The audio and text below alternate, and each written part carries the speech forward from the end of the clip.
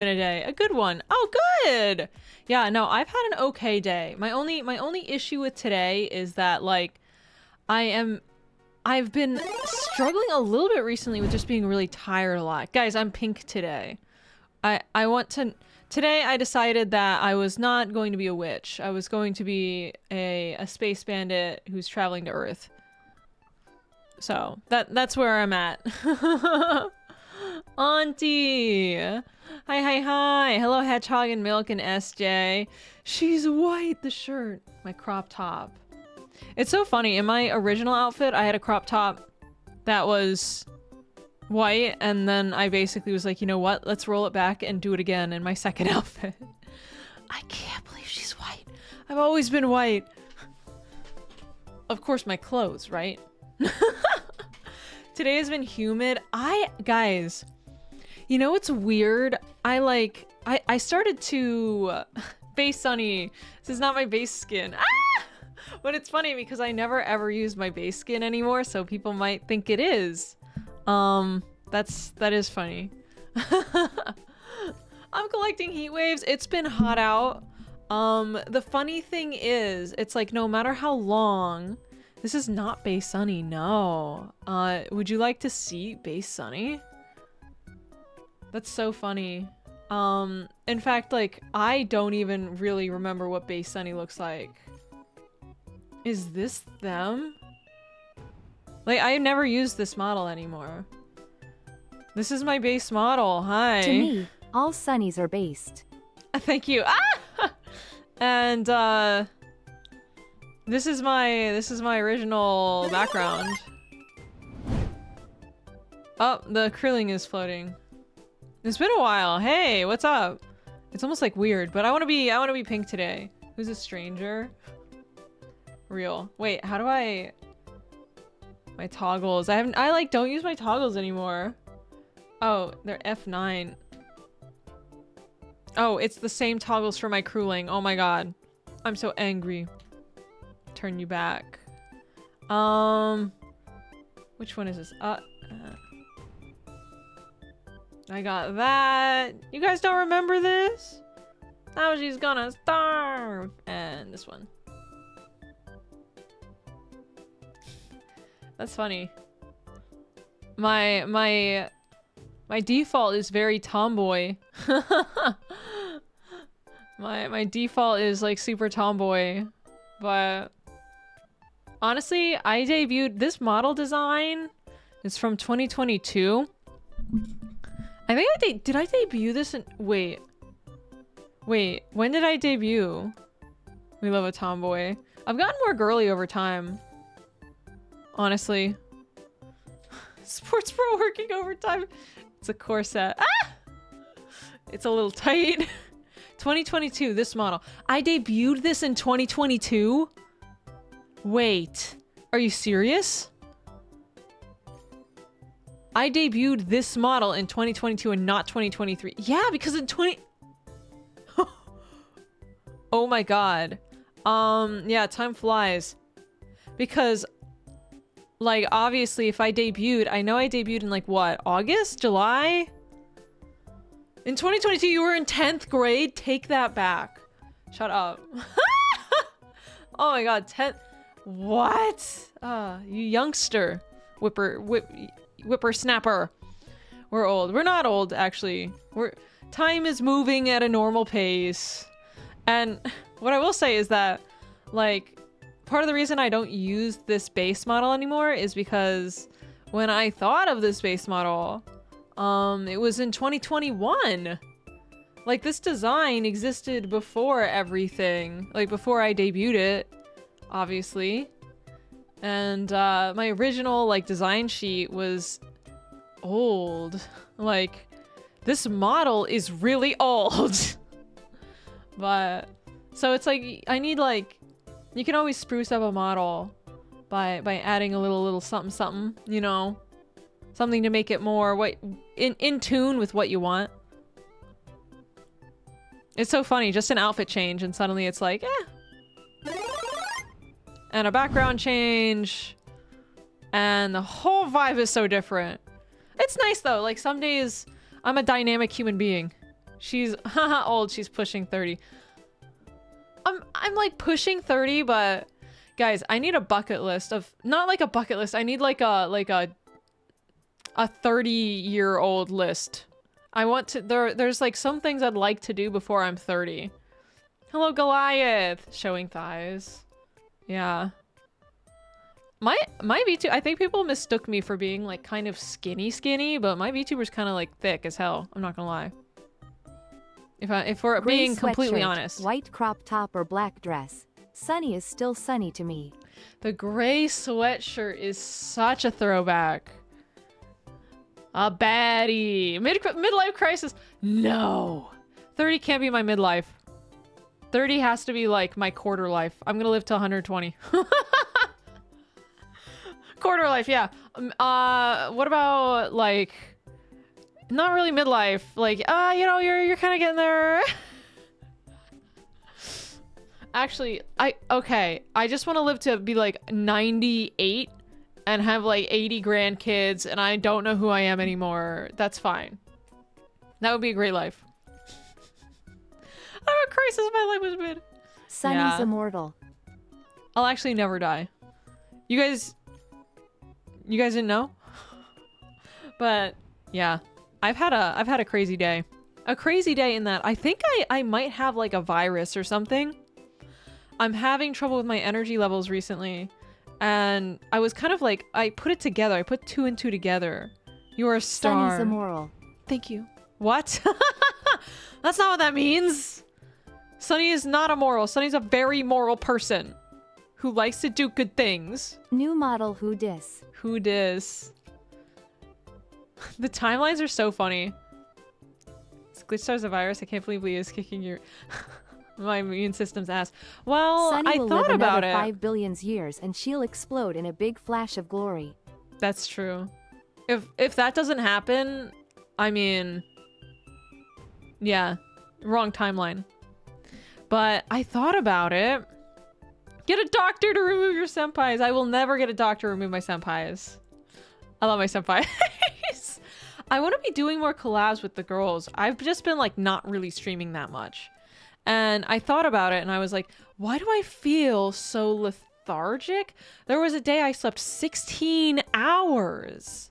And like, I'm used to being someone who can sleep for 6 hours and be okay. I like to get 8 hours of sleep, but if it doesn't happen, I'm like okay with that. Your sleep schedule is too healthy. You know what? Well, Miwa, her sleep schedule is so bad that it becomes good for me. She lives in Singapore. So when somehow Miwa and I can collab and it'll be fine. Because her sleep schedule is so terrible. I hope your day is going well. My day is going good. But I thought about why I've been sleeping so much and I was like, you know what? I am on immunosuppressants. I might just have a little virus or something. That wouldn't be too weird or unusual. So if that's the case, whatever. Roses are red. Gamers aren't showered. If you don't sub to Sunny, you're a coward. It's so quiet. I'm so sorry. Sunny since first video. First the video and the same goober. Aw. Shmeeby shmeeb. You are the I'm a father. shmeeby shmeeb. Thank you. I hope I'm not the same, but I know what you mean. My core personality remains intact. Thank you for the 41 months, Heart Call. How are you? Miwa is her own creature. You know, I did kind of want to mention something. Obviously, like, VShojo shut down recently. And it's kind of been something on my mind that I wanted to clear up because there's been comparisons made. Well, Glitchstars is obviously like a talent-first company that does adoption style. So I just kind of wanted to let people know that, like, we're good. And it's actually kind of relieving to see a lot of differences that I'm hearing between Glitchstars and what maybe VShojo might have done. So the more news, yeah. Actually, the news has kind of put my mind a little bit at ease.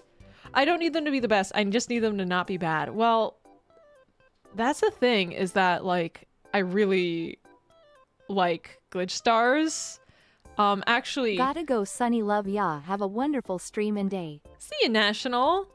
So it's a non-profit charity. I am the recipient of the charity, truly, but it's very, very different in how they run things. There's no like $11 million in venture capital funding or whatever. I don't know what the heck that situation was.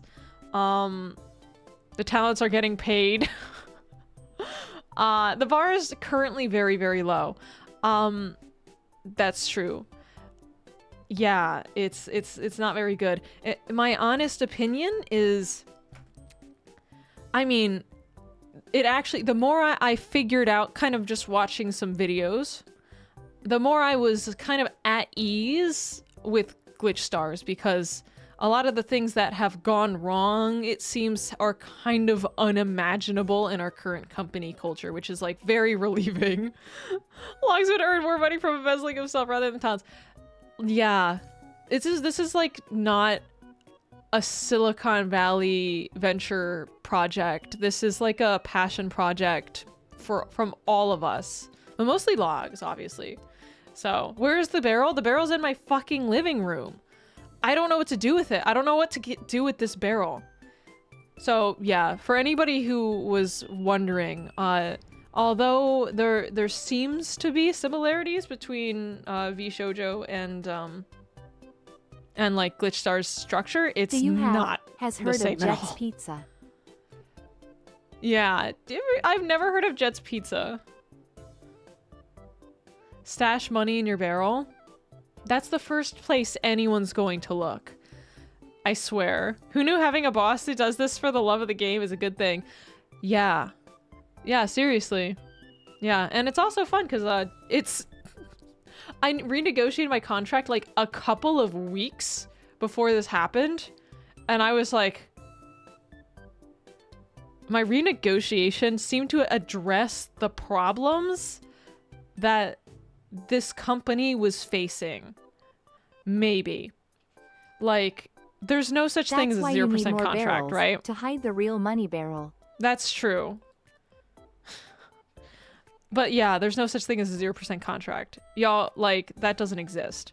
And there's no such thing as a 0% contract and 50% of merch and something like that.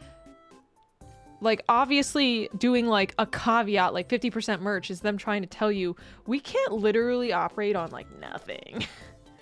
We need to make money somehow. But anyway, thankfully Logs doesn't spend money on like, God knows what. He doesn't burn money in the in his backyard, which is kind of like only what I can imagine happened. But anyway, I'm kidding, obviously. This is a joke. But yeah. So anyway, moving on from that, for anybody who is like concerned, yeah. Hopefully things are good. I fucking like the place. If anything happened to Glitch Stars, I would be like kind of fucked because they actually give me so many services. He spends it on Raid Shadow Legends, which I think is much worse. That's true. I don't think I think that he technically like beat Raid's Shadow Legends. Hopefully. I don't want to be Anyways, like, yeah, everything's cool all the time.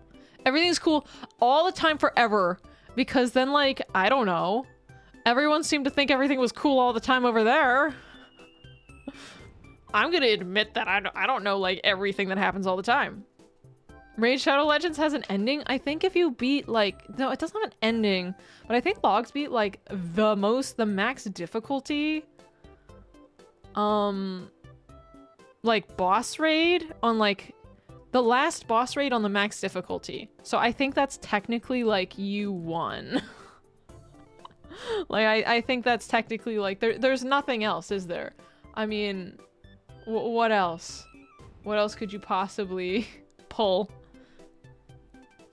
Everything is cool if you're stupid as fuck. Me. No, you're not stupid at all. Did you guys enjoy the goofy unboxing stream I did? That was fun. I've been enjoying doing IRL like gimmick streams. The only thing is that they are so much work. Did he become Mr. Raid, the Shadow Legend? Yay, Mr. Raid. The official title. And then John Raid comes over and gives him like a little crown. You've done it. Congratulations. The shirts were peak. It's so funny. We could have had so much more stuff if you guys didn't buy a fucking barrel.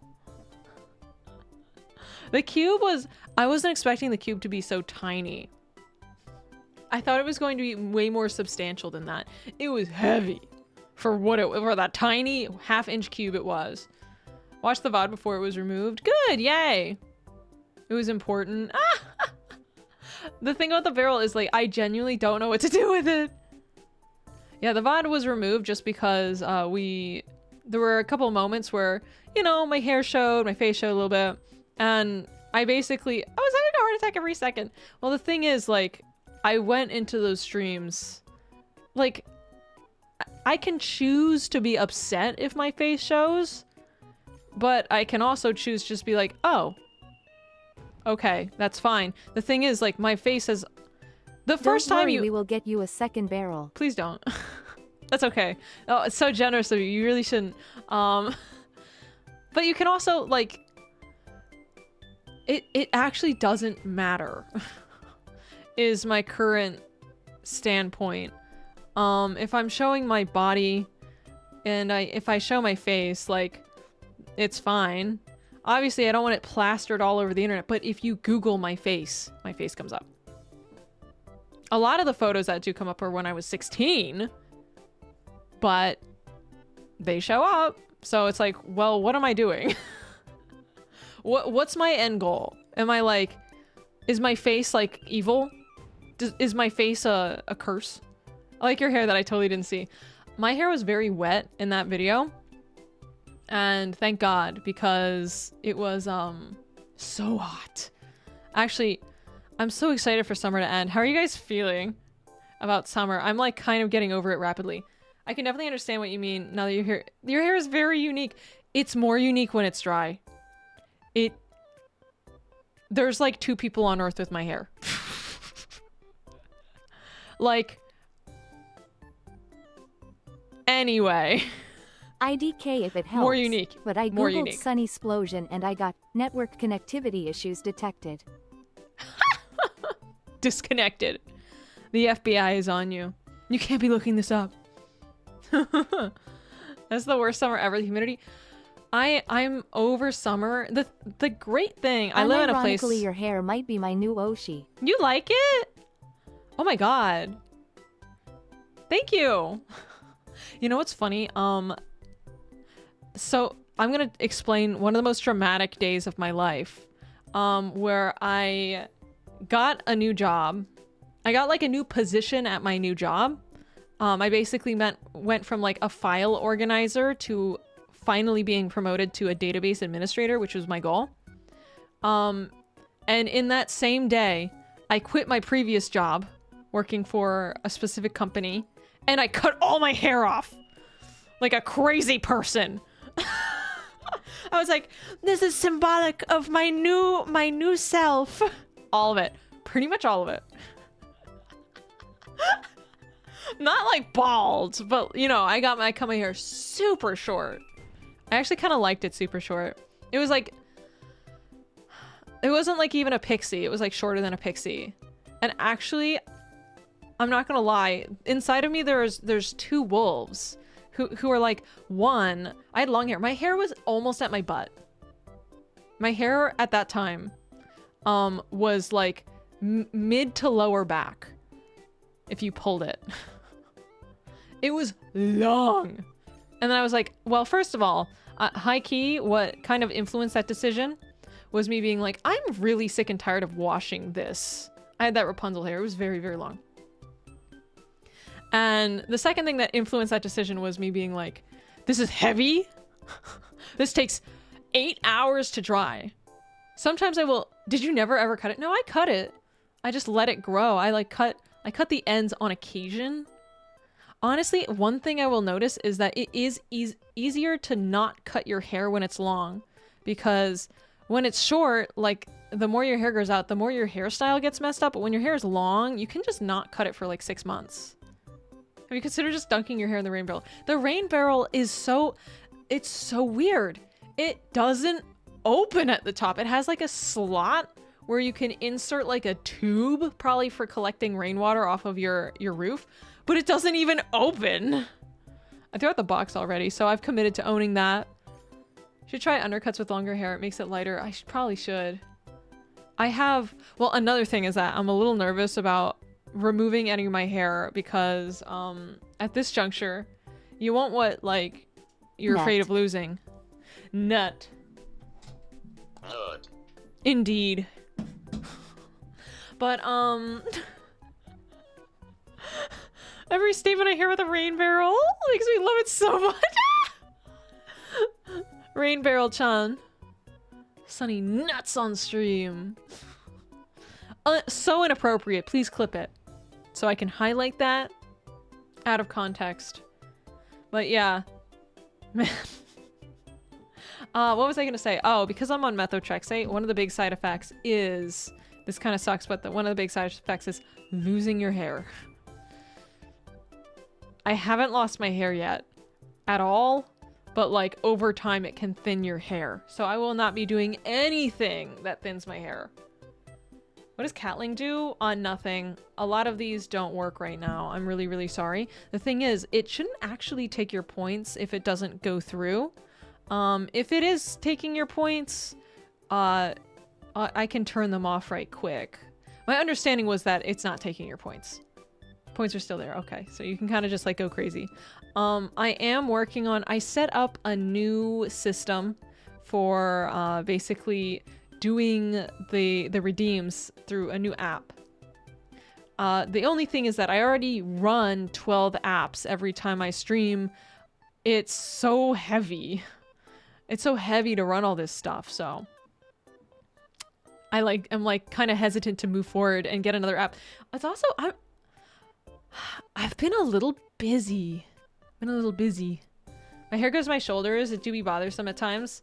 Inside me there are two wolves. The one who wants the shortest cut ever and understands that it looks really cute on me.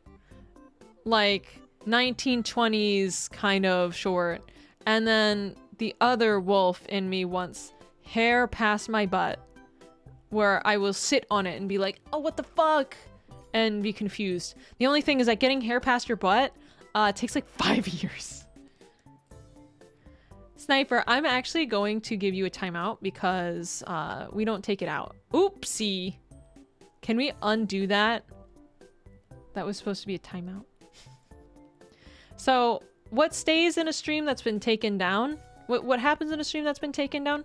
It stays in a stream that gets taken down. We can actually... Thank you for removing the ban. Can you time them out now? Thank you. Oops! Are you okay? Yeah, but obviously, like, if I take a stream down... This is like common sense, where I don't have a rule for it because we just apply our brain. If I take a stream down, think about it. New mod practice. Mods. I need to emote that instead of throwing a brick is throwing a barrel. Ah! What is that? I love that. Wait, I want that badly. The wolf thought process makes sense, yeah. Two extremes. It's really boring to have like, you know, to be in the middle. This weekend, guys, I'm like nervous for tomorrow. I want the brick emote. Where are you guys getting these brick emotes? Wait, there's so many. Wait, the one where it goes and hits them is so funny. These are so good. I haven't added a new emote in a long time. I think one day I might do a little bit of an overhaul of my emotes because, guys, emotes are so expensive. And at this point, I have a wonderful problem that I have a ton of them. I have like a ton of them, but they're inconsistent. Like I'm super privileged because some people never get as many emote slots as me. But I have them. But yeah, it's like, don't remove the gas emotes. I need to, I want to move a lot of the gas emotes over to, my like over to free basically. Are you loaded to X amount of emote slots? Does it pay per? Oh, that's an interesting question. So the way it works is everyone gets 5 animated emotes and 5 static emotes. And when you hit a certain amount of subs, you unlock new ones. So I think every 50 subs unlocks a new emote. It might be less. So basically, if I've had 3,000 subscribers, I've unlocked, like during a huge subathon, I've unlocked 60 emote slots, right? I don't think I've ever had that many subs. I think we recently broke my most subs ever. The gap gets larger the higher I go. It takes 10k subs to get the higher. Okay, yeah. It is tiered. Yeah, that makes sense. Honestly, I don't think a lot of the biggest streamers even use all of their emote slots. So I think a lot of them have 60, 70, and they only have like 40 emotes available. I've noticed that. I'm like, wow. And at this point, recently, I came back to streaming on Twitch, and I found out they changed it. You get as many animated emotes as you do regular emotes. So if you're a big streamer, you can have like 100 or more emotes now. Animated as static. Yeah, exactly. Me too. I upload a static emote as a GIF because it's just too much. We gotta break Sunny's sub record once again. No, that's okay. Unless you want to. Any oil barons in chat want to buy me more sub slots? I think at this point I would need like a ton, so. It waxes and wanes. It's a good thing. Do you know why there's a cap? There isn't much overhead to keep going. I don't know. What I will say is that I was, as a Twitch streamer, when I was streaming on YouTube, I got stun locked when I found out that your emote slots on YouTube are based off of your current sub count. Not like having hit a milestone. You don't unlock them permanently. So one time on YouTube, I hit a sub goal or a member goal, and we unlocked emote slots only for me to not be able to get the emotes in time. And they went away. I was like, wait a second. My emote slots are like not available right now. And people were like, yeah. It goes away if you don't upload a shitty placeholder image. If you don't upload like... Why is YouTube so doo-doo? It actually is a little doo-doo. It's a little bit doo-doo. Yeah, it's kind of dumb. It's really dumb. It punishes you. Or at least creates a false sense of urgency and uploading goofy images for your followers. I'm like, this is ridiculous. Keep working, peasants. Yes, I have lost my emote slot. Peasant, this is your fault. Your hard work must go on. Live streaming ain't a priority on YouTube. It should be. It should be. They make good money. Chat look like Twitch, and it doesn't help with the experience. Doesn't really help, yeah. YouTube, I will say, has a huge variance in culture. Like, I find that when I'm watching a stream on YouTube, I'm looking for idols or like, I don't know. I'm looking for a YouTube video. I want this stream to be a YouTube video already. Kind of. And that's what a lot of people do. They co-stream so that their VODs exist on YouTube. You want me to call you a peasant? Oh, peasant. Oh, old Joel-sama laugh at you. YouTube chat is healthy and put together. That's another thing. My experience on YouTube was kind of getting a lot of babying. I still get it occasionally, but it's like very reeled in and normal, but like I didn't really understand toxic positivity until I was over there. Where I was like, oh, this can be a little so positive that I feel like a little bad about it. I want to ask, are you planning on going deeper into Warhammer? So that's a great question. I am going to keep watching Warhammer content. My current obsession, this is kind of how my life goes, is that I find a new thing, I get obsessed with it, and I love it. And then I get burnt out on it, and I need to like give myself some time. So I'm positive I'll still do Warhammer stuff. I was doing Warhammer Sundays for like 4 months. I missed like quite a few of them, but and then I found Warframe, and that's another thing. Warframe is another one where I am majorly burnt out on it. In the span of just a couple of weeks, Warframe became my second most streamed game ever. I've been streaming since like 2015. I'm like true variety. Call that ADHD. I like to call it passionate. I don't have ADHD. Next is War Thunder. Have to have thunder in the name.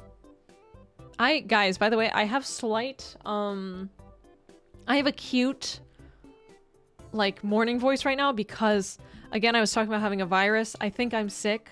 I am on immunosuppressants, and, yeah, I slept from, like, 1 p.m. after work. I woke up at 5 in the morning, which isn't my start time, but my coworker had organized for me to do something with her at 5, and then she forgot. So I woke up at 5. But so work ended at 1. I went to bed from 1 to like 3:34. And I had the craziest dreams. What were they? One, I was in a kitchen. I was cooking like nabe. And then we went to a church. I don't even know who this person was. They were like a nice friend of mine though. They were like a nondescript person. And we went to this church, and it was like a mess. And like the church, in order to get into the church, it was like in the middle of a really, really busy city. The door was like wooden and falling apart, and we had to climb like 3 flights of stairs. You open the door to 3 flights of stairs. And then we went up like 3 flights of stairs. And then I was like, hey, we can't really see what's up here. Join the Sisters of Battle. And then at the top of the stairs, you went down the stairs again. So I went down the stairs, and then basically there were just a whole bunch of mattresses, and people like lived there in the church. And I was like, we have to get out of here. So we left, and then we went to a food court. And I was like, I left my handbag in that nightmare place. And we had to go back. You sure that was a church? It had like the pews. It was dream logic. I was like, man, I don't want to go back there. And then my mind was like, you know what I'm gonna do? This is gonna be so funny. Let us conjure a church, that like a handbag in the church. Combination church crack house. On the way out, we realized it was like a weird culty church. And I was like, then I was like, you know what? I probably should have just been like, keep my handbag. I had another dream before that one, and I can't remember it, but like in the middle of the day, I had the 2 whippiest, wackiest wait, hold on. dreams I think ever. I left my handbag in the infinite stairs of despair.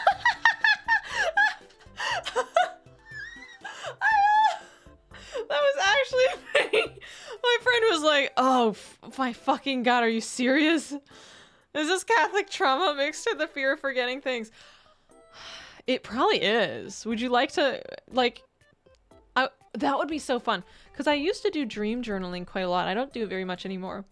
But that would be so fun to do like a dream journaling, like chat psychologically analyzes my dreams. Okay. You can't know any dreams where Marissa appears in them. However, you can know the regular ones. Chat psychologically analyzes my dream journal. Oh, that's so fun. That would be good. Every dream is gonna be like, you're gay. I definitely have some of those. I don't tend to write those ones down. Giving first impressions. Thank you for the 9 months. curls you conjure out of your dream a drunk hobo with a yellow ring painted on his head without wearing clothes. No. Submit the Marissa Dreams to Leah's podcast for analysis. Oh my god, that would be so fun. I was talking to Leah. Thank you so much. First impressions. 9 months. Sub baby. Let's go. What's the name? Oh, did you guys hear that Trisha Paytas named her baby Aquaman? You really can, like, Trisha Paytas is an interesting character. I don't know if any of you really know who she is, but it kind of just goes to show you can do anything. Free will is real. Been there, done that. Got the t-shirt. What did that human Miss Piggy do? Don't call her human Miss Piggy. She's had a good turnaround. So Trisha right now, she kind of had, if you guys don't know Trisha Paytas, she had a really bad mental breakdown like in 2020. And she seems to have, basically she took a huge break and then came back and was like, dude, I was in a really bad spot. I was basically having like a mental breakdown on the internet, like live and like broadcasting like me in my darkest place. Malibu, yeah, she has her babies are named Malibu, Barbie, Elvis, and Aquaman. That's it. Have you seen the video of her singing I Love Jesus? But every time she says Jesus is a video of her sinning. Yeah, I think I've seen that. You know what's funny? I have a Catholic friend, Pat, and I remember playing Lethal Company. And I was so upset because I had the I Love You Jesus song like on the soundboard in Discord, but it wouldn't play. Pat mentioned, I talked to Pat for the first time in months the other day. Like months. Like I hadn't talked to Pat. Pat and I are so busy all the fucking time. But Pat's doing good. He's just like overworked in corporate America. Contact with SPC, please follow these government agents into unclosed location. No, I won't do it. Bully magnet. So, yeah. Aquaman is indeed a very terrible name for a baby, but what I will say is that we are all given names. No one chooses their name. I think that when you are in the social class that Trisha is in, you know, her husband owns museums and shit like this. Like, you kind of don't play by the same rules. Your kids aren't going to be in a public school. So, you don't really... Everyone's going to be named something weird, probably. It was just Aqua. That's the thing, is that he can also change his name. And his middle name is Moses. He can just go by Moses. Elon, yeah, dude. At least, like, Aquaman is a word. What was I saying before this? Also, sorry for my, like, uber sleepy tone. I'm a little... I'm like, calmed down right now. I made myself a latte this morning. An iced one. And it did not wake me up at all. Oh, thank you for the hydrate. I'm actually gonna drink some coffee. Terrible idea, but I'm gonna do it anyway. Aquaman Moses. Well, the father owns an aquarium, just so you know. Like, that might not be, like, completely out of the question. Kitten big man. Whooping 501. Yeah, that's another thing, is that you gotta be careful about... Oh, who's that one girl? Oh my god. Today I woke up and my kids wanted to have mac and cheese, and I made it from scratch using wheat that I ground up and the tears of 1,000 orphans. Nara Smith, that's her name. What? It popped up on my TikTok. She was talking about what she wanted to name her baby. And the one of the names that she wanted to name her child was Butter. And I was just like, what if your kid grows up to be fat? Like, let's be honest. You have to be considerate. If you're going to give somebody a weird name, like Big Man or Butter, you need to, like, keep in mind Wait, there was a mom who named her son Vagina to challenge gender roles? She's really, she's only challenging her son. Jesus, that's really bad. I like the name Kevin. I like the name Jane. I mean, it's nice to have a unique name. You don't want to be the 80th John Smith in the room. But having a protagonist name, one, you have to be worried about like what it's going to do to their psychology, you know? Like, not everyone can be unique all the time. We're all very, very similar in a lot of ways. And it's cool. You've heard a kid named Marijuana Pepsi? Tell me you're lying. Just lie to me and tell me you're lying. Oh my god. She has a doctorate? You're telling me that you know someone named Marijuana Pepsi who has a doctorate degree. You can change your name. That's another thing. I know people who have changed their name, and you just go to the courthouse and they'll ask you, why? Are you hiding debts? Are you trying to get out of debt? And you just have to say, no. And they're like, great. We love to see it. And then your name is changed on all your documentation. Crystal Methany? Shut up. The tragedy, that is a good subreddit. The tragedy subreddit is really good. Can't wait till I'm 80 years old and Dr. Skibbity Toilet comes to tell me the cancer is terminal. That is so good. Oh my god. I'm gonna be a boomer who's like, Dr. Skibbity? And they're gonna be like, it's Skibbity. And I'm like, oh, I'm sorry. My best friend is officially named Blue. I'm happy to have a normal name. What happens if I have a terrible name like IDK, Monkey Bars, and I also have debt? Damn, that's a good question. You might want to be like, the name Monkey Bars is preventing me from getting a job to pay off my debt. You might be able to, so long as they don't think you're hiding and running from debt or responsibilities. That's what matters the most. So I wouldn't be opposed to a kid named Vagina because it would force prudes to say it because it's somebody's name. I am inherently kind of opposed to making somebody's existence a statement on your values. Like some of it's culturally normalized, like naming your kid like a religious name. But I hate to tell you this, but my legal name is Alien Overlord. I'm sorry to have disappointed you all. Straight to jail. That's it. I'm the uniqueness What if I police. name my daughter after a VTuber I watch? Please, well, if your VTuber, the VTuber you watch is named something like normal, that's fine. But if your VTuber is named XX_sniper X kisses_XX, don't do it. Even like a name, like I'm trying to think, like a cool, there's a lot of cool names in VTubing, but a lot of them are also Japanese, so Sunny can be a good name. Sunny's just a person name. Gonna name my kid Sunny. You don't have to do all that. It's a normal name. Gura! Meet my daughter, Guar.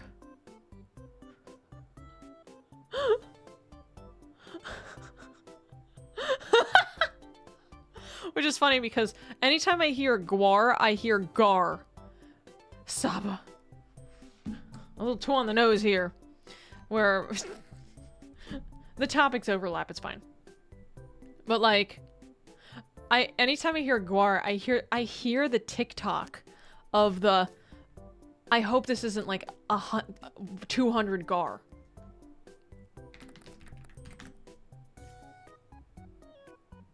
Here, let me see if I can find it. Dude, I'm so glad that was muted. The first thing that came up was like a sexy ad on TikTok. What the fuck?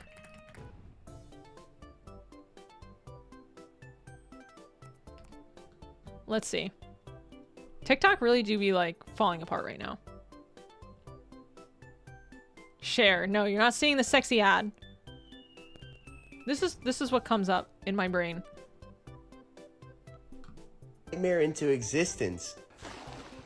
Not a bad toss right there. If I'm bringing up a souvenir tree, I'm not going to be happy. Ugh, or like 100 gar would be bad too. Oh my gosh, you guys. It is like 100 gar. No way. Oh my gosh. Oh my gosh. Are you guys seeing that? I hope it's believe not that 100 children gar. named Null exist. I call this the null hypothesis. So long as it's not 100 gar, we'll be fine. 100 gar the of shock and 100 gar bamboozlement. shaped net.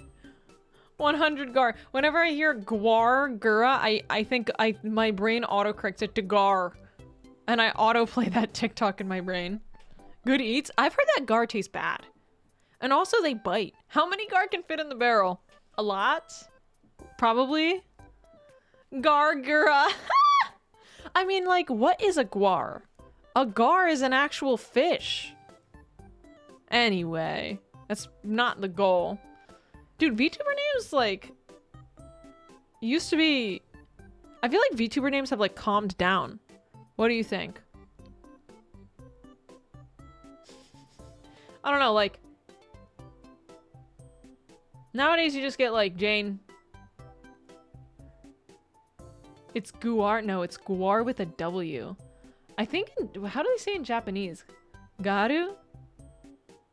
Guaru? Megan Bagshots. Yeah, very typical. One thing I will say is, if you are designing your VTuber name, there's some things you might want to avoid.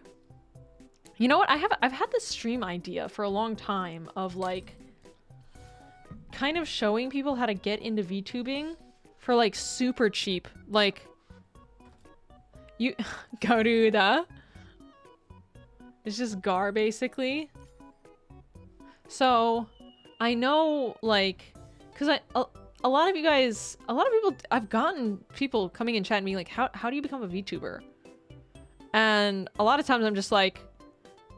Actually, if I were to become a VTuber, I would do things, like, super different. Super different. Like, you don't... Nowadays, you can become a VTuber with, like, a full stream asset. 100% everything done. Top to bottom.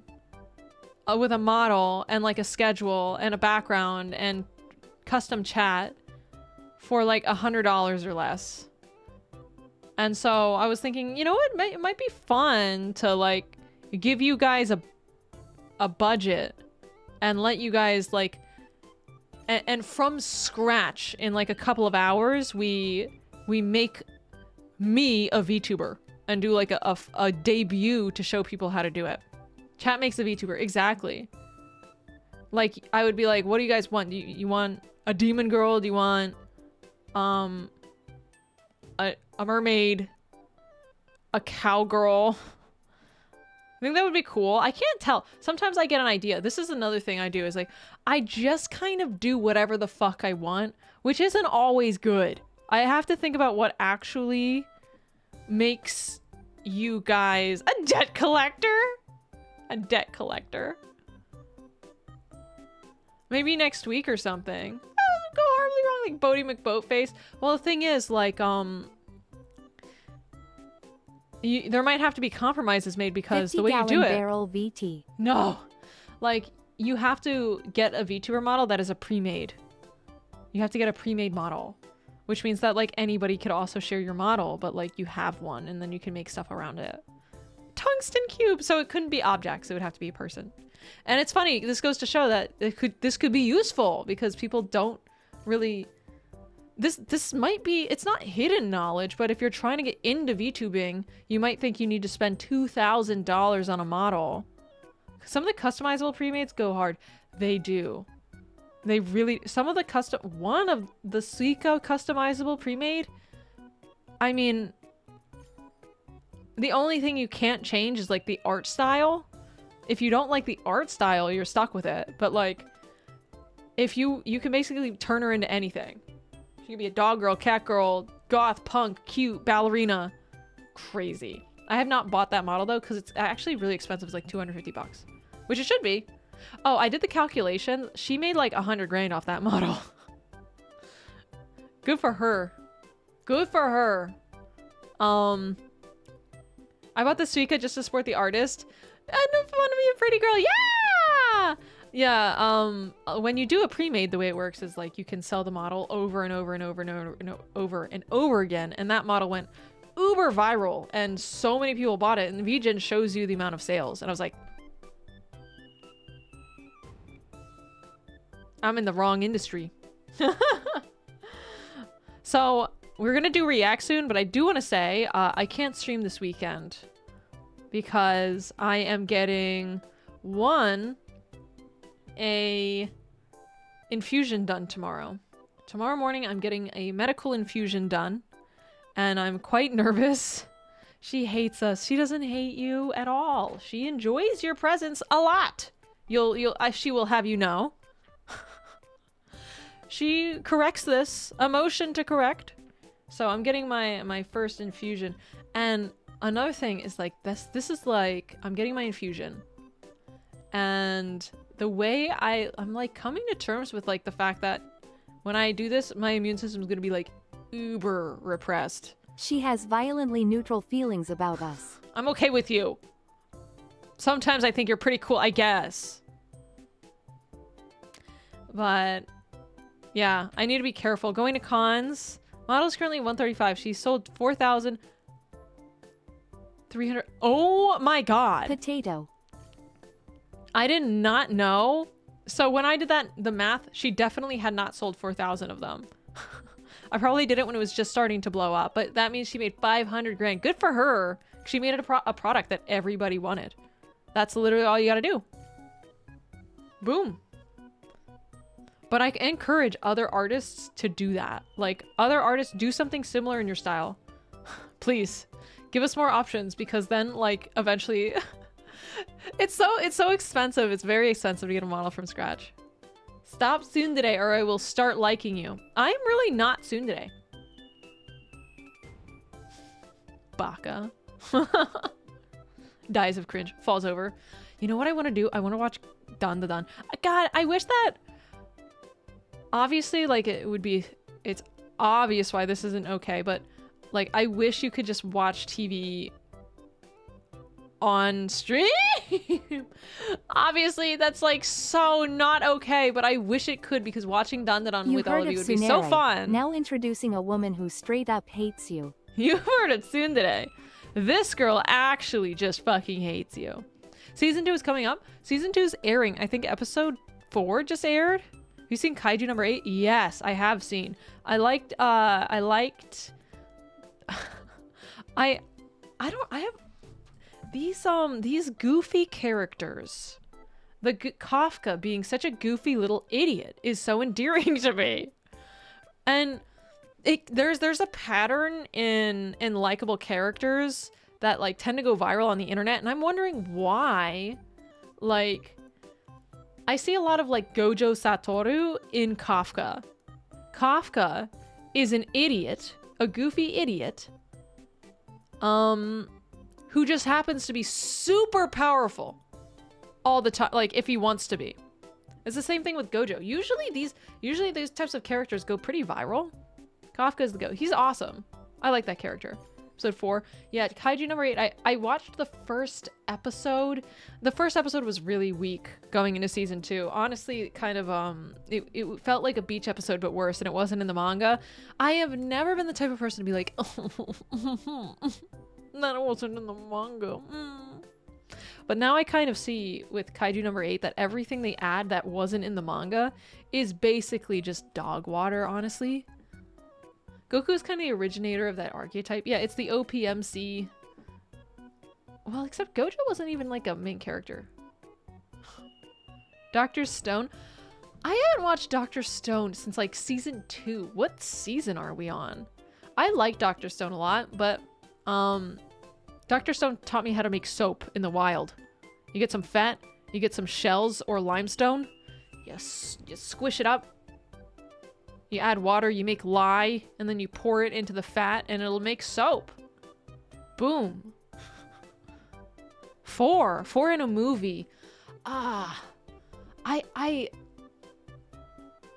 is the movie like a recap movie? I enjoy movies so long as the movies remain accessible easily. Like, I was unable to watch any of the Madoka Magica movies because they were all on like one specific weird site and I had to pay $9 per. And I was like, I'd love to watch this on Netflix or Crunchyroll. Why do I have to watch it on like Boom Bang anime hosting site number 4? Gave Hoshino fangs. Oh. I do like Hoshino. Hoshino is like definitely a character I would have liked a lot more when I was like 18. Sunny has not watched Madoka.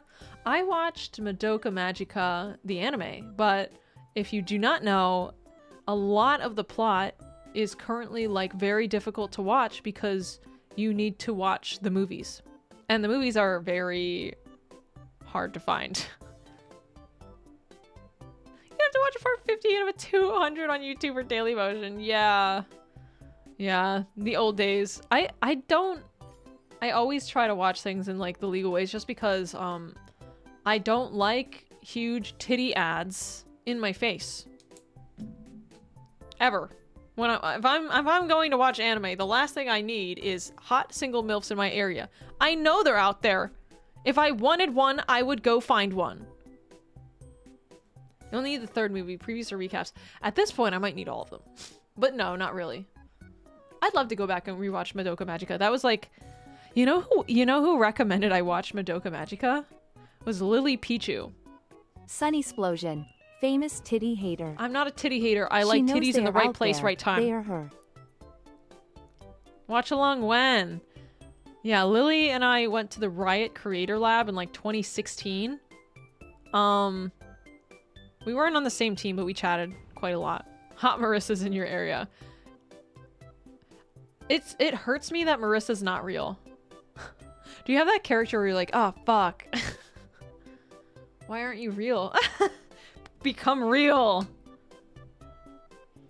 Ban Sunny for anti-titty. I'm not anti-titty at all. You know this. You know this about me. Evil. Just walk out with a Muscle Mommy shirt and find tons of them. I'm going to walk into... You know what I need? You know what I should do with a Muscle Mommy shirt? I need to write looking for a at the top, and then I need to walk into a gym. And then like I'll be like, oops, and drop the weights. Oops.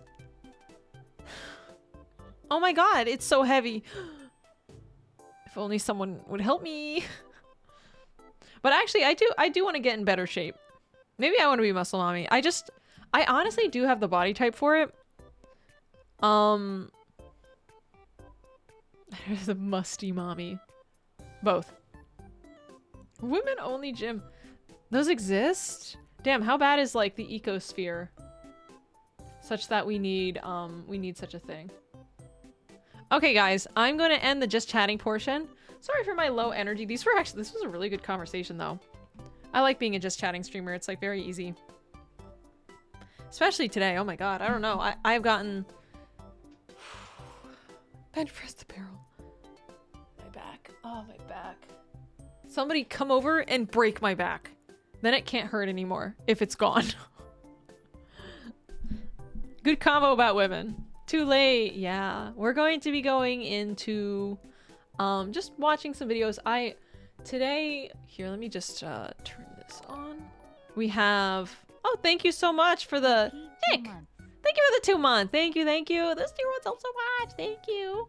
So we're going to be... There's a few videos, one that keep popping up. This Horrors of the Deep one I've been wanting to watch because the ocean is scary. And I'd like to know. Next, we're going to be watching Guilty Gear Strive Character. I don't want that. This freaking YouTube trying to sell me YouTube TV. I am never gonna buy that. It's only $22. I'm like, that's really expensive. So, Guilty Gear Strive character trailers. I also want to see the Street Fighter 6 character gameplay trailers. You know what's funny? I did a Street Fighter 6 tournament and I don't know anything about the characters. I don't know who these people are. Then I've never seen these Jocat things. D&D guides.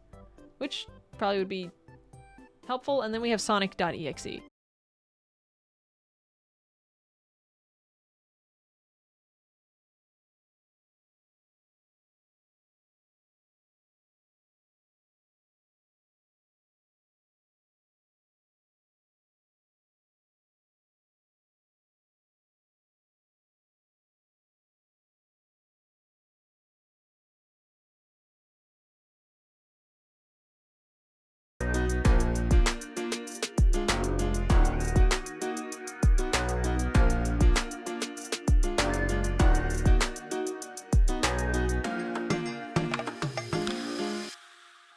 All right, I am back. That took me a second because I've been like, I'm trying to wake up a little bit, so I drank a ton of water. I got myself ice water. I used the bathroom, and I ate a cake pop because I was like, why am I so tired?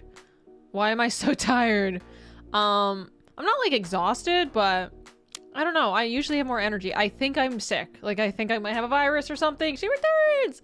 I'm glad you guys were having a dance break. Oh shoot, do I have Oh, I don't think I have the dance toggles installed here. I should have done that. Let's see, do I? No, I don't have it. That would have been such a good idea. I'll do that in the future. Here, I'm gonna get a little bigger. I feel super tiny. Refund them. Oh, I think if it doesn't work, I think if it doesn't go off, they should... Shino, you can let me know. Oh, thank you! Thank you so much! Wurzel, thank you so much for the Prime! Thank you for 4 months! I'm so honored to get your Prime. I feel like you only have one of those. Somehow it's super special. What is the name of the subscription crotch goblin? Subscription crotch. Oh, the baby. Googsy. We can name them. We can name them.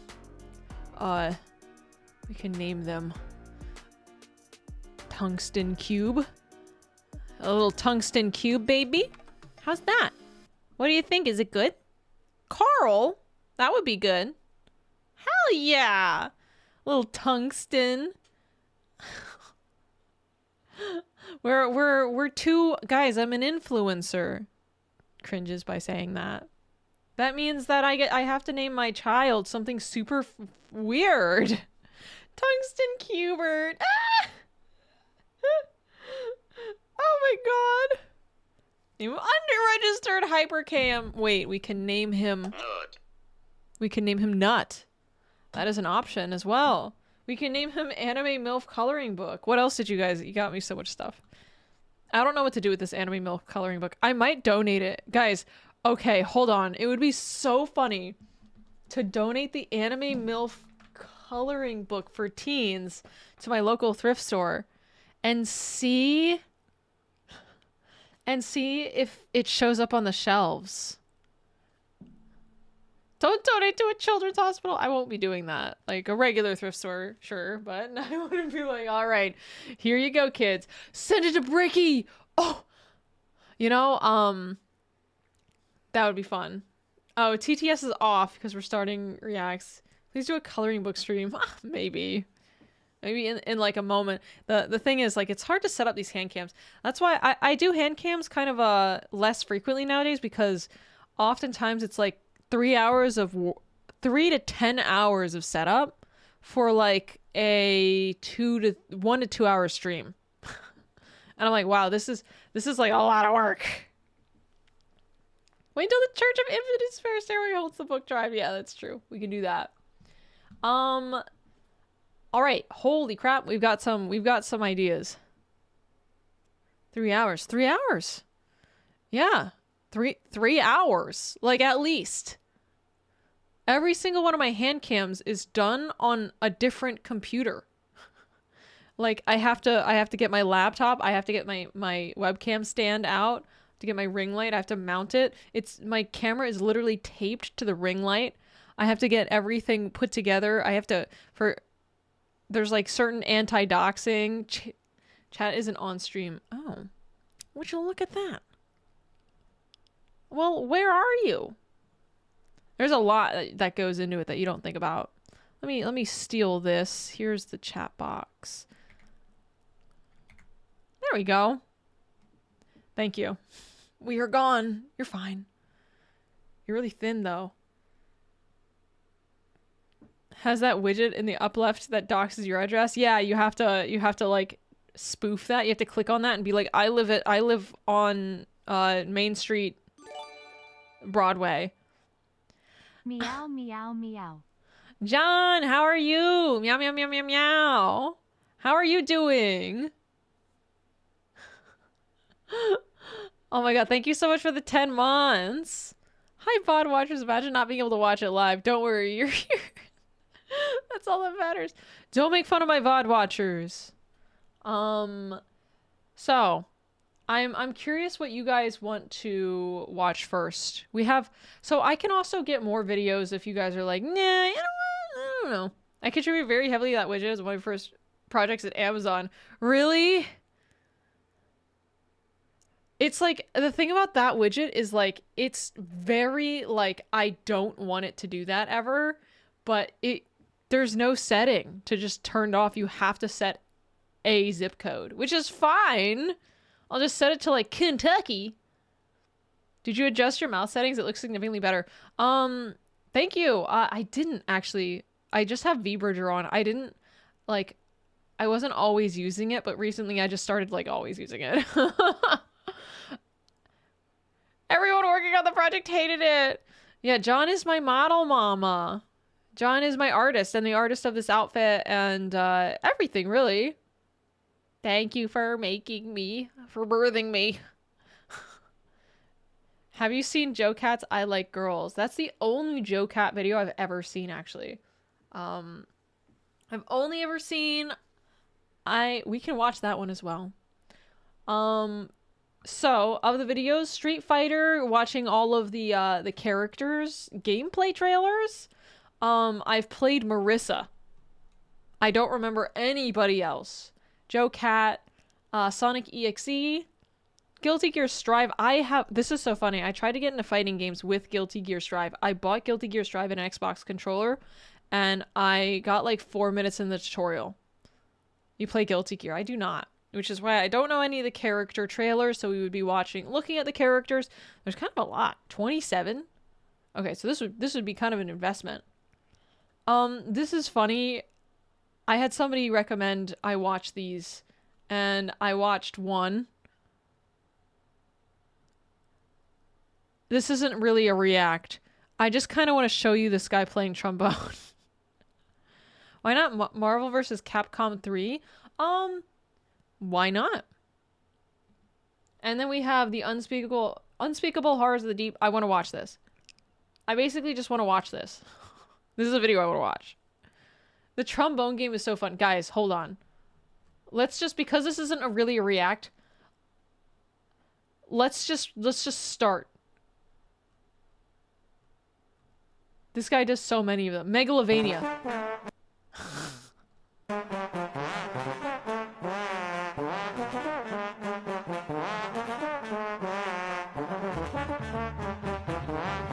Guys, when does this come out on Spotify? Sounds like shit, man. Well done. The comments are so funny. Hold on. Sounds like shit. Same time tomorrow?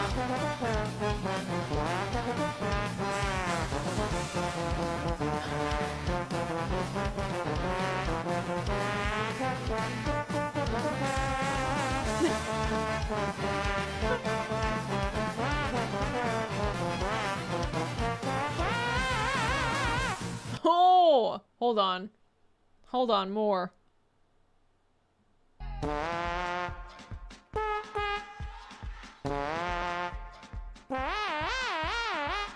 This guy plays like doo-doo and then randomly locks in.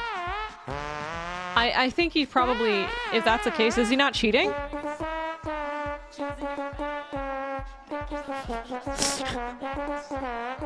It sounds so bad. I want to play this.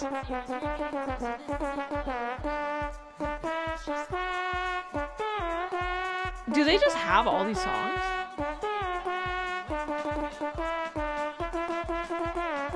There's a lot of likes.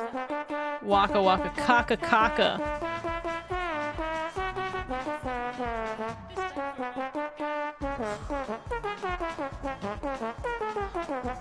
It's custom.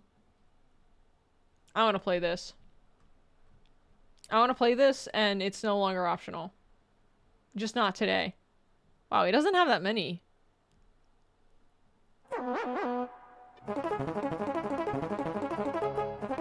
Yeah, this guy's cheating.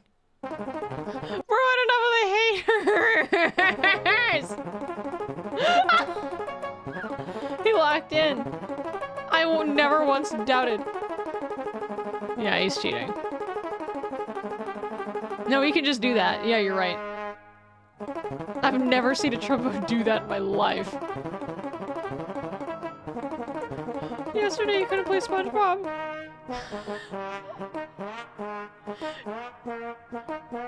He was holding back.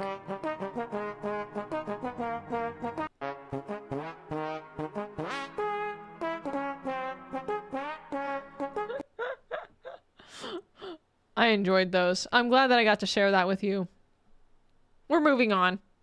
So, I've seen Asian children pull this off. I thought you said East children. Oh my god. I'm glad I didn't have a tiger mom, but I did have like a crazy mom. So I don't know if like what like was that worth it? Do we want to just start with this one? You've probably heard me. Oh my god. He started without asking me. I've seen some of these guys' videos on TikTok. Not that I like recently I haven't been watching that much TikTok. Wow, these are maybe I haven't seen these. I feel like I know. He started on TikTok and moved to YouTube. Good. Look at this.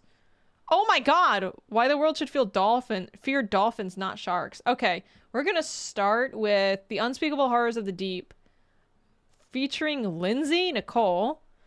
This is Casual Geographic. Yeah, so we're just gonna link this. Fuck dolphins. I've heard that dolphins are pretty messed up.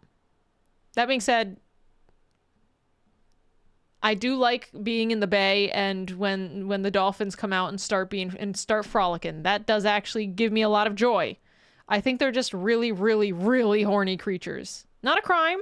So are humans. Dolphins commit the crimes. Intelligence for violence. Commit all crimes. All right. So let's start this one.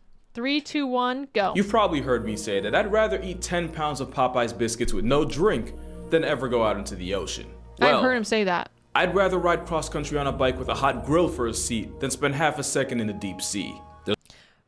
I don't know the difference between the deep sea and the ocean. There's a lot of living nightmares and paralysis demons come to life if you sink deep enough. And what is that thing? the megalodon is not one of them.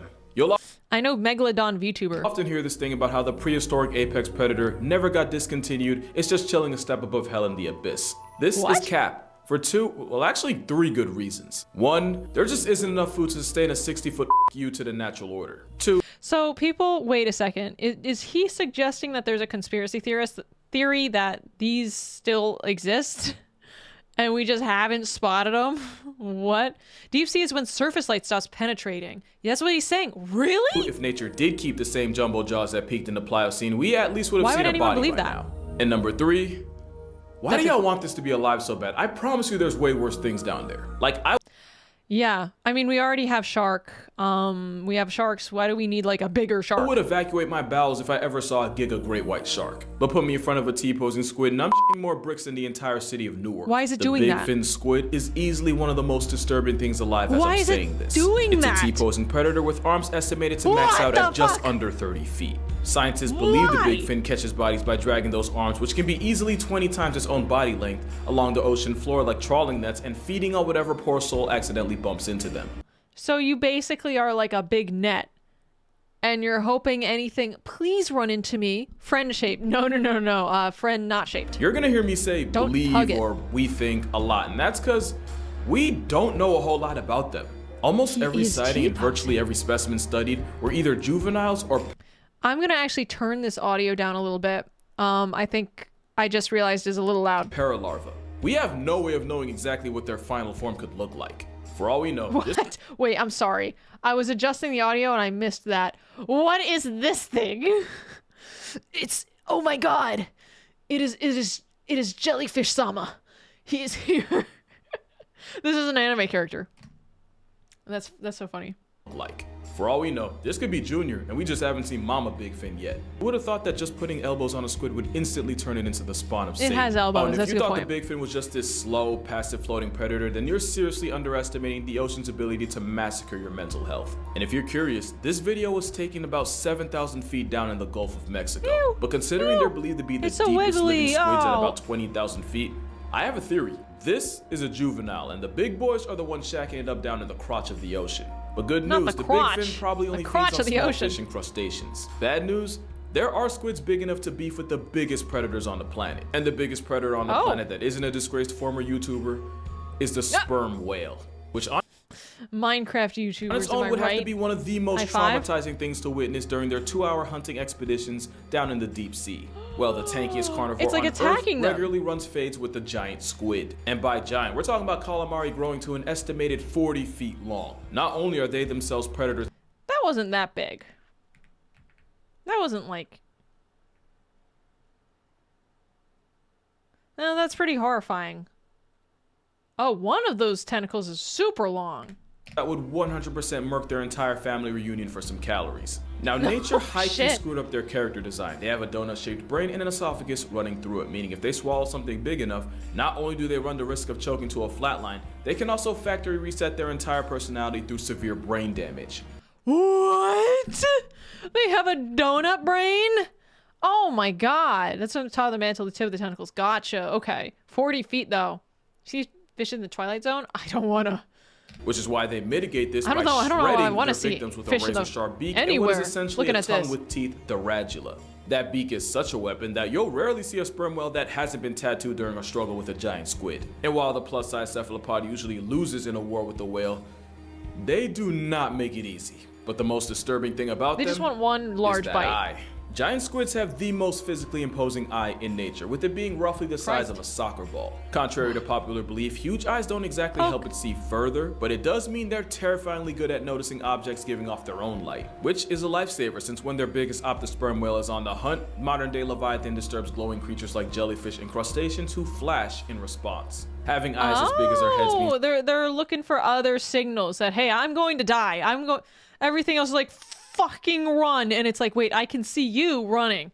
a giant squid can detect and use those flashes to avoid becoming a corpse. But that also means that if you ever go swimming in the Giga Squid's area code, the flashes you'd create mean that while you might not see it, the same animal that does its own kind dirty would know exactly where you are. And honestly, there's only one thing that could be worse than getting stalked by a school bus-sized headfoot. There's another squid with hunting tactics so spiritually upsetting, I'm not even gonna talk about it. I'm gonna Oh, okay. That makes my life easy. This is your first casual Geographic video? Yes, I've seen some of his TikToks, but I mean, they're like 30 seconds long. This is much better. go ahead and use a lifeline.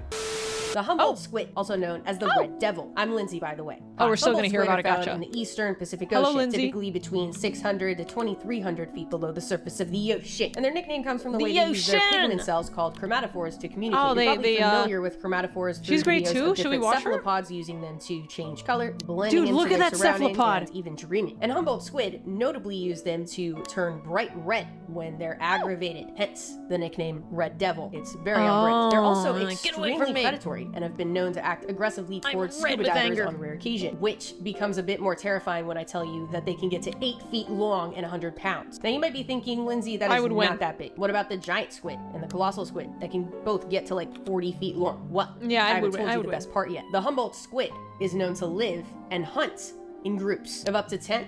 No. That does kind of suck. I might not win. Up to 100? No. 1,000? She's great. She Yes. must start In with groups of over prehistoric. 1,000. That's so cool. 1,000 squid. That's about 9. You know, I used to really love trilobites, learning about those little creatures of the Cambrian era, and I have some fossils of them. I wonder if she's done any videos on trilobites. 990 too many if you ask me. While hunting in these groups, It's a lot. they use their chromatophores to communicate with each other, coordinating movements and attacks, allowing them to take down larger prey, dragging them into the depths until they go unconscious. Scientists have I can't even get the people at work to coordinate like finishing a project. Holy shit. identified some of these communication patterns, as you can see in this little chart, but still don't know exactly what any of them mean. But regardless, that sounds like one of the worst ways to be unalived in the ocean. Oh wait, this isn't a TikTok collaboration. That sounds like one of the worst ways to die in the ocean. Dude, I do hate the TikTok unalive, turn off your life subscription.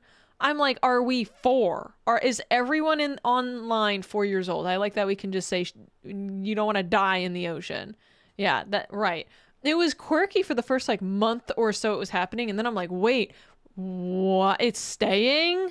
So yeah, I'm glad YouTube allows for like human language. So as you can see, whether it's being confronted by a YouTube Humboldt does it? block party or squaring up with a live action Kraken, there are many aspects of the deep sea block that end up party. with you putting your therapist up a tax bracket. And a lot of that's because of this cute little thing known as deep sea gigantism. The idea that the cold temperature, the That's dissolved fake. oxygen, That's fake as hell. That doesn't look real at all. I could make that right now. You can literally see like the artifacting around here. This doesn't blend. It's real. There's no way this is real. This can't be real. I don't think this is real. These guys are looking at something much smaller that has been blown up. Sonny's turning into Pat. What do you mean? Are you guys not turning into Pat? Are you not turning into Pat? I have a friend who's a conspiracy theorist. The conspiracy is looking at this and saying this is a reasonable thing to think that happened. This has to be like 150 feet in length. and the lack of pressure from predators allows some animals to escalate to the biggest and most terrifying versions. This is fake! Not this though! Oh! I win! Hey, you all gaslit me. You gaslit me. I was...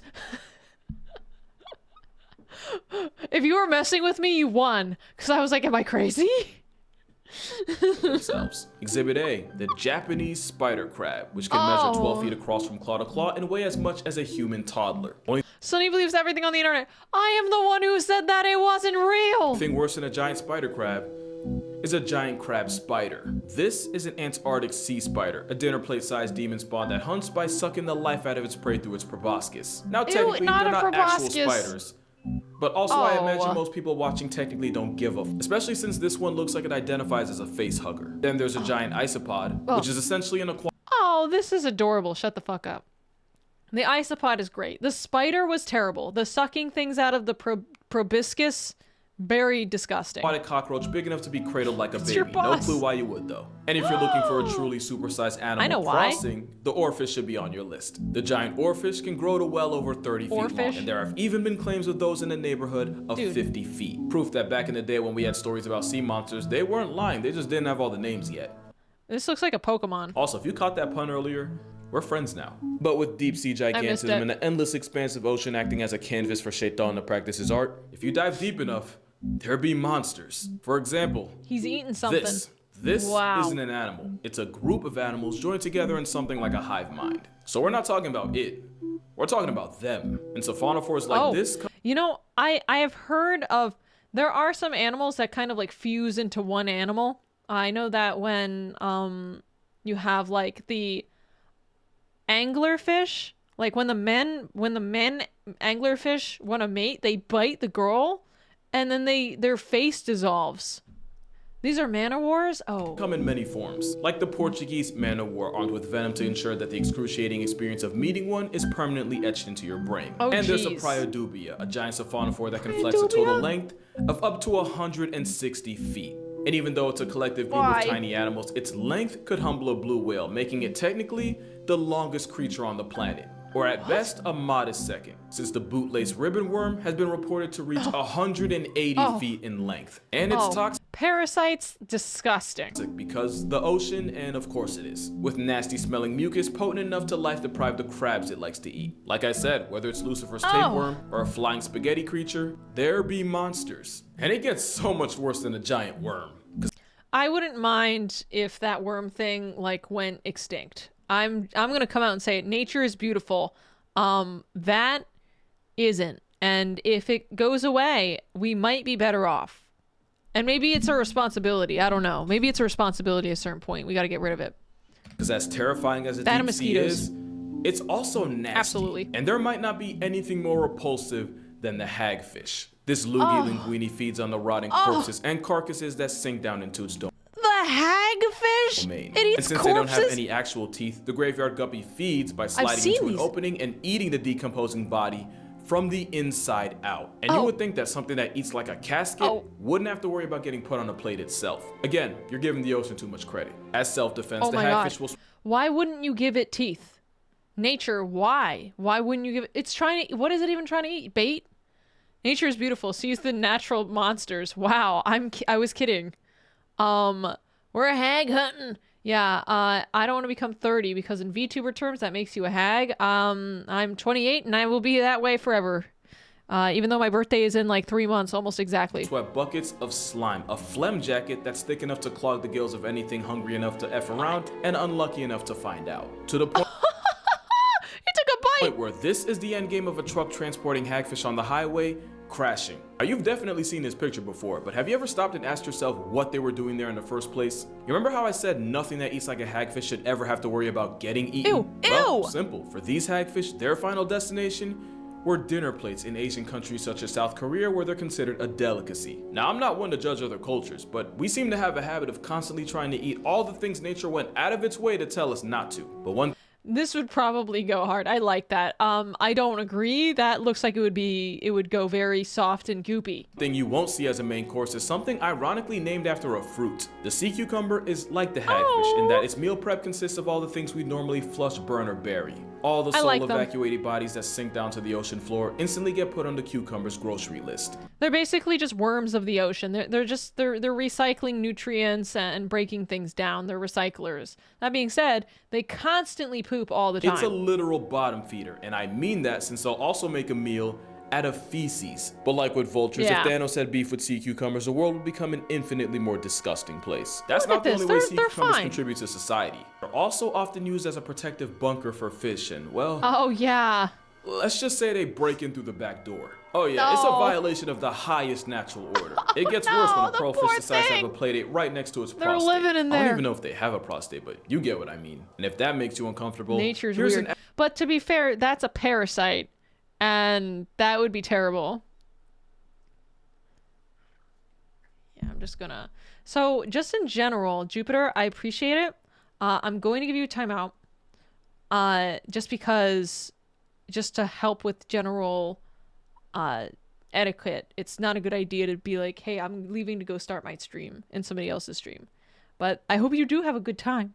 ad to give you time to mentally I'm gonna back up a little bit. have a prostate, but Oh, you I get wish what I didn't mean. back And up. if that makes you uncomfortable, here's an ad to give you time to mentally prepare for what's next. This adorable Oh. little guy is known as a basket star. It's a type He of looks brittle star and an cool. echinoderm, which actually makes it a close cousin of the sea cucumber. If you ever Whoa. learned about fractals and geometry, then that's why the Oh. repeating pattern of branching arms might look familiar. It's also why the US is really wasting $20 billion a year looking into space, because the real ET is happening right here.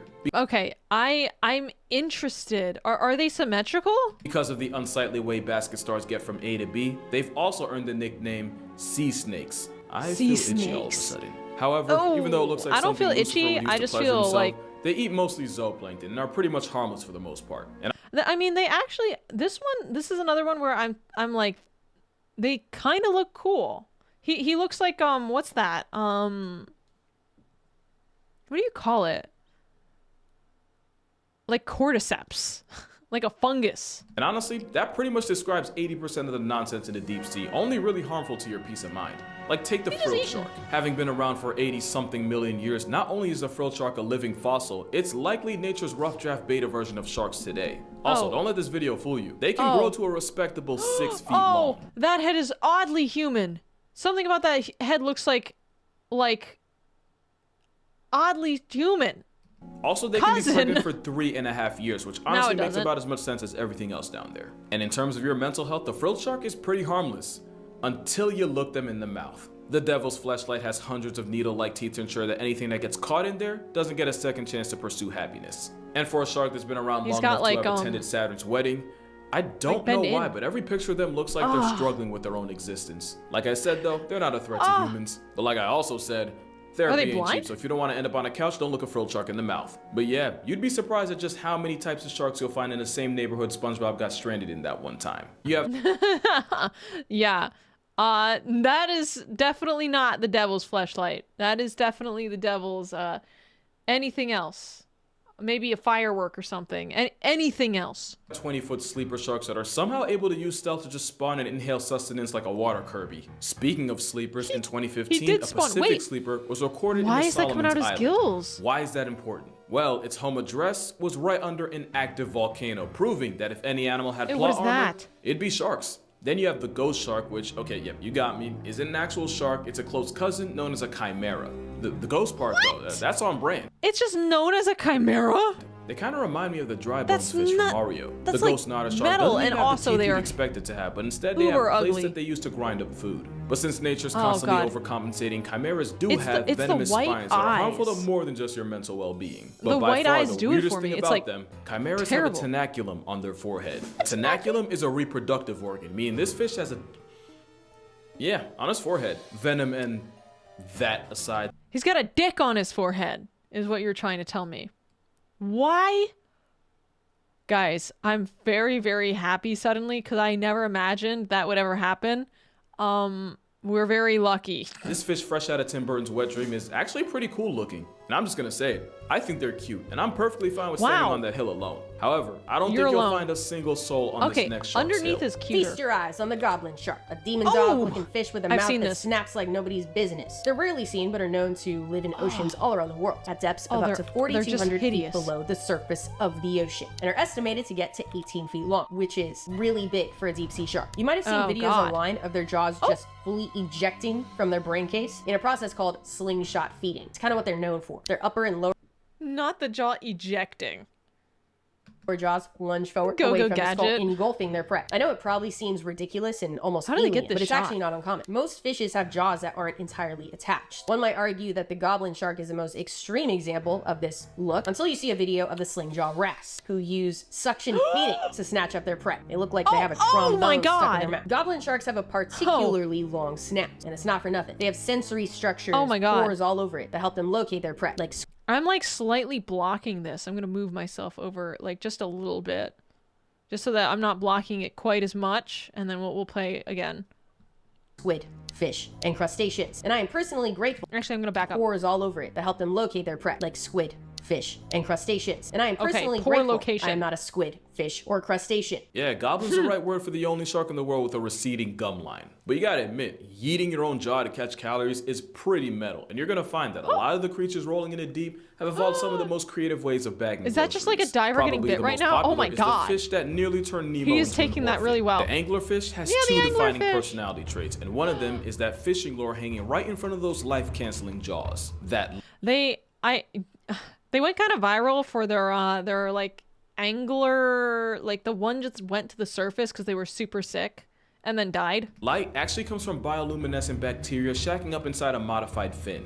So when a Oh. bite-sized light work swims up to the light thinking it just cops some easy protein, the angler ensures that some fish out there never Gulps sees it his up. father again. The other thing anglerfish got clout for is their mating habits. I'm not gonna get into it, just know I that already if your kinda marriage talked looks about anything this a like bit. theirs, you're gonna need both a divorce and a restraining order. And you know what? Intensive therapy on top of that, extra freaking viciously. Nemo's just paralysis die. demon isn't the only deep-sea creature to Ugh. weaponize light. This distinguished gentleman is known as the stoplight loosejaw, and his defining trait is that it uses a red light to hunt, Stoplight which turns out to loosejaw. be a massive cheat code, since the longer the wavelength of a color, the less energy that wavelength has, and the faster it gets absorbed by water. And since the What color the- red has the longest wavelength out of all of them, it's the first one to get absorbed. This is why red Oh. light can't reach the deep sea, and the animals living in the abyss that are red actually appear black, which makes it easier for them to hide from predatory smoke. Oh, But with the stoplight interesting. using red as a searchlight, it's pretty much cracked at this version of hide and seek. Not to mention, since most of the life down there I can't see. even see red, it's able to catch bodies while also not giving up its location to predators. Oh, it looks or the so prey it knocks terrible. up. This fish really evolved a whole wall hack and a real-life invisibility cloak. Tell me that ain't crazy. And that freak This is so funny. Like, what if he goes to the surface and he thinks he's all invisible? just overbite ensures that once prey is found, it's lost forever. But God, why he's hunt ugly. prey when you could just sit and wait for it to come to you? That's the entire playbook for the deep sea lizardfish. Just look at that smile. Oh. You know he's Oh, on what a nefarious good, timing. beautiful, And at over handsome 2 man. feet long, they earned the title of being one of the premier apex predators of the deep sea. As a Oh. habitual camper, they lie waiting for All of these deep sea fish have like 80 rows of teeth. I don't like the 80 rows of teeth and the beady eyes. That's what's getting me. Is like the 80 rows, but then like the eyes that are either really beady or like have no pupil. life to pass them by before they lunge and use hypodermic people needles would for make teeth this to easier. cancel it. And with Apex standing for anyone providing smoke gets extinguished, lizardfish don't hesitate to turn their own kind into coffin fodder. And with the whole point of those teeth being to hold struggling, panicking They prey eat in place, themselves. they make sure they don't live long enough to learn from their mistake. But as much of a therapy build as Gecko Guppy's mugshot might be, it might not even be the worst headshot in the ocean. Not as long as this is still a factor. I don't know anyone who would waste the oxygen trying to defend this. I would.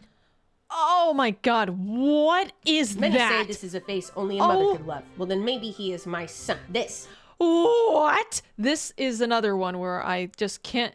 You have to sell me because if it was gone, I would only feel enormous relief. Is the deep sea telescope fish, one of the most stunning Deep sea- creatures of the deep tropical oceans. They're found at depths of about 1,600 to 6,600 feet below the surface of the ocean. I can't say that normally. Surface of the ocean. And like you'll see if you look up Surface photos of of the them ocean. online, they are often photographed at unfortunate angles that don't do them any justice. They orient It's just my angle. The angle is bad. themselves upwards, hanging out vertically in the water column, as they use their specially adapted they're kinda eyes to small. hunt for the silhouettes of their prey. There are 2 species of telescope They're kinda fish, small, which makes them Gigantora cuter. indica and Gigantora chuni. Don't be fooled by their genus name, which makes them sound like they're gigantic. That is not the Chuni, case at eh? all. Indica only gets to about 8 inches long, and chuni a measly 6. They are just little guys. Gigantora actually 6 inches is very large, actually. It's more, I guess, perspective on.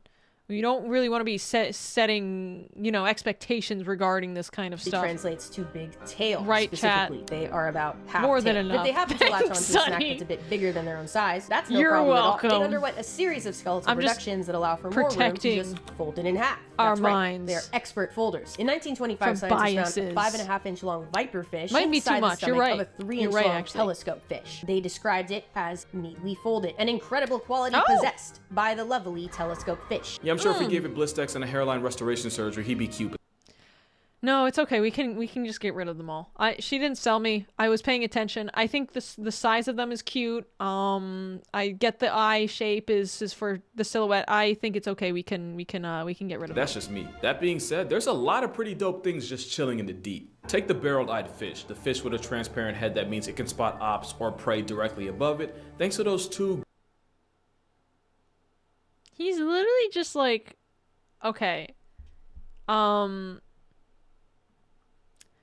tell me that, let me,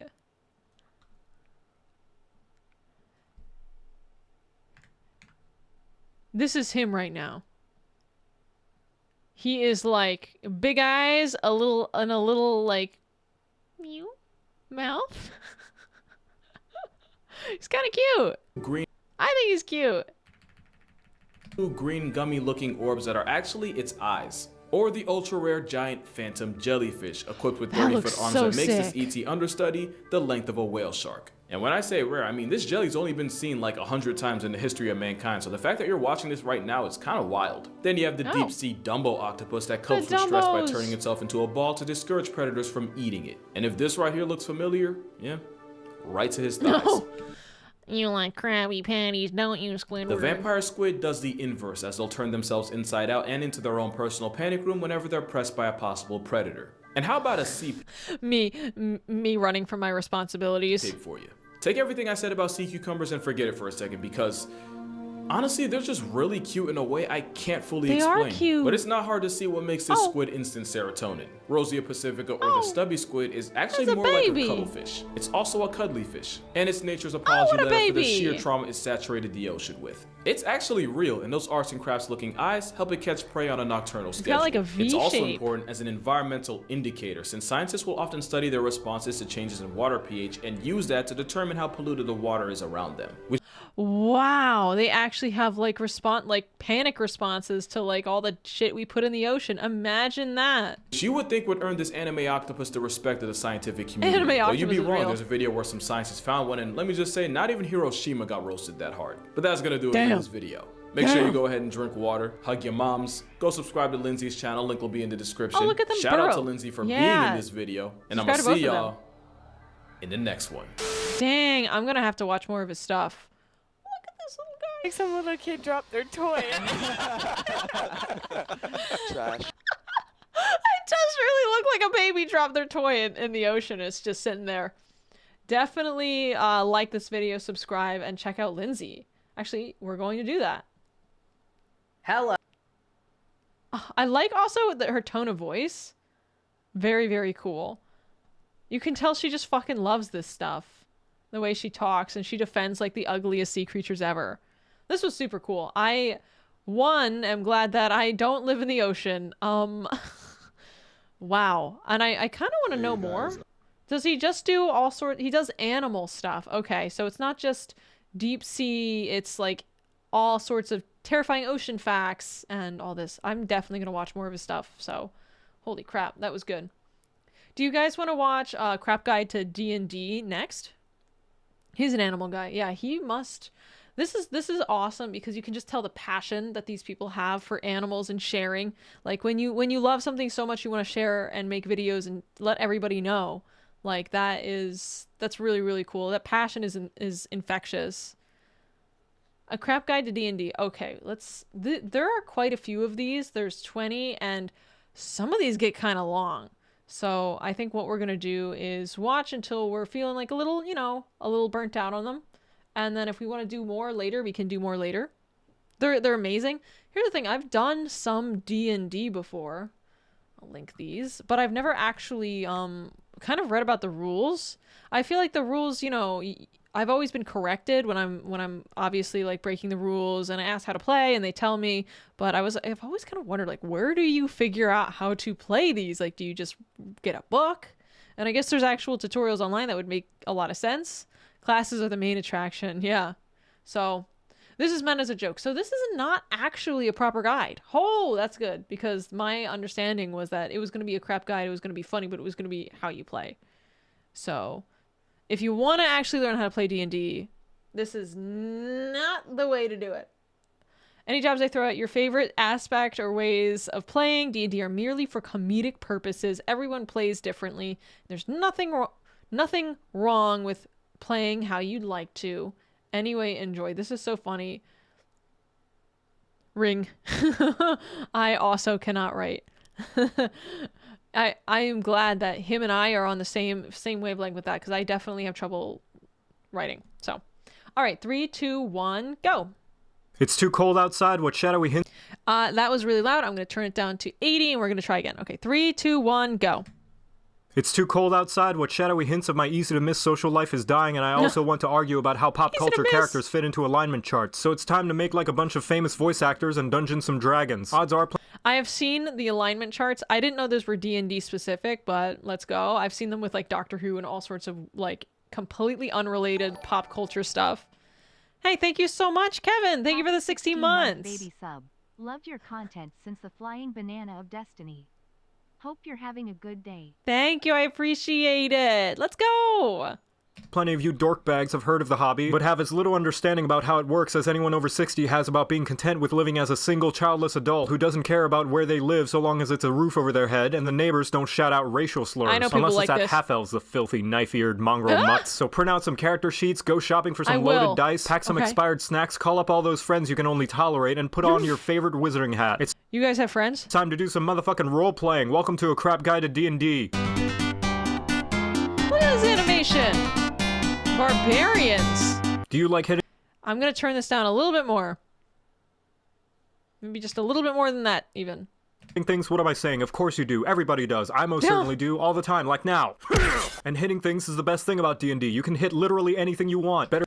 I know that with barbarians, all I know is that Karlach was one, and I kind of vaguely remember how she played. Or yet, you can hit it with a big fuck-off axe while flying into a bloodthirsty rage so potent you could be forgiven for mistaking it for some kind of super rabies. The barbarian is the best class for hitting everything and everyone hard enough they explode into a huge puff of confetti or a shower of blood and organs. What's the difference? They're pretty much the same thing. You get a D12 for your hit die, one of the only times you'll ever use a D12. But it does mean you'll be soaking up hits better than my pillow soaks up tears after I take a look in the mirror for a few So they're tanky and they make bleed and very tanky. seconds. You start with just about every important combat proficiency and any weapon of your choice. And if you're taking recommendations, I highly suggest going for the dual-wield chainsaw shotgun laser earrings with detachable missile I want to play D&D. launchers and drink dispensers. They're earrings. And they have built-in cup holders. Look at that. No tool proficiencies, but who cares? I guess you can kind of, yeah. Not actually. This is unfortunate. Nobody uses tools anyway. You pick them to add to your character for backstory purposes and then forget they exist because you only ever roll for skill checks anyway, you lazy, thoughtless gobblebright. Yes, I just made that up, and it's what you are, you stinky Feigl bitch. In fact, who even needs armor? Your pure, unadulterated chutzpah will block enemy blows better than even the shiniest of chainmail bikinis. Better yet, you have spider sense, which assists in you avoiding traps, spells, obligatory social events, and laundry. And of course, the signature trait of the barbar is being able to enter a ferocious frenzy of force that foes will fear for all their fannies. During your rage, you may be easier to hit, but at the game that you are better at hitting everything else. And not just that, your muscles grow to the size of crag-faced garmoofies. That's a made-up word. I don't care that the things I enjoy large people. I like muscles. I'm using for analogies aren't real. Intelligence is a dump stat anyway. That's why mine is the number that comes after 3. And now you know how to play barbarian. You're welcome. What? Okay, this is fast. This is awesome. This clearly isn't teaching you how to play D&D, but it's teaching you about the actual, like, classes. A bard. All right, we're gonna continue. Frail spellcasters, whack. Close quarters combatants, whack. Immobile tanks, whack. No way, I'm tight as fuck. First time playing D&D, I realized I'm too cool for any sort of specialized role. But that was only because I hadn't figured out. I'm assuming bard is for the people who like to put in like headphones and like fantasize power fantasies. That there's only one way to play it right, with a sword in one hand and a harp in the other, shouting my greatness from the rooftops, laying bitches and slaying witches. Or is it laying witches and slaying bitches? I can't quite remember. I was too busy giving the tavern owner a reason to stay in business. Welcome to a crap guide to D&D. I'm dead inside, not the dead. I'm turning this down even more, oh my god. Master of None is still better than someone who only has one gimmick and has to hide for the rest of the fight because they've run out of class features and spell slots. If the sword and shield were an RPG class, it would be the bard, one that's... Wait, let me read this stuff. This is a fast-paced, very spoony, likes roast cooler, roast enemies. I'm dropping my diss track right now. Sword and shield were an RPG class, it would be the bard, one that's good at doing everything and doing everyone. You can cast spells, learn tons of skills, support allies, harm enemies, allies, support enemies, woo crowds, boo crowds, and most importantly, lay dragons. It's the most versatile class, and its various archetypes allow you to fill literally any role. Fall dragon, you know, I can take on a dragon. Like, you mean in a fight?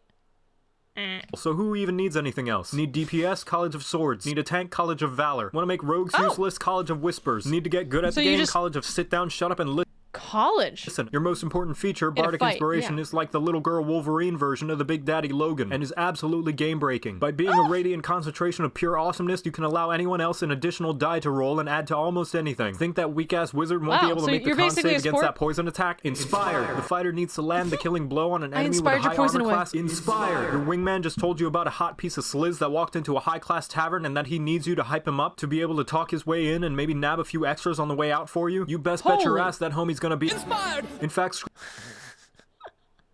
a good wingman. Screw your wingman, you can do it yourself. Jack of all trades and expertise means whatever you're bad at, you're suddenly good at. And whatever you're good at, you're suddenly unbelievably amazing at. Nothing can stop you, well, maybe except a pretty face. Yourself. By playing D&D, you automatically sign an unwritten contract that forces you to write your character to fall under the purest stereotype of whatever class you pick. Everybody knows you have to follow that contract or else Matt Mercer will sneak into your house and throw... I'm sorry, what did that say? Type of whatever class you pick. Everybody knows...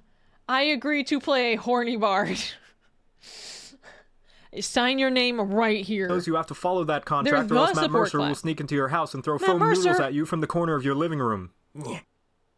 Oh boy. All wizards are smartass eggheads, all rogues are kleptomaniacs, and all bards are lust-compelled sex deviants. It's just the rules, I don't make them. And of course, the main gimmick of the bard is that it's artistically expressive in some way. People usually think this means musician. That's because their brain are like this, while my brain are like this. They can sing, dance, paint, prance, make a pretty dirt drawing with a lance. Plenty of ways to further enhance the battlefield if given the right chance. Now you know how to play bard, you're welcome. The fire! He has a Patreon? Ooh! Perhaps this is something that if you are interested in supporting his content, you should look into. Ooh! Look at these. We got some splode waggings in the chat. You guys twerking? Are you bard players? I hope you guys haven't heard of the most recent phenomenon on TikTok called dwerking. Alright, we're going into cleric. So we said that bard is the support class, but isn't this the support class where you're actually healing people? Or now this may sound rather odd, but sometimes the best in the squad is the one with the cross who can smite like a boss by harnessing the bitch slap of God. With a mace that even ogres will flee, you'll cast and crush things with glee. Some think they're not strong and those people are wrong. Bars? Welcome to a crap guide to D&D. Bars? Out of the blue? The support is someone everyone wants on their team, but nobody wants to be. Lucky for you, the cleric is like a support that decided to buy a taser after being too fed up with being told to heal the barbarian who ran into a 1v20 encounter. Clerics are the... So they actually do damage. They actually are able to do damage and have an impact, so it's not like only support. When I was growing up, I used to play MMOs. I would play Maple Story a lot, and my main was a cleric heal DPS. Religious fandoms in the D&D world that are so crazy into their deities that they've turned their fangirling power into something that can actually pack a punch. Having the same armor proficiencies as a fighter and the self-sustaining capabilities of a paladin that's been juicing with unicorn hooves and dragonborn acid. They have so many teeth-grindingly infuriating spells at their disposal on top of all that dungeon masters all over the world universally agree to ban clerics from the game so as to not make encounters absolute nightmares to give proper challenge without throwing approximately 20 black dragons at one cleric alone to keep it balance. They're that strong. There's no way that this cleric is just that clerics are actually that. Guiding bolt. I do my D&D knowledge of skills is mostly based off of Baldur's Gate 3. In the 3rd edition they've been tweaked. They're solid. They have Christian powers. The power of God and spells anime. like Flash Gordon, Buddy Cop Weapon, and Does My Hand Smell Bad to You are so stupidly strong at such a low level it's easy to forget why so many uncultured swine consider the cleric a designated healer. Anyone who does has either never played the class or considered the sword and shield a viable weapon in Monster Hunter. They probably buffed them or made them strong because they're thinking like, oh, this is a boring class to play, just healing, you want to actually have impact. I don't know. But wait, unlike most other classes, you pick your archetype at first level, and you have oodles, canoodles, and toaster strudels to choose from. To summarize, you have heel bitch, nerd, sunburn, and my axe, nobody dies, nobody cares, and a couple of more that I'm too lazy to mention. Seriously, with how versatile and independently strong you can build a cleric, you can make up an entire party full of purely priests, call it the Amen, and bust down Tiamat's door demanding her lunch money. And she would just build her own toilet to give herself swirlies so she wouldn't have to endure the kind of bullying you're about to give her. Channel Divinity gives you special limited use effects depending on your domain. It can be as dumb as Turn Undead, where the power of the gods can make a zombie run away from you like it's regained its ability to smell and realizes you've been sleeping with your Jesus blanket that you haven't washed in months. We're gamers, okay? We don't need to shower daily. One's in the chat if you don't shower daily. Or as useful as Guiding Strike, where you can choose to add 10 billion points to your attack roll so you'll be able to swat one fly with another fly's deuce being whipped around on a string like a yo-yo strung around your pinky toe while blindfolded. The only Guys, this wasn't your opportunity to say 1. I was not... We want to actually be typing 2. Okay, I don't shower every single day, but I try. You knew they would! No, we're getting more 1s in the chat. We're getting even more 1s. Oh my god. VOD watchers, type 1 in the comments. Seriously. 1 in the comments, 1 in the chat. The downside is that you get a pitiful amount of uses, like a gym 2 weeks after New Year's. And finally, the most notable trait of the cleric is divine intervention. Where if you are a good boy or girl all year, praying happy thoughts and burning that dank holy kush, if you wish upon a star, the clouds in the heavens will part and the literal gods will stop playing their game of Jenga to fix whatever dumb problems you and your party have gotten into, and then avoid you for 7 days, debating whether or not to write you a holy restraining order after seeing you pissed your pants fangirling over your religious senpai noticing you. And now you know how to play cleric. Amen. Ooh! That was quite the ass. There's so much to unpack here. I didn't know clerics were ever this strong. I think, so basically, the way this works is 6 years ago, clerics might have been crazy. It's okay to skip a shower a day once in a while. Yeah, no, guys, I'm not actually shaming you. If you don't, like, leave your house and you're not really doing much physical activity, you don't need a shower every single day. Like, but if you're cooking a lot and you get all that smoke on you and you're exercising and you're leaving your house, you're gonna want to, but like not everybody. Different walks for different lifestyles. Okay, we're on to druid. There are a lot of like the peace-loving classes. I don't understand tree huggers. What has the environment ever done for us? It's not like it provides oxygen, resources for tools, housing, clothes, food, and technology or anything important like that. And actually, he's right. Why do we try to protect this thing? It's definitely not like it's home to various species of plants and animals required to keep the ecosystem alive to continue to feed mankind's insatiable appetite to destroy, consume, and rebuild in his own image, ultimately resulting in the annihilation of the very world that brought him into existence. No. Yeah, he's right.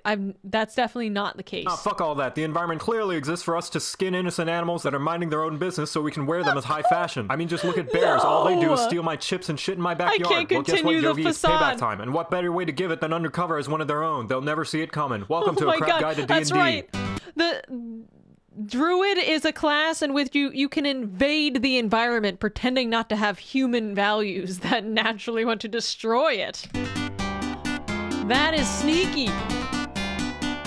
This is a sneaky little class. The druid is what happens when a ranger decides to fully commit to being a furry/hippie instead of just half-assing it because they're only trying to impress that sexy dryad they met in the forest that one time. They're Is this the furry class? Primarily a casting class, but unlike clerics with their holy senpai, warlocks with their sugar daddies, bards with their awesomeness, or sorcerers with their rich magical parents' inheritance, druid's magic comes from Mother Nature, and from first-hand experience I can tell you now she's an absolute bitch. Shut up, bitch. At second... Oh! The thunder. You can't knock him down. Can't keep him down. Level, you can fulfill every furry's dream and transform into an animal, but not just any old lameo neon-colored oversaturated mess like Arjun Darksnout the rainbow dog with an indie band t-shirt over there. No, I mean making fun of furries in 2025 doesn't fly no more. Cool animals like my original character, Grabblejean, the nocturnal giant toad. Don't steal! Your archetype will be based around whether you want to be part of the forces of nature or if you want it to work for you. To list them off, land for different flavors of spells, moon for when you want to take your persona to the next level, dreams for if you secretly want to play a cleric, shepherd for if you want to be king of the wigglers, spores for if you want to reenact The Last of Us, and twilight for that sweet edge. Just like all the classes, your features improve with your level. Where druids differ is that their animal-related features mean that the beasts you summon or wear fursuits of don't necessarily... I think, yeah, it was 2019.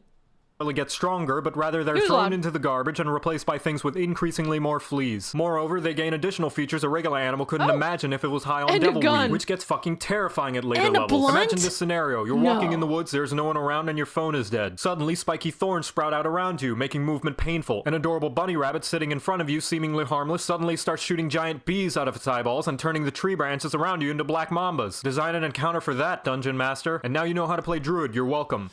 What can I say? Yeah, about the furry thing, I refuse to view media in the context.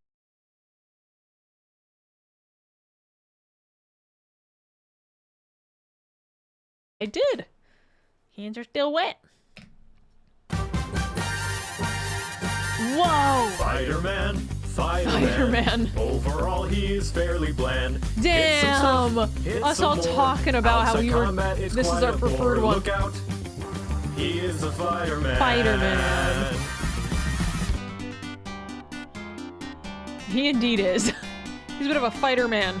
Gee, I wonder or a fighter-woman. Goddamn mystery, who knows? I'll say it because nobody else will. If you pick fighter, odds are you're also likely to pick human because you're basic like that. And Okay, And I that's get not just it. me saying that, it's science. Human fighters pop out of the woodwork like rabbits on Viagra Oh, because shit, people there's are actual incapable data. of choosing something unique even when they're given options like playing as a kobold paladin who prays to asteroids just before they crush an unfortunate man's cabbage cart. Just look at me, for example, artistic phenomenon and originator of the satirical talk fast genre of videos. What do you mean? It is he makes a good point. I will say that in my opinion, it might be good that you see a lot of human fighters because they're probably beginners. If you're seeing a lot of human fighters, you might be getting a lot of beginners who are told that human fighter, which I was told, by the way, that human fighter is one of the easiest things to do.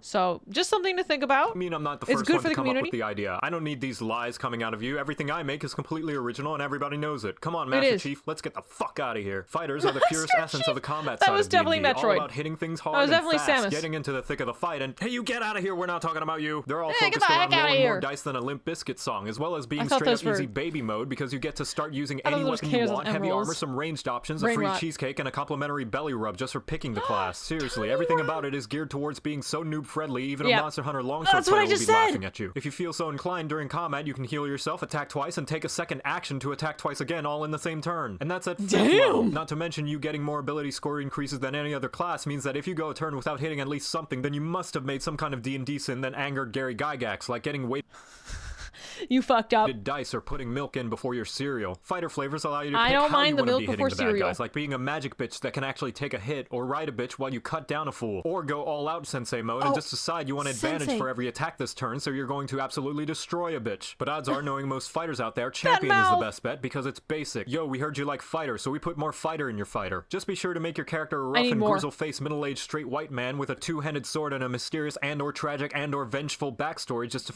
Damn. fit the bill. Don't want to get too creative, how do we? Damn, And now you he's don't wanna play roasting fighter, you're people. welcome. Hammer. Yeah, I get it. If you play D&D enough and you see this enough, you see, oh my god, another one, another fighter, grungy bearded man. That might get a little old, but I will say I've done two fighters. I did a D&D, I did a fighter campaign, and then that was really short. Then when I played Baldur's Gate, I did a fighter. However, she was I did a Goliath on my first, and then I did a Dragonborn in Baldur's Gate. So you know, I'm original. I'm original. I don't just do what everyone else does. I say, coping, breathing heavy as I feel the originality leave my soul. No, but my values. I believe I'm unique. All right, this is Monk. Drawing sounds. Oh. Ooh. Why? Because He bitch, came out you're of taking nowhere. too long. Welcome to a crap guide to D&D. Hold on. Give me a second. Why does this lizard have chaps on? Why are there crotchless chaps on this lizard? Am I mistaken? Am I mistaking this art?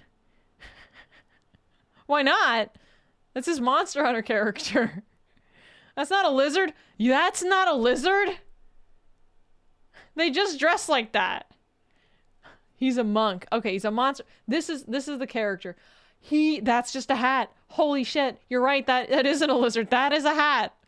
Oh my god. Holy shit. You had me fooled. You actually had me fooled. Fighting is like I remember that one time I RP'd out a whole invitation sequence with my patron possessing me and telling the dragon to fuck off. I nat 20'd the invitation check, and the GM was like, yeah, that dragon shits its pants. That dragon just fucking soils itself. There's some such good moments. Rolling low or high is like actually, even if it's not in your favor, it can be so fun. fighting is like a science and can be used for either side of the moral spectrum. It can be used for evil, like punctuating arguments, expressing a salty loss, and beating up nerds, or it can be used for good, like self-defense, artistic expression, and beating up nerds. And monks are those who have trained heavily in the nerd beating up science of mixed martial arts. Foregoing any Okay. Beating up nerds is both good and bad at the same time. It's Schrodinger's moral confoundry. Sort of traditional filthy weapon proficiencies, and instead opting for wanting to punch, bam, boom, slam, kick, punch stuff. You start with no armor because, like a barbarian, you have... Okay, I have to say, Jocat has some really crazy art skill, because look at this, this guy knows where muscles go. That's kind of nutty. Barbarian, you have the ability to deflect and dodge attacks with the power of your unconstrained birthday suit. But unlike Barbarian, you don't have to rely on the pathetic material world to explodify goblins. You have your knuckles. Martial arts training means you can serve up extra punchables for the bad guys as a bonus action, so no matter how you're doing, as Mama said, you'll be dishing out more pain-induced fistings than two lesbians who consider watching porn as a reasonable substitute for sex ed. Oh dear, that was a lot to take in right there. But it's not all coochie destruction. The monk is a slippery piece of work who's really good at avoiding any oncoming fistings, like a millennial trying to get their life together and avoid self-care. I should have expected with the monk that there would be a ton of fisting references. I get it. What do they do? They use their fists! By catching them if they're a fist projectile, or dodging out of the way if it's an area of fists. As you grow stronger, you can translate a fist if it's punching in a different language, and avoid any infections if the fister forgot to take a shower that night. As a monk, your shtick is the key feature, but since I can't come up with any way to make this section much funnier, and also because key translates to poop in Thai, that's how I'm going to refer to it from now on. You gain more and more poop as you level up, and you can spend your poopy points on various skills to do all sorts of things, like stun people, reroll saves, mask yourself and turn invisible, and any other number of crazy things based on which anime you want to imitate. I would recommend Kensei so you could use the dual-wield chainsaw shotgun laser earrings if it weren't for the fact that every other archetype was just cooler in every way, wearing fancy outfits and taking the time to actually learn how to fist properly. Oh man, what a tough decision. Do I want to use a pokey stick or do I want to fire Hadoukens and Kamehameha Blast? What an enticing decision. I'm really gonna have to think about. Don't stop! Don't stop! We're in luck now! And now you know how to play. Not the, what is that? The spirit bomb. Kensei is so bad. That's a shame. Monk, you're welcome. So basically, like, you never want to do the weapons. You want to have, like, spirit blast. You have the option, but nobody ever touches it. I see. Abandoned. Dragon Ball Z Kai show. I never got into Dragon Ball Z, but I've always, like, watched snippets of it. I don't know the difference between Dragon Ball Z, Dragon Ball Blue, or whatever the most recent one was. We're moving on to Paladin. This is actually interesting. I know kind of generally this stuff, but I also kind of, like, don't know generally this stuff. Boy, I love the smell of justice in the morning. There's nothing more satisfying than knowing the good name of Sword and Shield has traveled so far and wide that not even the Pokemon games are free from their incredible, awesome influence. And it's about time, too. You think I created this series to entertain and inform ignorant whelps of great hobbies their miserable lives are missing out on? Fuck no, it was to enforce the mighty name of the one true weapon pairing that triumphs all others. And if anyone were to step out of line, I'd bring down the wrath of which tear-ass children tell their parents to scare them before bedtime, and then collect the aftermath of the pants they all shit because it makes for great fertilizer. Welcome to a crap guide to D&D. Look at those dancing guys. Question, I thought that, is this not the case that paladins are just a type of cleric? I might be an idiot. I haven't played that much D&D. This intro's so banger. It's also so much louder than the rest of the video. Do you want a class that'll instill fright, take up some plate, and keep the goblins in sight? Because you want to make sure they eat this paladin smite! The paladin is the first on a short list of hybrid-style classes, stealing a mix of features from both the fighter and the cleric, meaning it's better at physically painting the walls with blood than a cleric, but more gooder at grammar and spelling than a fighter. But it's and not the dumb.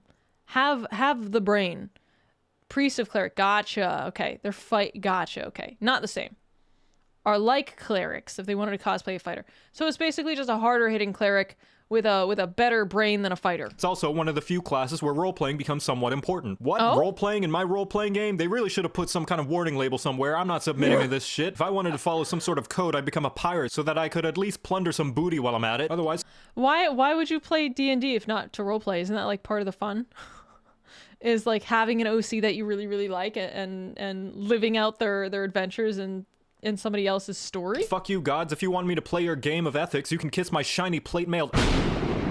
Alright, fine, just follow the code and don't do anything stupid that'll cause you to lose your paladin privileges, like a spoiled rich kid who's upset that he doesn't get a fourth Maserati to crash. Like the other all-up-in-your-grill-style physical fighting classes, you gain proficiency with every goddamn combat-oriented item in the universe. And yes, that does technically mean that you can optimally play a paladin without a shield and not have to worry about being a less effective contribution to your party, but if you do that, I'm telling you now that you're wrong and I hate you and you're a big, smelly doo-doo head. That's a very, very well thought-out argument. And, I mean, I got nothing. The resident big fuck-off bringer of divine justice, your job job is to harness the power of holiness or whatever other wacky Is it a power, bad depending idea on to what not get oath a you pick, shield? to have everything else die while they bounce off of your full frontal crusade like a turd in the wind. so you're That's true for tanky. just about Gotcha. every combat-focused class, but the paladin is especially good at it, what with having the aforementioned fighter-cleric combo skill set. You get multiple Look at the attacks, cooking. channel divinity, a free vaccination, casting abilities, more auras than free that one silly vaccination. anime that nobody likes, which means you'll be so jacked that your mere presence will muscleify abilities, more auras than that one silly anime. Did he just say that nobody likes JoJo's Bizarre Adventure? What? He actually loves JoJo. It's satire. Oh, okay. Okay. Thank God. Thank God somebody could clear this up. Okay. Favorite part, and why is it part 5? Anime that nobody likes, which means you'll be so jacked that your mere presence Recently, I've actually been thinking part 2 might be my favorite. My tastes have changed. I think the goofiness of part 2 and the pre-stand actually might be more interesting to me nowadays. Part 4, what? That part 4 is actually probably like my least favorite part. I don't know, man. No. Part 1's got to be my least favorite because Jonathan.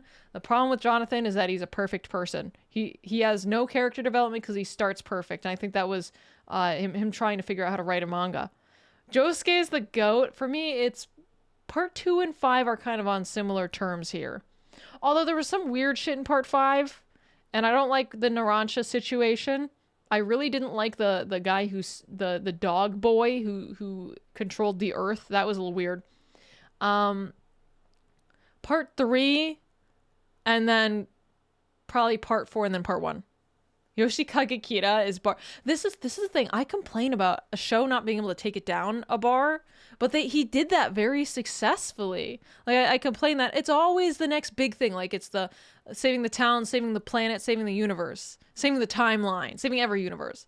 But actually, part 4 has that thing I like where they were able to make the stakes feel impactful while keeping it into the town. They lowered it.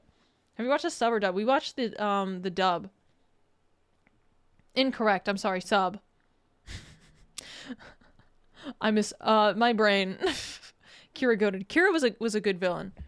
Especially really easy to hate somebody if when they kill a child. Also, sorry if I'm kind of stumbling over my words a little bit. My brain is like half on, half off. presence will muscleify any nearby I'm gonna go back up a little bit more. hours than that one silly anime that nobody likes, which means you'll be so jacked that your mere presence will muscleify any nearby ally so that they look like a typical character from said silly anime that nobody 8-pack. likes. And lay on hands, a pool of health you can use to heal yourself or give a Everybody single likes hit it. point to your ally because that's all they deserve for not letting the rogue check the obviously booby-trapped room first. But we all know the real reason anyone picks Paladin, and that's you to get never what you cast any deserve. actual spells, but instead use your spell slots to imbue your weapon with various flavors of smite. Because what good is striking down the hair Warhammer in my D&D guide for paladins. tactics and heathens The of the realm if it's not blueberries. in the elemental attacking equivalent of your god sports team colors. You can smite with fire, laser pointers, brain freezes, sick basey The laser. Cheese for everyone! I wouldn't have gotten this. I would not have gotten this reference if the Oblivion remake didn't like shadow drop a couple months ago. Sorry, I meant I never played Oblivion like seriously before this. force. Force is what it says. Force damage, is it, not Stargate? cheese. And now you know how to play. Easy Wait a minute, mistake. what the hell is that noise? What is that? I'm missing a little detail here. We'll do Ranger and Rogue, and I think that's where we'll leave off. Potentially. Deus Vult. What is Deus Vult? Wait, hold on. Give me some information. Is that like an ability that people use? Deus Vult. Deus Vult. It's Latin. Latin for God wills. You want to watch Warlock? We could watch Warlock. We'll move on to Ranger. Paladins are legit Crusader. Ah, Crusaders. Warlock is good. Okay, we'll do Ranger. And then just for you, I'll skip to Warlock. Okay, 3, 2, 1, go. Just play a fighter with a bow, it's way better. Really? You can't mean it. He can't mean that. Take it back. Alright, fine, I'll talk He started, no, don't do about this. the class. Rangers, the other of the bisexual style of Is that classes, true? where it likes fighter, but it also likes druid and flips between the two depending on which one looks cuter at the moment. Hell, it even steals a few things from rogue because it's so I love indecisive. this- And despite the the name Ranger you're not actually avatar. restricted to use any sort of ranged weapon in order to be effective. As far as combat goes, you get the usual fighter but not really fighter set of features. Fighting style, all weapons, extra attack, alt. spell casting, D10 hit die, hey Macarena. From rogues, it steals the ability to channel your inner chameleon and blend into the environment. Except instead of hiding in the shadows and watching where you step, it's more like plain putting sight. on makeup, so you need to take some time, have a good look in the mirror, maybe look up some tutorials while you're at it, then start over Really? You can kind of just like stealth yourself in plain sight? when you realize you were using They're the wrong specifically shade of that foundation. old. From druid, it steals some of that being one with nature flavor it's got going on and a whole lot of spells, but not without a few exclusive spells of its own, like having a target explode a bunch of thorns when hit with a ranged attack, plant arrows in the ground and turn them into proximity-based fireworks, except the gunpowder is magic and the lights are bits of enemy brains, and single-handedly the objectively best ranger spell, Swift Quiver, not for the unlimited ammo. I'm sorry. Hold on. Did I spot it? Is that Snonic? Is that Snonic the hedgehog right there? Quiver. Not for the unlimited Very, ammo, very, that's dumb. Nobody very keeps track of cultured. their arrows anyway, but because it turns your ranged weapon into a rapid-fire machine gun. But Joseph, you said You guys are telling me this is bad, but that looks really good. Sanic? you don't need to use a ranged weapon to be effective as a ranger. Those all sound like ranged weapon exclusive spells. That may be true, however. Fuck you. Anyway, when it comes to He actual just got sad. I assumed he was gonna be like, fuck you, but instead he just got sad. unique ranger features, you can use the power of racism No. to decide what kind of creatures you're going to Slime. perform extra potent hate crimes on, and preferred terrain where you dear. can pick your favorite environment, and after trotting around picking flowers or litter, depending on what it is, you can become a fantasy Bear Grylls, which is basically real-life Bear Grylls, except with a kobold crew filming you instead. And You, if like, you know worry the that that environment, sounds so you're too buff there? situational, and that if you picked a forest terrain and the entire campaign took place in the snowy mountains would mean the feature would be more useless than a football player who got tapped on the shoulder and started clutching their knees crying in the fetal position, don't worry. Wouldn't it be like you should do something more like after like 3 or 4 turns of combat in a new terrain, you actually gain proficiency? Is that kind of what it You're is? right, and it is. So it doesn't What get- isn't become situational is useless? just about everything else involving the environment. You can sense what kids are trespassing on your lawn and then not have to worry about the weeds that might otherwise slow you down from catching them and giving them a good weapon. When it comes to flavors of the no really trust us, you can totally use melee and pick still one be to stick with useful it. class. You have Pokemon Trainer with a gun like rogues but even dodgier, Wow. literally So a monster your DM hunter can thinking kinda with fuck you. portals and pew pew pew pew pew. Alright, let's Oh, address the beholder portal. in the room. The vanilla incarnation of the ranger has a reputation of being less useful when compared to the other classes due to questionable abilities and how they function. That's What is that lizard? I liked them a lot. not to say the class can't be useful or powerful in the right circumstances, but some consider the ranger's situational and sometimes underpowered features to leave something to be desired. However, there's nothing wrong about talking to your DM about changing how certain skills work, if that happens to be the case, so that you can have more fun at your role-playing table. But you know what? So they're basically so weak that you have to negotiate with your DM. You have to be like, hear me out. What if my character didn't suck? And then your DM can be like, no, fuck you. What? Why don't they fix this? At the end of the day, it's not about how many numbers you can do to the bad guys, but whether or not you can shoot Spikes out of the ground while firing bolts from your heavy crossbow atop a feathered velociraptor. And What? You can't tell me this is bad. now you know how to play ranger. You're welcome. This is possible? This can happen? This sounds kind of great. Like, if we're being honest. It unfortunately is. No, fortunately it is. Very fortunate. Alright, let's do Warlock. I promised Warlock. Do we want to just watch Rogue, Sorcerer, and then get to Warlock? We'll remember we watched Warlock. It'll be in my watched. Okay, 3, 2, 1. Wow, strong opening on this one. Sunny's new character is gonna be Ranger.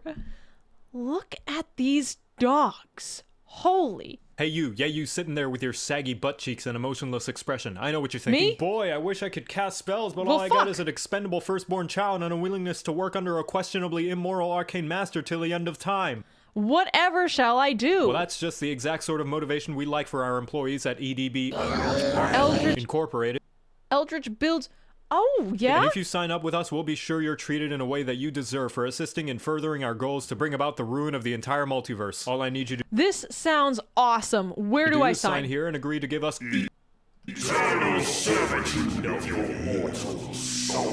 Signed. All right. I'm so excited to be here. Contract of Eldritch Soulbinding Agreement. Butts. Offer monthly baby hands. Eternal servitude. Must be pantsless. Praise daily. Benefits. Undeath. Exposure. Like to the elements. That's Sunny's Glitch Stars contract.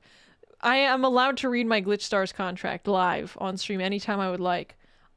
Which is why I'm reading it right now. My benefits are undeath, exposure, dental, outdoor time, 300 over times 3 overtime over 4. Wait, what? Wait, this is better than my day job. I get times 3 payment for overtime over 40 hours and times 5 over 50? What? I'm signing this. Praise daily and a couple baby hands and I get... Dude, I'm working 80 hours a week. Let me sign. I'm working weekends. I'm retiring when I'm like 38. Dental? Okay, the dental's pretty basic. This is a great... Like, I don't think he understands. My mortal soul is worth this. Holy shit. And agree to give... But on the bright side, we have dental. Welcome to a crap guide to D&D. We have dental. I noticed the dental. So you want to use magic, but only as much as you want to hug that one family member you keep seeing at reunions, but aren't quite sure how you're related. Then you may... It happens. I have a lot of those. Hey, want to be a warlock. The fake gamers of the Forgotten Realms. How cousin warlocks removed. differ from the other casters is that the amount of times you can cast your spells before running out of spell slots is absolute shit. Instead of You get, having like, a set 5? number of spells Oh. for each level of spell slot, you get a maximum of 4 spell slots for all your spells up to 5th level, and that's it. And a few other ones, but nobody cares about those. The flip side Really? is that the spells you cast are always at their max level, and instead of having to take a long rest to get those slots back, all you need is an hour to have a wank, have a biscuit, and you're back on your feet. But you know what? I didn't know. I didn't know they recharged by wanking. Very good. But fuck real spells. You may think you're a caster, but really picking this class is purely an excuse to do nothing but cast everyone's favorite cantrip, Eldritch. So okay. You can level up spells usually. Everyone else has to level up spells, but you just have 4 extreme blasts. You have 4 and then no, so that's not how that works. You have 4 strong ones. Yeah. Okay, so yeah, exactly. You get 4 big nuts. And then you're completely out of nut at max level. So no. Okay, he explains it again. Got it. Cast it at weddings, funerals, beach parties. Or you can just cast it randomly because the party's taking 5 hours to buy a single dagger from the shopkeeper and you're bored. Aside from casting nothing but Eldritch all real. day, the main draw of the Warlock is the fact that it's the greatest game of cantrip dress-up for dolls Eldritch of all Blast? time. Eldritch invocations allow you to custom tailor your Warlock so that it suits you better than my form-fit Kieran assless chaps. I did point out the chaps earlier. I didn't know they were assless. I noticed they were crotchless. You can talk to animals without needing to cast a spell, go straight up invisible whenever you want, but most importantly, there are invocations that allow you to customize your Eldritch so that whenever you shoot your gobbledygook at whatever poor sap that looked at you funny, you can pull them forward and do your best scorpion impression, snipe them from 2 blocks away, or make the beam of arcane destruction smell like strawberries if you like. But it's that not all sounds so fun in nice. Eldritch because remember, you've signed a pact with a patron, so your power is being loaned to you from an all-powerful arcane sugar daddy. So you Damn, can you get me the contact? will have to pay interest if you want to make sure all that magic stays nicely tucked into your Eldritch sack. Luckily, they're not like bank loans because you can actually pay them off and they're not always inherently evil. You have the No, this is too real. You can actually pay them off. The expectation that you can pay off your debt still exists here. Very nice. choice of being bossed around by a literal devil who decided to make you their favorite person, so they're gonna be your mommy for a little bit. A skeleton who ironically refuses to let you die because you still owe him 2 platinum. Fairies who are just straight up assholes. Gods, so you're basically a cleric now. Literally God. Cthulhu. But forget all those because the only real option So there's like a set amount of like basically patrons that you can say, right? You can be like, hey, I've got the god guy, I've got a Fae contract, and the contracts you have, do they impact your gameplay, or are they just like backstory-ish? option is to have your patron be a magically possessed sentient sword and shield that yells fuck when you swing it. Basically, you have such a huge amount of options to choose from with how you build your warlock, it's very unlikely any 2 warlocks will be the same. So get your shopping baskets, light some candles, have fun customizing Not the little bear in the summoning circle. Oh, and remember you have to sacrifice 3 more babies by the end of the week or you're fired! And now What happens if you get fired? you know how to play warlock. You're What happens when you get fired? Do you die? So I still don't understand. At max level, you only have 4 spell slots. So, like, your spell slots aren't more powerful than anybody else. You actually just have a small amount of spell slots. Unusually small. So, but you have Eldritch Blast, and that's a cantrip, and this is like, this makes it normal. This is okay. Like, basically, you are an Eldritch Blast bot. Very fascinating. So slots are stronger than most other slots, kind of, considering the cast at the highest level for your spellcasting level. Is your ranged weapon. So, but you can also be a sword. You could be like a little sword? That's kind of crazy. Okay, I do want to watch Rogue. We're just going to watch it because I'm here, and that's... Why not? We'll fill in some of these blanks. We can watch a few more. I'm enjoying them. I'm asking questions now. We're getting into it.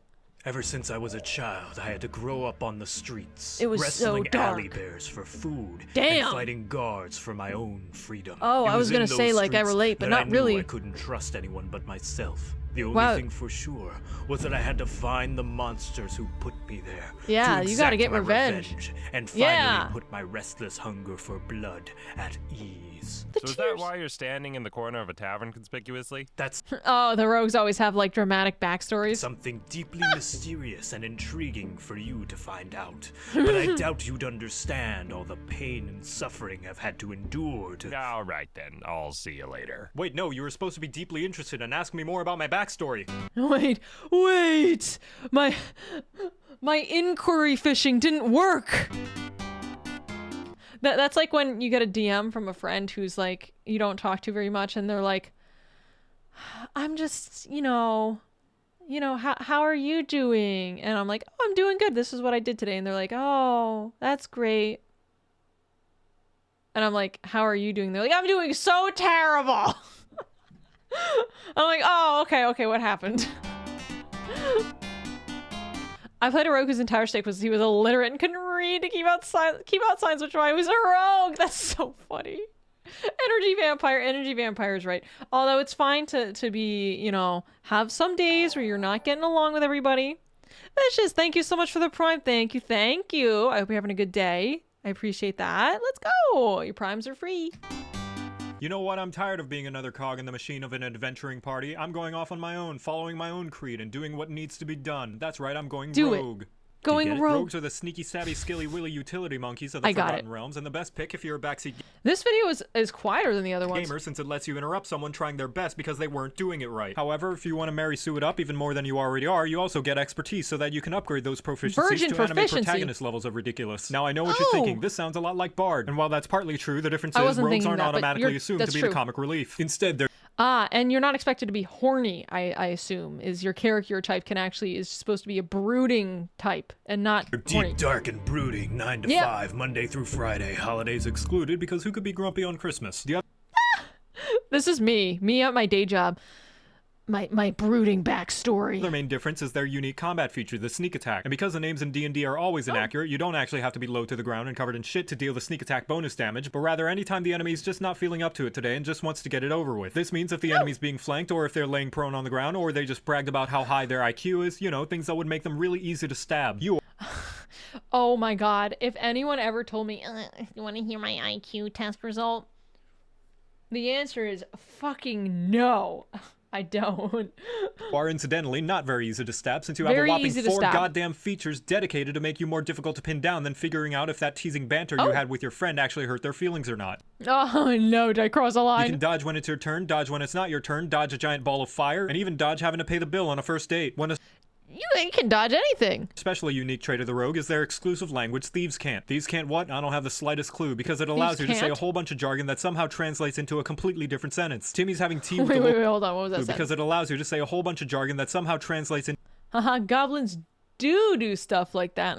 You said to a doo-doo. completely different sentence. Timmy's having tea with the local blacksmith actually means let's go to the temple and steal some of the cleric's donations. Speaking of stealing, What? the thief archetype means you're especially fast at doing thiefy things. Sonic! It's like picking locks, chugging potions, I and saw hardcore that. parkour. Assassin makes your stabs extra stabby, and you can That stab looked like while it hurt. disguising yourself as a child you saw who you can point to later and say they did it. Arcane Trickster basically Oh, so you can kind of just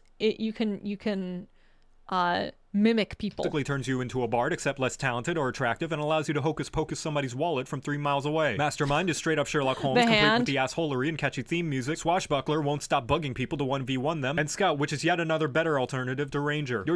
One of my favorite things to do, speaking of stealing wallets, my favorite things, well, I don't steal wallets, but in Baldur's Gate was to make somebody drop their weapon, go over, pick it up, and be like, now what? Like, your move. What are you gonna do? Sure you don't. I don't steal any wallets, ever. Job is to make... Ever, okay? I don't ever do that. I say convincingly. The more I say it, the more convincing it becomes. Have you seen my wallet? I don't know where that went. Coretta, where did that go? Coretta, where is it? I don't... Shinobi, what did you do? He said get yoinked. It was Shinobi yoinking. Ranger. Your job is to make sure everybody knows how much better you are at doing everything. Because when the going gets tough, you know the party's going to turn to you one day and ask you to please pick the lock on the door to the king's castle because the bard accidentally kicked the guard in the genitals trying to seduce them. And you'll gladly show them all the skills you've learned from growing up in such a harsh and unforgiving environment that was once your home, forcing you to learn questionable means and morally ambivalent beliefs in order to survive. Just try not to cut yourself on that edge while you're at it. And now you know how to play rogue. You're welcome. Yep, that's kind of how I expected. I mean, I feel like this is an easy meme. Like, you can easily meme this type of archetype of exactly how he memed it here, but I feel like a lot of people probably sign up to be a comic relief rogue because it's easy to subvert the expectation, and you're supposed to be this goofy, well, not goofy, this serious guy, but when someone's supposed to be super serious, it's easy to meme on him, eh? Batman, if he was the Lego version. I'm Batman. Batman, that worked a lot easier when... way back when. Magic is... Alright, so we're moving on to Sorcerer, and this is gonna be the last one, okay? Magic is dumb and stupid and makes no sense in my... Also, I will say, give me a second, the audio between each video seems to be a little different. So we'll just make sure it's not peaking like that.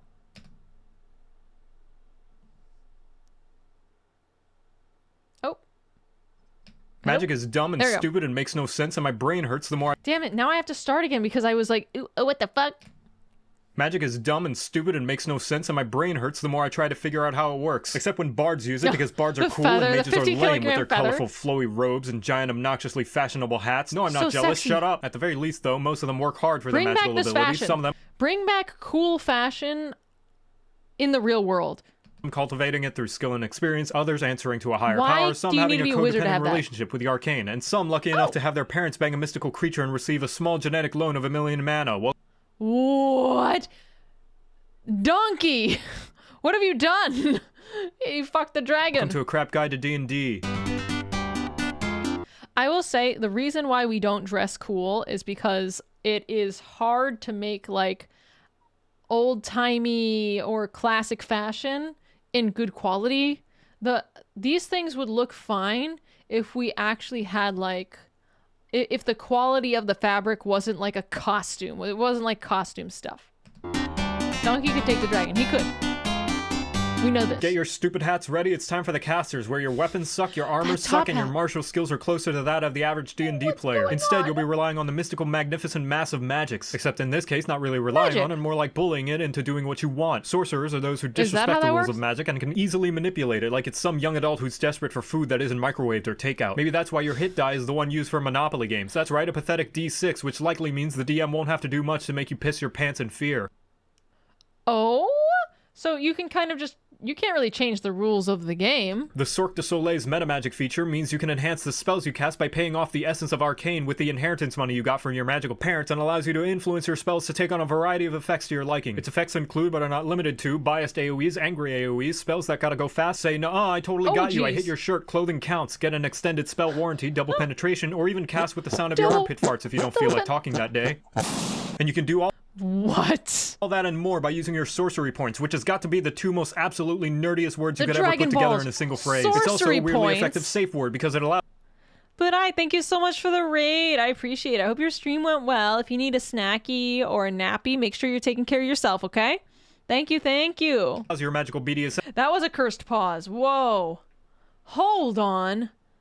your magical BDSM to stop so your spell slots can catch their breath and recover. With archetypes, you Don't have squishy stop. clerics, zippy zappy, casty blasty, watch for Death the by lightning, it gets snoo snoo nasty. right Darkness, now. darkness, darkness, scaly in denial, and the only one that really matters, the Wheel of Wild Magic! I might have picked blood like the Dragonborn, but I'm not a furry in denial. Where you and whatever other lucky souls nearby get to experience the high-octane thrills of randomness. Think your pathetic magic I'm missile so just won't excited. cut it? Don't worry, with the right kind of luck, it could suddenly open up a one-way portal to the fire planes. Who knows what crazy helpful and/or harmful effects could happen due to your gambling addiction? Let's I definitely read piss milk in that list. spin that wheel and see how wild we can get. I may have spun it a little bit too hard because of my stonkingly huge muscles, so we'll He's just too let that ripped. go for a while. Now, the main difference between the No, three what do arcane we get? casters is how they It's get still their going in magic. the While background. wizards take years studying for the ACT and warlocks keep having to pay interest to their demon lord shareholders, sorcerers' magic comes from the fact that they were born inherently talented instead of needing to do any actual work. That's why your cast... Hate. I hate that. Thank you for the 100 bits, Sonny. Your gash to the inner universe is still the coolest effect on the universe. Thank you! I appreciate that. Yay! Thank you, thank you. ability is charisma, because we totally need more of those, and just because you can cast spells doesn't necessarily mean you're smart. But who cares what's smart when you can cast big spells with big effects so your big numbers can turn the big baddies into big piles of giblety experience points. Insert fireball joke. And now you know how to play sorcerer, you're welcome. Turn into a potted plant. Shit. Why would you have this in your arsenal? Why would that be an option? Can I get an explanation on why that happens? Even the outro. Oh my god, he's a potted plant here. He really committed to this bit. Wild magic search. Okay, so you can just wild magic, just do anything. Holy crap, these were a lot of fun. I can't believe we watched so many, actually. This was probably kind of a lot of time. Holy crap. We've got some other things we wanted to watch. Hopefully some shorter stuff. Here's the thing. I don't think this got reviewed. And this might be kind of too creepy looking at these previews. So I don't know if I'm going to watch this Sonic.exe stuff before I get it reviewed. So Guilty Gear. Probably let's, well, if I'm being honest, the Street Fighter 6 all-character gameplay trailer is a little bit shorter. So I think I might give this one. Did I see that video as a kid? Maybe. It's vintage. It's old. I don't know. Okay. Damn. Okay. Save the Tales video for October. Maybe some horror stuff. You know what? I've kind of realized I enjoy watching some true crime stuff. And I don't want to leave all horror stuff all the time to like another day. But, you know, it's nice sometimes to be like, yeah, maybe it's a someday kind of thing. We can watch scarier stuff. We don't have to save all the scary stuff till, because we did watch the horrors of the deep stuff, which was actually quite fun. So we're going to be watching Street Fighter 6 all characters gameplay trailer. Obviously this is, somebody created the compilation, but I don't believe this is their content. So yeah. Yeah, Bri, I'll see you later, okay? Thank you. All right, 3, 2, 1. We're gonna, the first couple of times we watch this, it's going to be like basically back and forth, trying to get the audio balance kind of normal. I need some water here.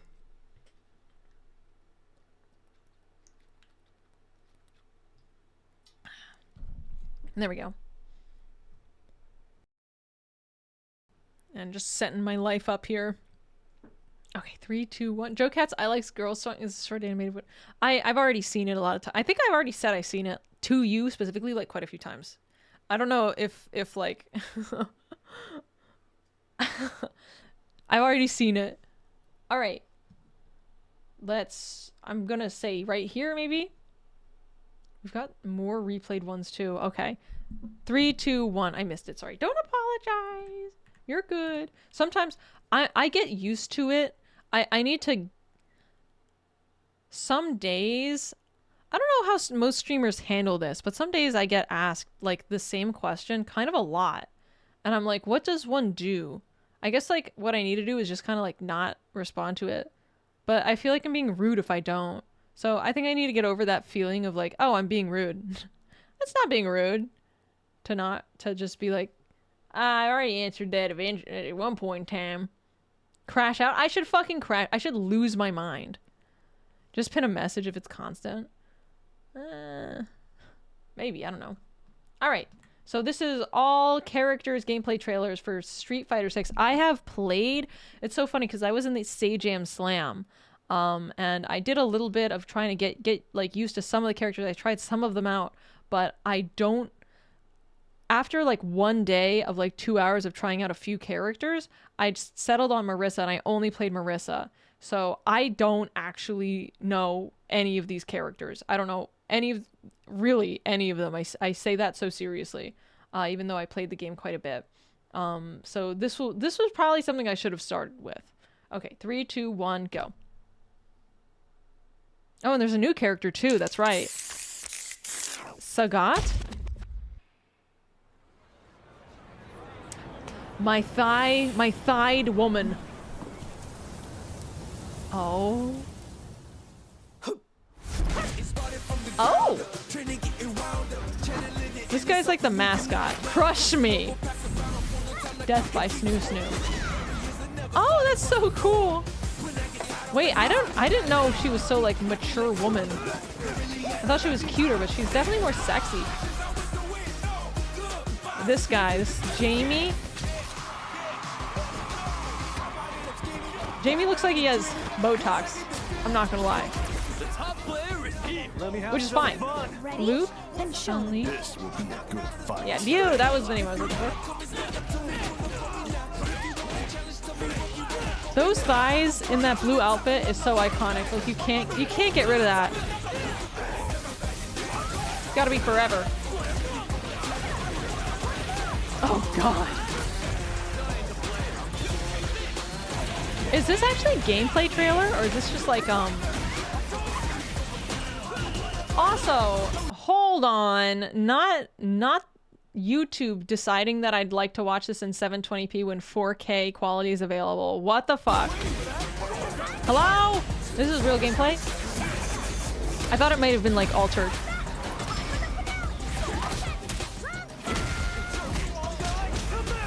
This is our destiny. Oh? Holy shit. You won't know what hit you. So that was all. This is Luke specific. Oh no, this is Guile. I don't know. Is Guile from a different game as well, or is this just the game he's in? He's in Street Fighter. Cause I know his theme. No, he's just Street Fighter.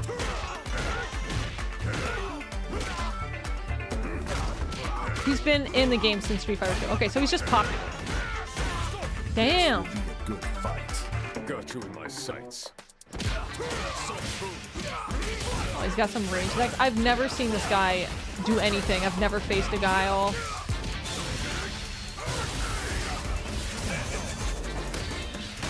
Oh! Boom! Oh, he's got a lot of range. I'm so surprised. He's in Marvel vs. Capcom. Shoot!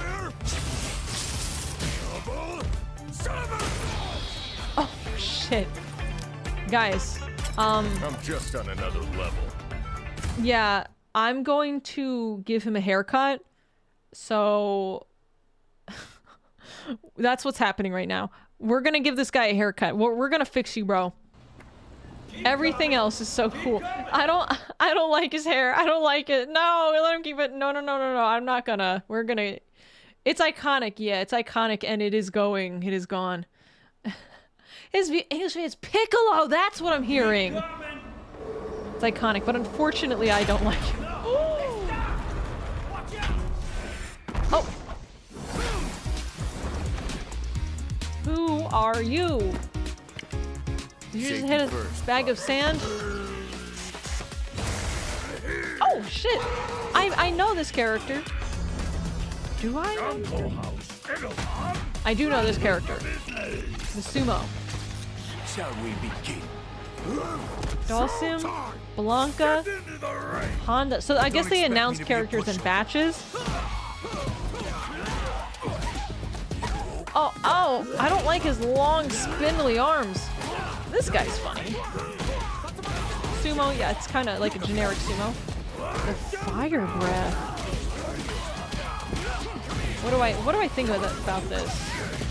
Oh, so the like Dalsim is like a body horror character. Holy fuck. That is body horror beyond belief. Oh, that's cool. I love him. You like this guy? I do like him. He's just so like graphic. I like Blanca the best out of all the characters here.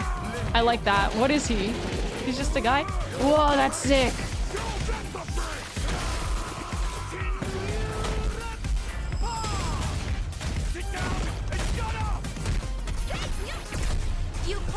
I will say, Dalsim reminds me of that old man from Hunter x Hunter, and his ability being like the guy with a billion arms. Kimberly, she's so cool. She's definitely one of the most like visually appealing and interesting characters. And she's so cute.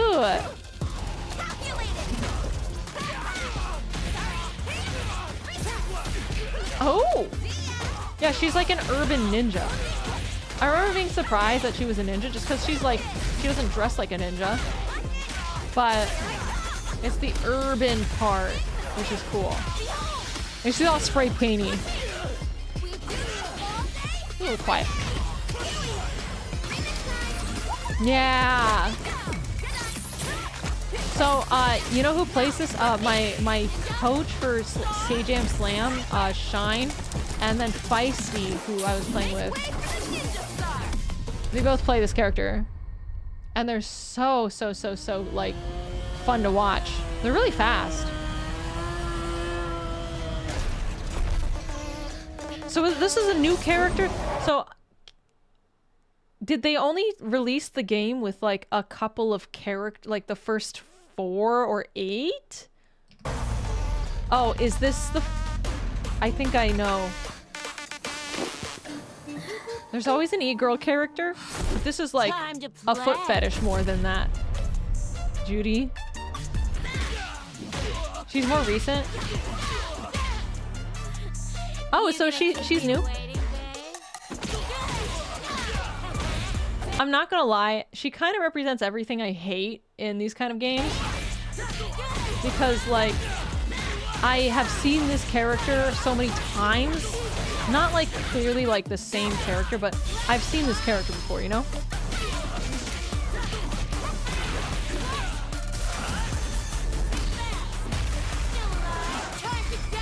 I like her hairstyle, but I don't really like the foot thing. I don't really like how often I see her feet. I think I see her feet more than I see her face. It's fine to be sexy. It's fine to be a manic pixie girl. The murderer part of her character, like I remember learning that she's a murderer. Yeah, that's cool. That actually kind of, you know, shakes it up a bit. They leaned really hard on the foot stuff. I get it, dude. Very Jinx-like. Yeah, Jinx, or I mean, this character exists everywhere. Stop, kid. You're killing me here. So here's a thing for red flags. I am explaining why I don't enjoy this character that much. The psycho type. I don't want people to be like, oh, Sunny, you don't like her because she's sexy. I am so gay, and I love sexy characters. I don't like this character, though. Probably because she's scary to me. Maybe she's, like, scary. She's for Netflix adaptation. Come on, crack that thing. This guy is, like, iconic.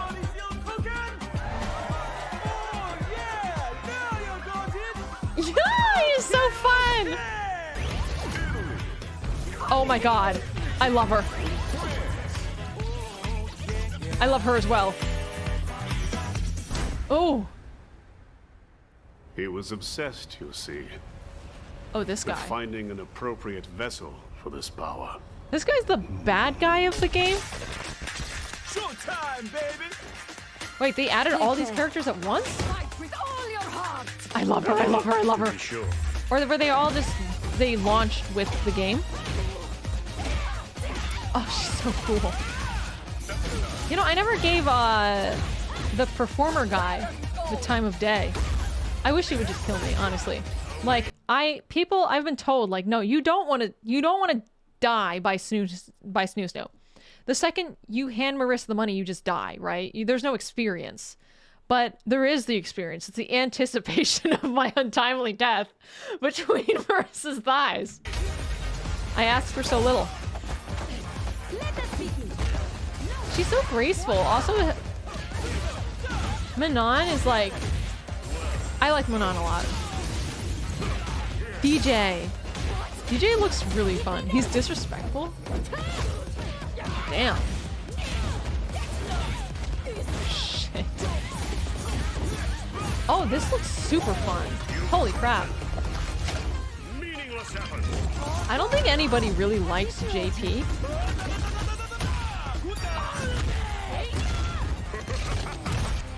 Let's fucking go. Oh? Yeah! There's the Zangief. Is this guy like a super sweet guy, actually? He's actually like super nice. I don't know why I feel like he runs an orphanage. Is that the case? Is that...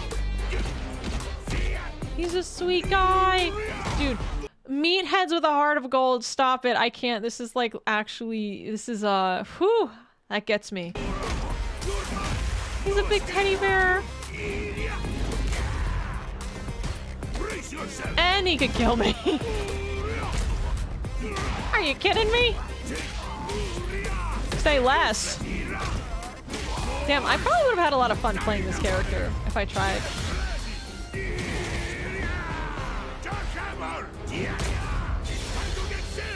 Yeah, this... I don't understand. That was a grab? Okay. He's got, like, moves that are really slow, but you can dodge? Marissa might be interested in him. I do remember that. I've seen that. Basically, if there's any media on Marissa on the internet, I've seen it. Ask no further questions. I call upon you, great wind. Lily! Ikonoi, spirit of the wind. Let yourself become one with it. She's cool. She's really small. I didn't really notice how tiny. What is her story? The command grab looked really annoying. I basically have seen this game played more than I've actually played it. Because I was in the slam, so it was mostly me watching people play it. These are the T-Hawks. Oh, okay, so a different character? Where is she from? Wind Spirit. Oh, that's cool. The voice of this spirit, only I can hear it. Oh, it's from Mexico? Okay. Cool. But not the one we're looking for. Oh. Cammy. God damn. God fucking damn.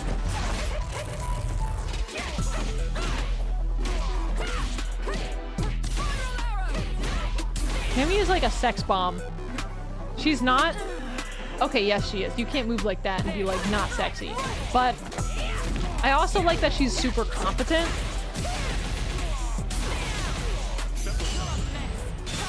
Like her personality's a little like off-putting, honestly, but I like it. I like the off-putting aspect, unlike Juri. Something about her feels a little bit more substantial than Juri. I don't know if that's me being like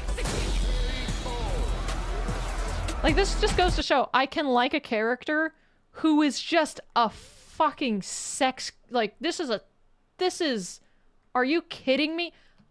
Are you kidding? But like, her personality just doesn't suck. She's a clone of M. Bison. Isn't everyone a clone of M. Bison? Who else is a clone? Isn't Ed a clone? Why? Why are they doing that? What is the point? What are they doing? All of the dolls? The boxer guy? Yeah, Ed.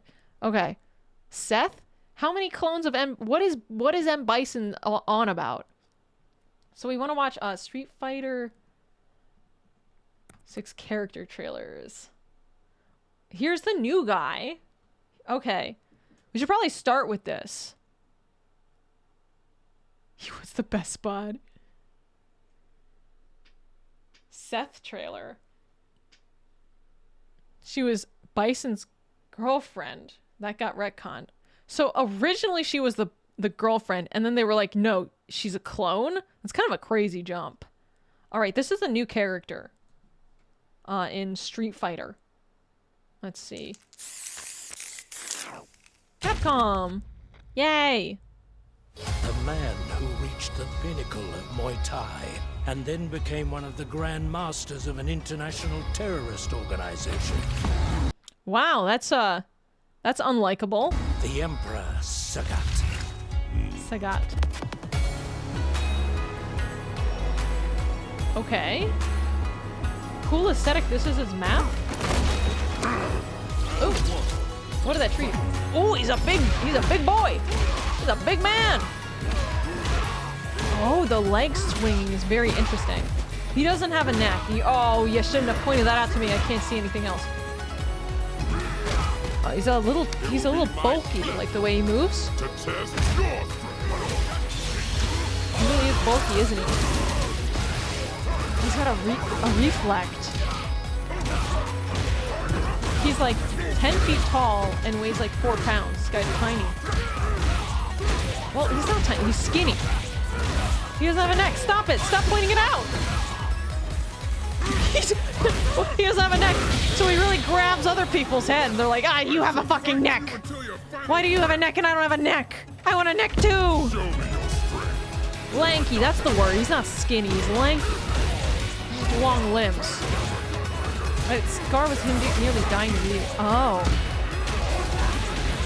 Damn, this body is interesting. Not to objectify him. I can see nothing but the jealousy. I want that neck. I want that neck. Who is this? Oh. Why's he got 50,000 ribs? He's 7 foot tall Muay Thai behemoth.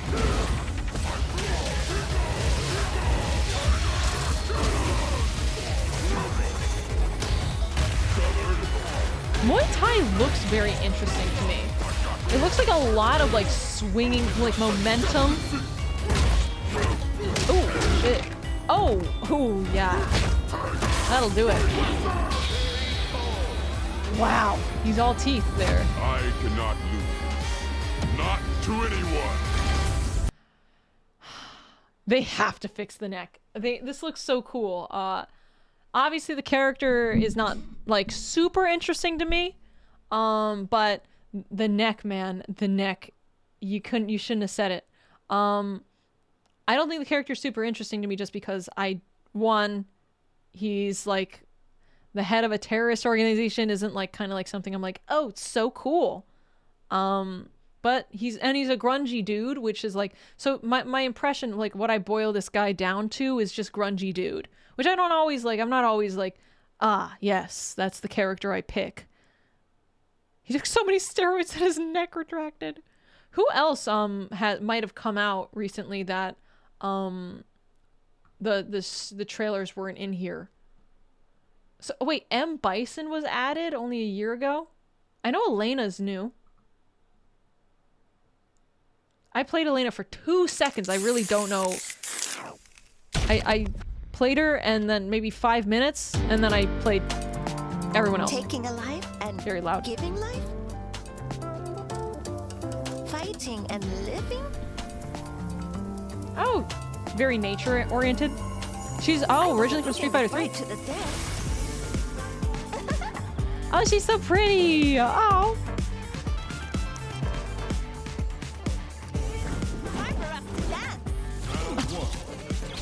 She's so flexible.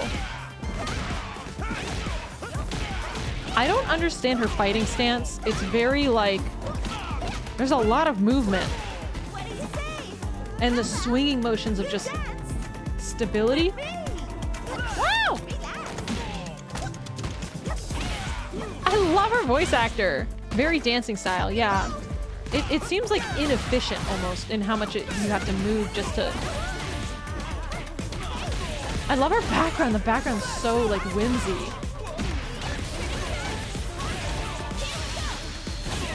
What kind of tree is that?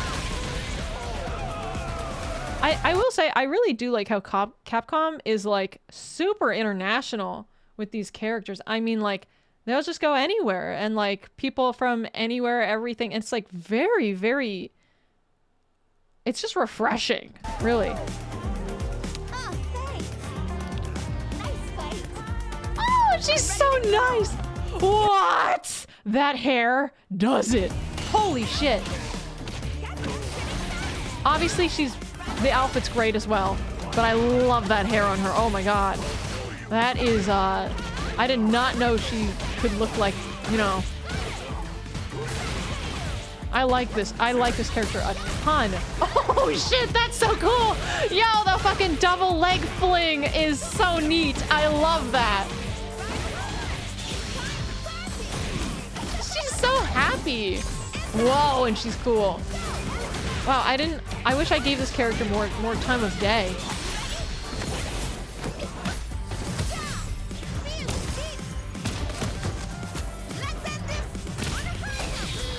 Oh, wow. She's a sweetheart. She's great. Oh my god. I love that character. I wish I gave this character, I played her for 2 seconds. I should have gave her like more time. She's Akuma's only friend. Really? Oh my god. Akuma should get more friends. So okay, they add characters pretty regularly. So like Guile was probably originally in the release, but M. Bison was like put out later. Did you have to buy these characters?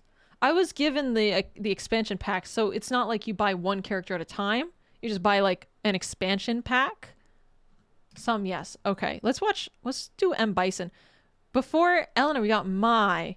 Mai is a cool character. Let me well then let's do Mai. Let's do Mai. Wait, what is that? Oh, this is interesting. The gameplay trailers kind of have like super varying view counts.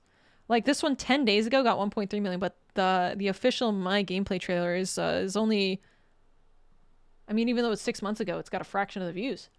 I guess the other one's trending. My Interior Guest. Oh, from a different fighting game? Hey, it's a re-upload. Oh, okay. Can I get the original channel?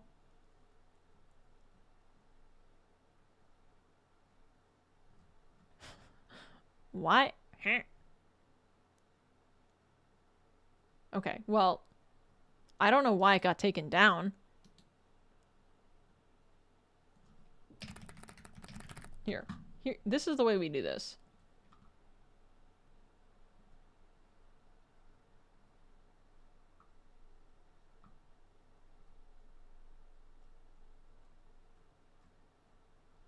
Nice theme. Character guide. Gameplay trailer. Okay. It still has less views. Let's just watch them on the original channel because I don't want to watch re-uploads. Alright. I've seen this character. Hey everyone! Get ready to feast your eyes on... Boobies. The strongest Shiranui fighter around! Yo! Nipponichi! Nipponichi. Number 1 Japan. Number 1 in Japan. Show me what you have. I'm not gonna lose. Oh shoot. Wow, that can happen. Holy crap. How, they're fighting to stay in there. They're holding on for dear life. You shouldn't keep a girl waiting. Those have got to be taped. If I were her, I would tape them on. There's no way. Watch your head. Damn. Wait, oh, I skipped a little bit. Let me go back. But also, I'm watching in 4K, and it looks kind of bad.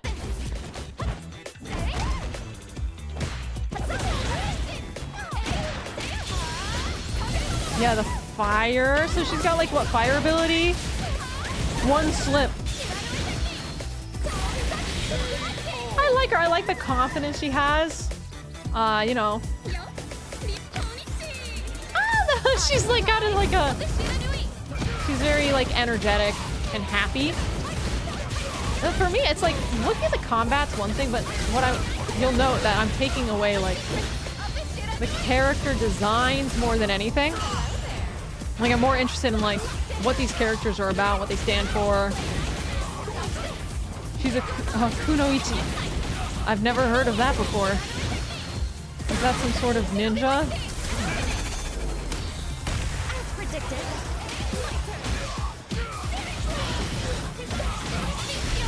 Oh, shit. So she's got just fire blaze. Ah, the anime outro. Hey, what are you looking at? Up here. Wow, I like her more than now that I've seen this. I like the confidence. Kunoichi is just a female ninja. This is kind of a joke because I used to play a VTuber character that was a kunoichi, as nondescript as I can. So, let's do Terry. Oh, this one was popular.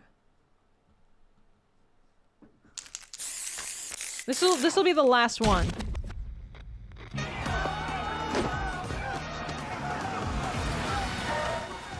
This is gonna be fun. Oh? I'm still on a journey. Come get some. He's a dude, bro, looking for improvement. Experiencing new things, meeting new faces, having good fights.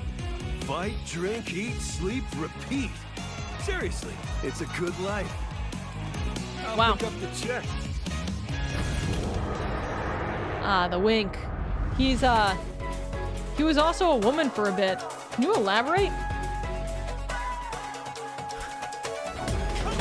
The Ash Ketchum. I like him. I'm kind of inherently suspicious of overly kind, sexy people. Hey, come on, come on. I don't know why. Not like, instead of just being joyous, kind, I'm like, what do you want from me? Like Elena, I don't get that from because she's just like giddy and happy. I get it from him because it's like, it's more in like a wink format.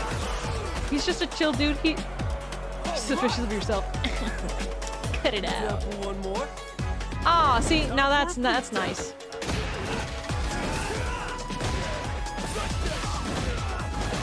Did I read him wrong? Did I read him wrong? Ooh.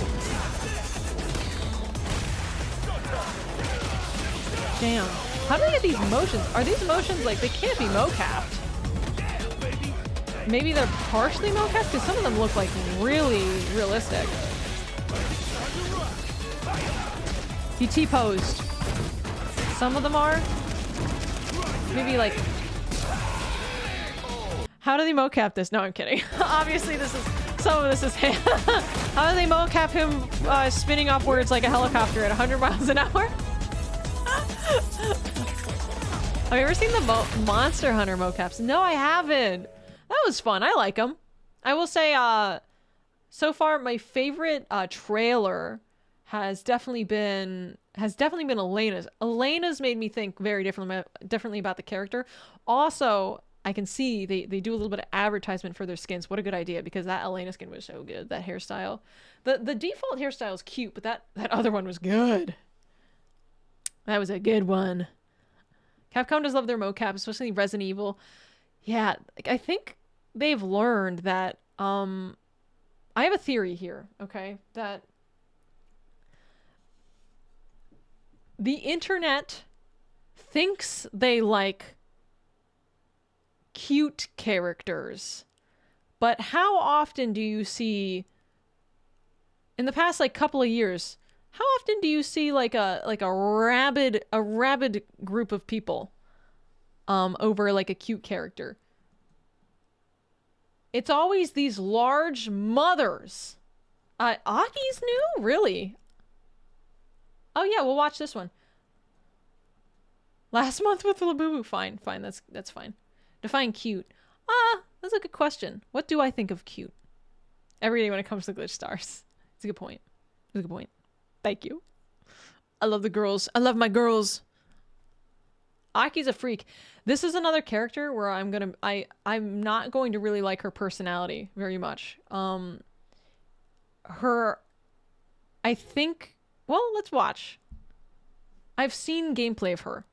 She's like a really flexible lady. She needs a different haircut. Like, time to let me see work, it. time to work. Oh my god, When immediately. inhaled, coriammertin blocks the gamma-aminobutyric acid receptors in the central nervous system, causing spasmodic muscle contractions. Master, it's a work of art! It's perfect! What to do with you now? Oh. So, shall we put him out of his misery? So she's albino and really likes poison, serves somebody, and I mean, that haircut is an immediate need. It's not optional. What's she going for? What's she going for here? She's crazy, yeah, she's overly dependent, but and apathetic. She's basically some experimentation.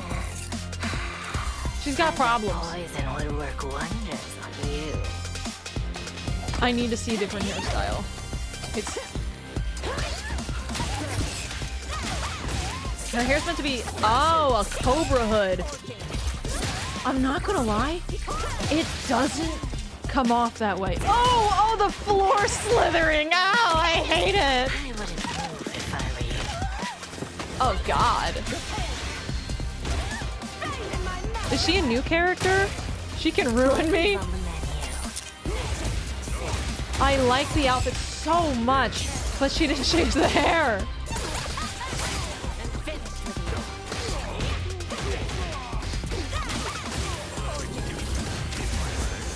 Oh, boom. I like the flexibility. It's interesting. I also like that, I'm just gonna say really quick, her flexibility isn't body horror. Like, it feels like it could happen. Not like every moment of it, but somebody could be this flexible.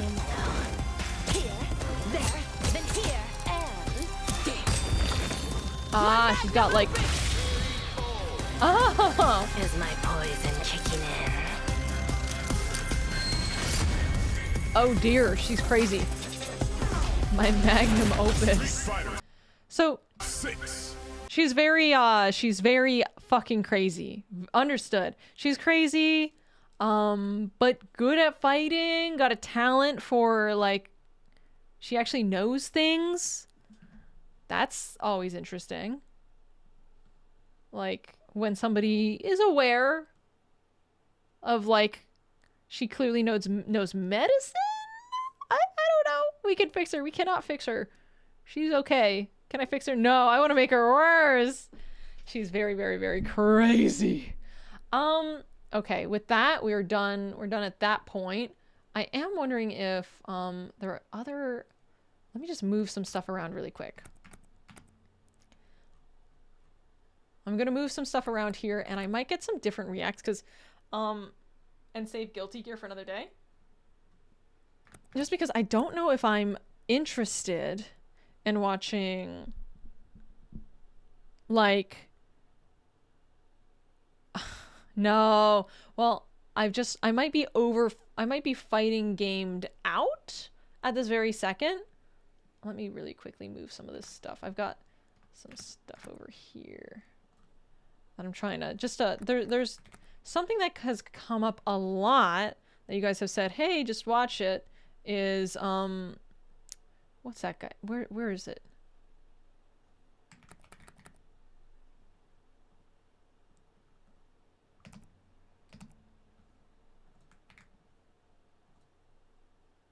Is this guy. Seth. You guys have brought this guy up a lot, but I've never seen his stuff. Here's the question. Have you seen the trailer for Sea Viper? Oh, I have not. He's funny? Okay, you guys like him? Should I maybe give him a try? He might be edgy. Okay. So what we can do is, he's a bit edgy. Okay.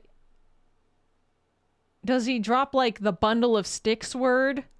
Does he drop like, does he make fun of people for their race? Does he make fun of gay people? Like, I don't think you'll like him. There's edge in there. It's a matter of taste. I'm somewhat averse to it, but his stuff is well made. All right. So I won't watch this then. And I'm going to have one of the staff at Glitch Stars watch it. And let me know what he thinks. Because that way I don't end up watching something that makes anybody uncomfortable. Because I just basically am not into that at this very second. What we could do is,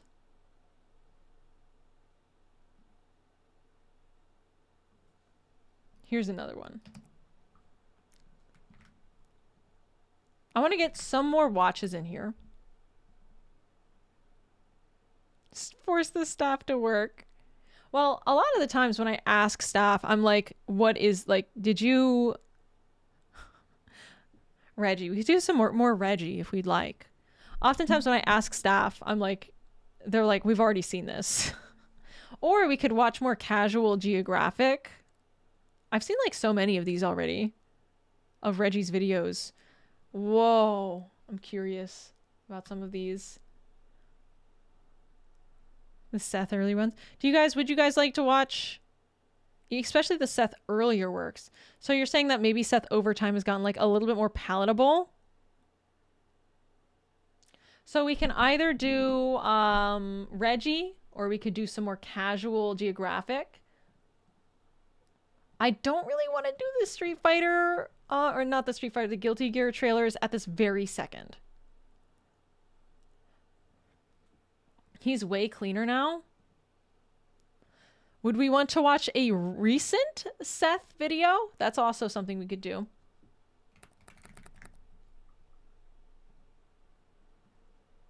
I do it for the money.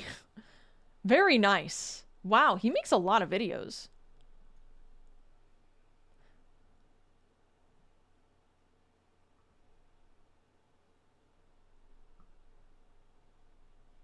Holy crap, guys.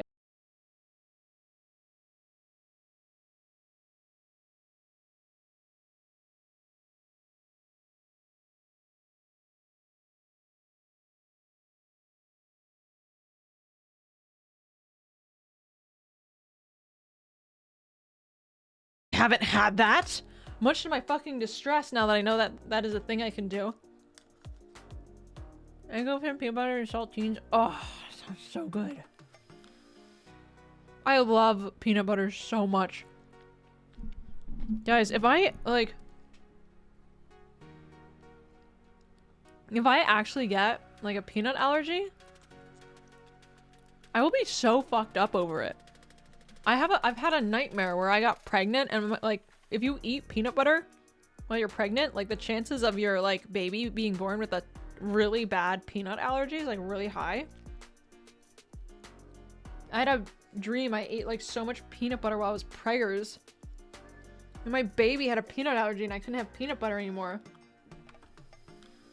Pregnant? I'm not pregnant. Wait, really? Yeah, my stepsister is super allergic to peanuts. Like 1/8 of a peanut is enough to kill her. And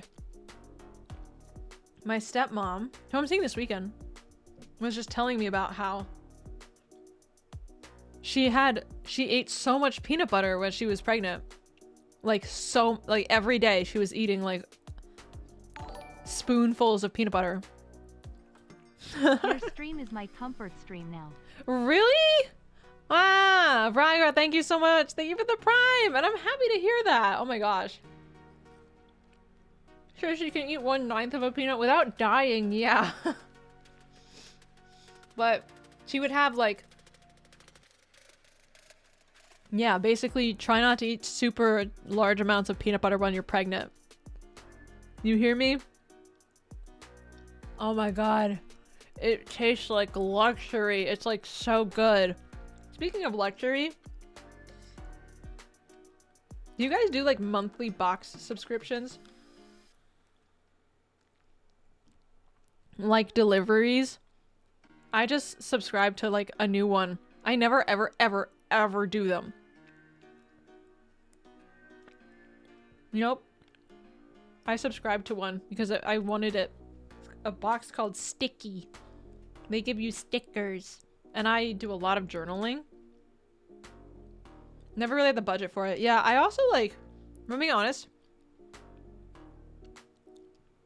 I spent kind of a lot of money on stickers, and then the monthly boxes are a way to do it like a little bit cheaper. Peanut butter comes in a powder. You can get powdered peanut butter, yeah, if you're going for like low calorie.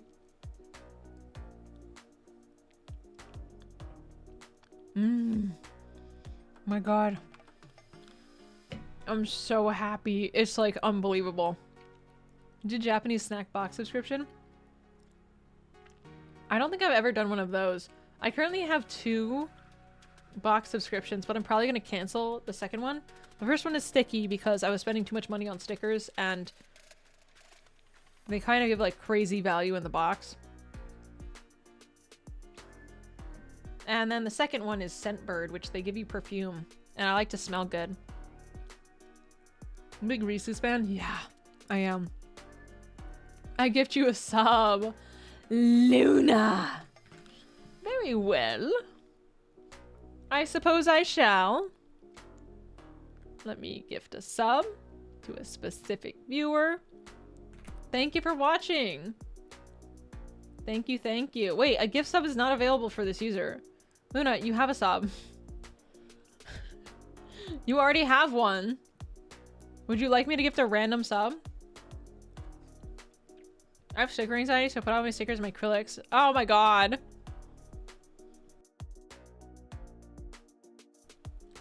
Put them where you want. I know, yes. Okay, we can do a random one. You're so funny. Thanks for just chilling while I eat.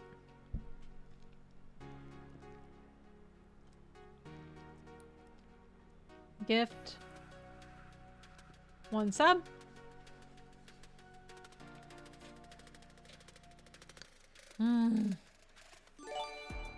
Rosie Kiwis, enjoy your sub. That's probably gonna be so confusing if they're not in this chat. They're like, what the fuck? Why are you doing that? That is a really cute name. I have enough points for 2 gift subs. I really wanted to. Yeah. Thank you. Oh, thank you for the bits. Thank you, thank you. That pretty much pays like all of what I just spent on the sub. Even though you earned it.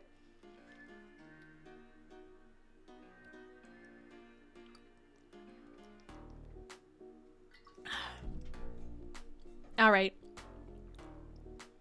How do gifted subs work? You basically just like give them to somebody. Like you. Can we gift Joel a sub? I think so. Joel already has a gift sub. Okay, I'm done with the peanut butter now. Oh my god. It's like perfect. Because it's not just like the peanut butter, it's like the way that peanut butter makes me feel. Oh, Luna, thank you for the 5. Thank you for the 5 gift subs. What the hecky? Does this mean you like me or something? It works like this. Yeah, you could just gift if you would like. Thank you, thank you. Oh, I appreciate it. I know I haven't been streaming that much this month, so thank you for supporting anyway, even though I've been a little absent. I've been an absentee father. Some more water.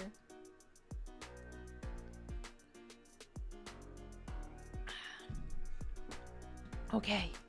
Okay, we're getting ready. We're getting ready to start watching. I'm gonna make an executive decision here.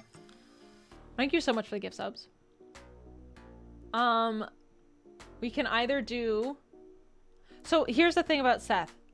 I'll just watch his most recent video. Or should I... Is there one that you guys recommend? I don't know. I don't know if like a year ago he was too edgy. This is why I usually have a Saf figure this out for me. Elden Ring? Well, that's pretty new.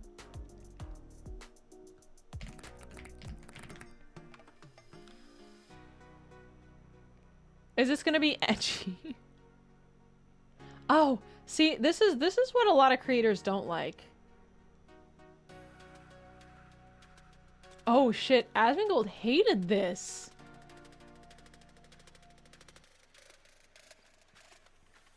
He hates this. And look, it got almost as many views as the original. This is what people don't like, is when really the re-uploads are what people are watching. He didn't hate it. Look at this. Elden Ring's funniest review. It looks so sarcastic. Does this not look like immense sarcasm? All right. Hey, well, people. Seth here. Who cares about what he thinks? By the way, if this gets too edgy, I'm just gonna close it and we can just go watch Reggie. Reggie's a little edgy as well. Okay, so this is Elden Ring review, Dark Souls... What? This is Dark Souls 6? What? 4? So, and this is by Seth. I've never watched any Seth stuff. I will say that I don't tend to really like a ton of edgy content. It makes me a little uncomfortable. So, I'm just, if this gets too edgy, I'm just gonna kind of turn it off. But this will be my first taste of whatever the heck this guy does. Hey, people. Seth here. The following is highly experimental and may come off as disjointed or schizophrenic. I don't care. Elden Ring, the newest hot release by Hideo Miyazaki of Ghibli Studios. I remember when Miyazaki retired for the 8th time and made Elden Ring. Famous for classic animations such as Howl's Moving Mausoleum and My Invader Totoro. From Software have really outdone themselves, as this game features not one, but 2 crustaceans, possibly even more. Unfortunately... Oh my god, that's a lot of crustaceans. Oh, my BGM is still on. Do we restart? Nah, it'll be fine. I haven't unlocked... It was too quiet. Unlock the ability to swim, but 2 crustaceans, possibly even more. Unfortunately, I haven't unlocked the ability to swim, so I cannot confirm or deny that. You might be able to swim, but if you take the horse in there, that might be a that might be a little challenging. You're basically wearing him down. The game begins, and I make my character. His name... Holy, he's a Chad. Sambubu. His class, naturally, is wretched. I did originally consider prisoner, but I chose not to. Doesn't that just make the game really hard? I've played Dark Souls, Which one did I play, guys? Am I playing Dark Souls 3? I never beat the game. Take the key as my starting item, and live to regret it after I get immediate access to a side dungeon and get run over repeatedly by a speeding train. I chose instead to go the other way. After camping a few times, Melina comes by and offers me an accord. I turn it down because... I would turn that down immediately. No accords in this household. I think it's funny. I then proceed to kill Morgott and Godric before I realize I haven't leveled up. How was I supposed to know I had to say yes? Miyazaki, just because I'm offered the ability to talk to a woman doesn't mean I'm going to take it. I think that this is the way. This is a mindset. This guy's on the grind set. Women are going to get in the way of his grind set mindset. It's a symptom of bad design. Conversely, I fell for the oldest trick in the book, the warm embrace of a woman's lap, only to find out 100 hours later it's actually a debuff. What did they mean by this? I guess. Wait, what did that? You'll have to consult a 40-minute lore video to figure out the true symbology behind this item description. It takes 20% of your HP? Holy shit, I gotta be careful. Tell you, passive storytelling at its very best, especially when half the characters either disappear, die, or start T-posing during your playthrough. No! Not the T-posing. Yeah, no, I get what he means. I hate having to look up the lore of a game because it has the world doesn't tell you it. Might bother people. People who believe there's a story, which is the equivalent of finding a bunch of random notes and thinking to yourself, damn, that book was wild. Halo's plot is crazy. Have you not read all the secret terminals? On the bright side, Dark Souls lore channels now have a steady source of bread for the next 4 years. I assure you, you'll know every side character better than your own family. I don't remember which war Granddad was fighting, but I do know I know that canonically he is circumcised. Honestly, I don't judge. I still get to have my wife Ronnie. What I'm criticizing is the involvement of this fat fuck. Celebrated offer, helping to weave the narrative experience. Okay. That's kind of, this is a little targeted. Who is this guy? Let's see what this dude wrote. Sunset found her squatting in the grass, groaning. Every stool was looser than the one before and smelled fouler. By the time the moon came up, she was shitting brown water. The more she drank, the more she shat. But the more she shat, the thirstier she grew. And her thirst sent her crawling to the stream to suck up more water. I rest my case. It's disgusting. But A Song of Ice and Fire is actually supposed to be, like, a little disgusting. That is, when you read, yeah, that's the thing. J.R.R. Very Martin disgusting. is the greatest author who has ever lived. He has also never finished his books. I was going to say, he's so great that he is still writing his final book to this day of that series. So, fittingly, From Software has embodied the spirit of J.R.R. Martin by never finishing a single quest line. Elden Ring is an ambitious platformer, and if you disagree, you haven't played the game, because half this game is jumping with a head start, or falling into a hole, into a canyon, into the place you originally wanted to, but accidentally jumped before doing so, adding an extra foot to the height of your fall, which turned it into a lethal descent. There's nothing I love more. It like teleports you up a bit. Jumping awkwardly off rooftops. But how do we spice it up? Archers. You love archers. Oh, they're I love on every archers. roof, and they've got tracking. And guess what? I The want it sewer to levels home. are back, and this time they're essential to the plot. Yeah, I'm thinking Thank game God. of the year. Calling the mountain your game, Torrent. Absolutely. This is so funny. They're essential to the plot. You can't escape. You better step in some shit right now. Genius. Get in the anybody shit. Googling Elden Ring Torrent gets a bunch of horse pictures instead. I can't wait until Elden Ring 2 features the popular and beloved character Codex de Nuvo pre-cracked no virus. But why are we here? Oh, wait, I gotta take another screenshot. We're Whoa, here what's for the going on difficulty there? because we're hardcore That's a good gamers. angle. Take it from me. I've already beaten the final boss, John Elden Ring, so I can give a few pointers. Have you ever used a weapon, armor, fast travel, potions, or open the world map? I'm sorry to say, but you're playing the game wrong. This game is meant to be played level 1 as a wretch, using a single club, no upgrades. If you disagree, I'll call you a casual. If you ever hear someone talking like this, take pity on them, because this behavior is characteristic of I saw a very bad word in there. someone who stacks no paper I'm gonna and pretend gets I no did not bitches. see it. This game isn't hard. Not because it's not hard, but because video games fundamentally aren't hard. You know what's hard? The circumstances of life. Getting a degree. That dog. Yeah.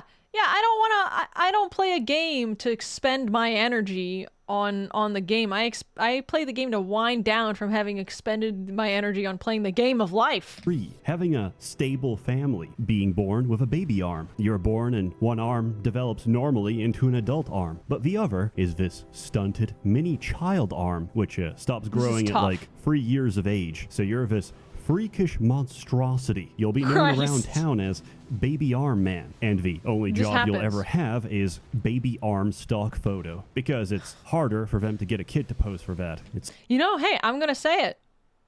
You make the world play to your circumstances. Go become a hand a model. lot more convenient to have a malformed monstrosity on standby. Furthermore, I genuinely believe that pattern recognition. I think this guy... I'm opting to believe that this guy does not hate disabled people. is a form of cheating. Your Homo sapiens brain is literally destroying the difficulty of the experience by compensatory adaptation. I hope that people consider this in the future and later learn to recognize that the truest From Software experience would be a lobotomite run, where prior to playing, we perform a frontal lobotomy and sever your prefrontal cortex. Sometimes, the only option you have to preserve the purity of your experience is brain damage. Multiplayer enhances. In order to make this enjoyable, I need to feel nothing. This UI, I liked the UI. Well, you don't like the plants in the top? Very refreshing. This is the experience. Sometimes you'll see white phantoms briefly appear. These are players. Oh, Joel, thank you so much for the raid. What the heck? You spin me right around, baby, right around like a record, baby, right round, round, round. Hi guys, my name is Sunny. I am a space bandit. Oh my gosh, thank you so much for the raid. I'm so happy. What were you guys up to today? I missed it, but I won't miss it next time. Lick the raiders. Give them space. Welcome in, raiders. Sorry. Oh, he was playing Uma Musume. I played a little bit of that. I was enjoying it. He's sick? No way. I'm actually also like thinking I might have a virus or something. I took like a 3-hour nap in the middle of the day. Why are we getting licked? Oh no, we're just chilling. So we're just doing some reacts right now. We're just watching some videos as we chill down and but yeah, thank you guys for coming in. My name is Sunny. I'm a space bandit. I do variety. Appendix pain? Joel, that's like super serious. Do you need to go get that fixed? Oh my god, that like sent me into a spiral because like that's so scary. Get your appendix fixed. Have you gone to the doctor? It's more likely indigestion. Is it like on one side only? Go take a Tums. Do you have Pepto-Bismol? I know what you mean. Actually, I just got off of doing like a keto diet and I had indigestion like constantly. Also, I have ribs in my fridge. I really need to like cook. Oh my god.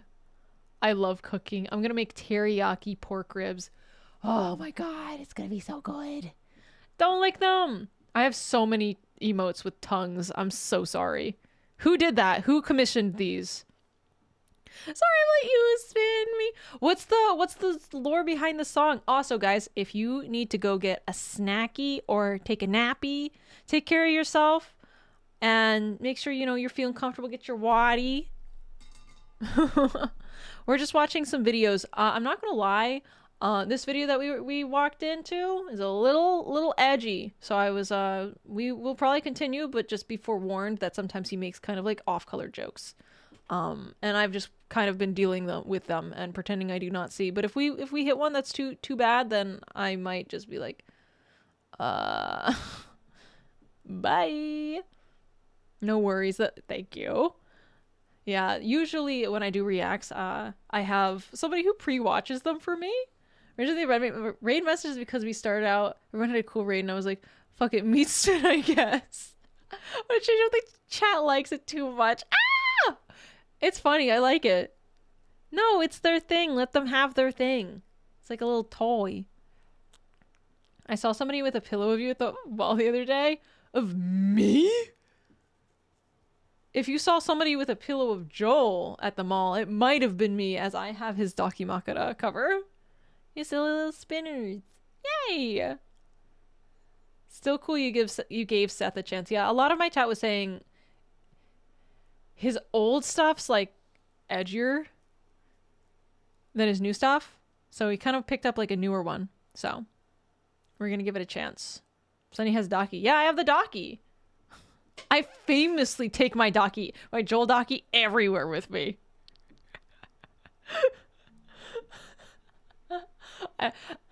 I buckle it up. If I have a friend over, I'm like, get in the back. The Joel Daki is riding shotgun. My mom has definitely seen it too, yeah, because I put it in my office chair. In my office, I have 2 different computer setups. One for work and one for streaming.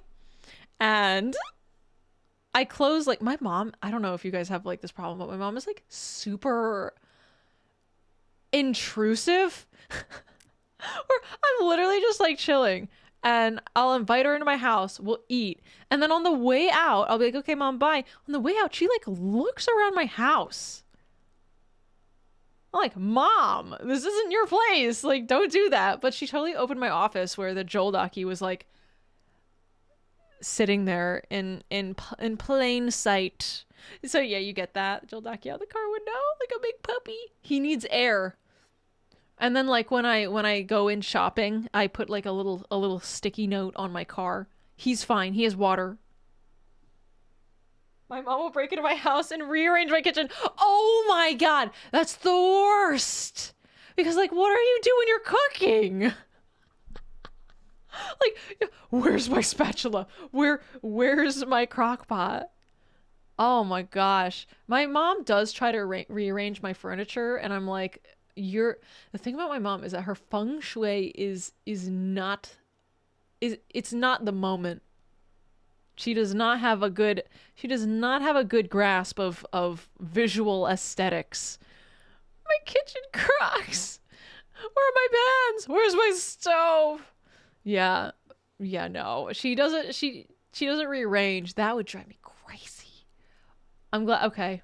Perspective gained. She will ask me. I basically had to be I'd be very super strict with my mom about like, Mom,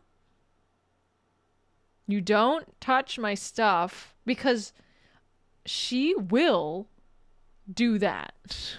She used to kind of just like rearrange my furniture, at least not my kitchen. But like, I had to be like, Mom, I don't like when you do that, because it's like, this is like really weird and that I have to fix it. And then another thing she would do, and this is actually to this day she does it, she buys me gifts from like thrift stores that are things that I don't want. Sorry, we're on a mom rant right now. A little mini like just chatting segment before we get back into the reacts. She buys me things from thrift stores that I don't want, but are also super inconvenient. For example, she bought me a printer the other day.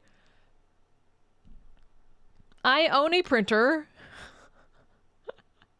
I'm like, why would you do that? What do I do with this? I had to learn to clean my place, otherwise my mom wouldn't be in my space. And HP. It's one of those printers that requires a subscription per page you print to. Got lucky with my mom. She comes over, she'll clean my dishes for me. She wants to. Oh, that's sweet. Yeah, my mom. If I go over my mom's, like, I get the full baby treatment. Like, she will like cook for me, but then I'll put my dishes in the dishwasher. But oh yeah, so nowadays I just print things at the library, even though I have a printer, because when I go shopping or when I go to, print something, not shopping, it costs me 5 cents a page to use the printer at my house, and it's worse quality. So when I go to the library, it's 5 cents a page, and it's in color. It's in color. Yeah, you'll get printers nowadays. If you see a $20 printer, they're doing that. They're selling the printer at a loss with the expectation that you will be subscribing to their printing service to use your printer. And then you can't use your printer if like your computer's offline because you can't log in. Crazy. Yeah, time to just no one buy a printer. Go to the library. Support your library. They all have printers. Laser printer and just deal with toner. Oh, that's true. They're expensive. I don't print enough to get a laser printer. I don't do that. I print like one thing every 3 months. A library. Block. Yes, we need to bring back block carving. I agree. Okay, guys. Sometimes it would like to be a plate and a cup. You'd be like, coffee, I'm so... Oh, coffee, I'm so sorry. I get a lot on my mind. Clean this plate and cup for you. Oh, she'll clean up. Oh my gosh. I get it. The keeping... Whenever I really need to just like turn my brain off, I will just start cleaning. It helps a lot. Another thing, I will clean when I need like my... If I lose something, I lose things quite a lot. If I lose something, I just clean. It will appear. It will appear randomly. We're gonna press the blockheads for your inks. No! We're gonna carve. Carve the print out of the back of the head.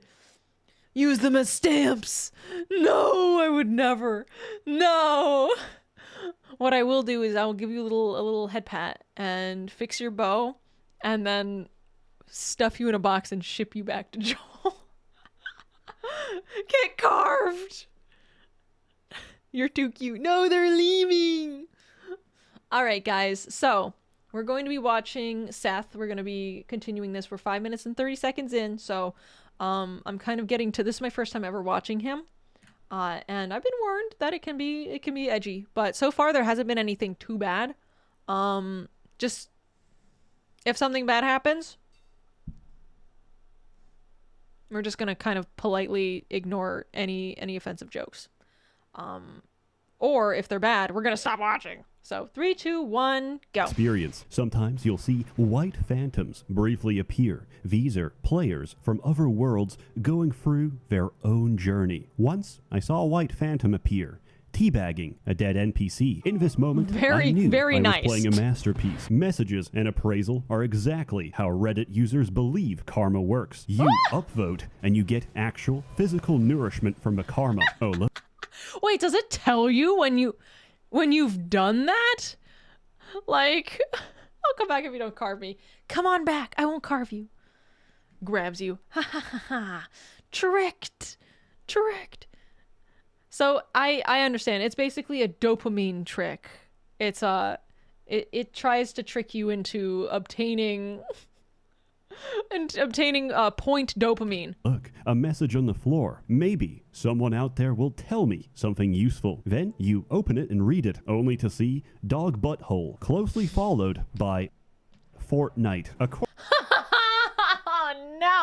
Oh no, not the According Fortnite. to a true story. Once upon a time, Miyazaki's car broke down in the middle of a road. This is a true during story. winter, so no help was to be found. When suddenly, 3 strangers appeared out of nowhere, Dear God. sucked him off, and left without even saying a word. And that's Where is this going? how Miyazaki got the inspiration for Soul's multiplayer game. Oh dear. Gameplay. Flawless. That's explicit. Stunning, effervescent. Just like Bloodborne was a complex allegory for sexually transmitted HIV, Elden Ring is a rich synesthesia between seeing Swampland and remembering Blighttown or hearing Leyendell long after you've left the capital, because my ears are still ringing from the sound of those fucking trumpets. Actual sticks in your mind like you can never really escape. Real critique. No jokes, no giggles. I think every boss should have a stake of America outside the boss room. Generally, this is true. What does this do? But sometimes I gotta walk. And traditionally, I do not consider cardio as part of a boss fight. Now, no, I agree with this. Walks are more generous than any other Souls game. But just because somebody chose to take a smaller shit in my rice doesn't change the fact that it's still there. Oh no, okay, so you still have to walk. It's still kind of far. Mito, thank you so much for the 36 months. Thank you. I appreciate it. Okay, no, I agree. I hate the walk back to the boss fight. I'm like, stop artificially extending the length I'm playing this game. Inside my bowl, steaming up my Tupperware. I would also have originally said that the death screen is quite long, but then I realized it's working as intended. It's making you furious. When you die in PvP, you have no option but to watch helplessly as someone spams point down and repeatedly defiles your dead body. My complaints are pretty mild. If, like me, you didn't realize Vigor has a non-linear scaling, it would have helped immensely to know that going 10 to 20 makes no tangible difference, but 20 to 40 is all the difference between taking a blow and getting one-tapped by most of the game. What? I didn't know this. So if you basically Vigor doesn't do anything for like quite a few levels and then it starts like really ramping up. Wish I knew that at the start. Luckily, this game is very generous with its ability to reroll your character. If you're still paranoid, you can back up your save at no risk. I've done this more than 100 times without issue and recommend you do the same, because despite what anybody says, there's a million ways to brick your save. I've done it. I can reproduce it. It's still there. What did he do? He actually knows how to break the game. Also, easy anti-cheat is a very good anti-cheat because it's very easy to turn off. My friend may have done exactly that and more. Tell me, Seth, was he punished? Is he banned? No, some of the later fights have Do they care? Do they really? What is?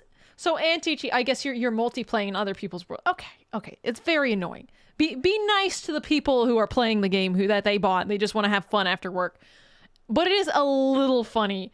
And if I'm being honest, getting infiltrated by a hacker every so often is a little bit of spice to my day. And I'm not mad. Interesting hitboxes. Not like I care. I cheesed through that shit. This game makes you realize the greatest companion you'll ever have is yourself. So why not make a copy? Lore. Before continuing, what are these we have to stop and talk about the best character in the game. Dung Eater. Loathsome Dung Eater. Ferocious feaster of feces. This can't be his name. Devious doo-doo devourer. Dung Eater consumes excrement, feces, shit even, nihilistic, and it's real?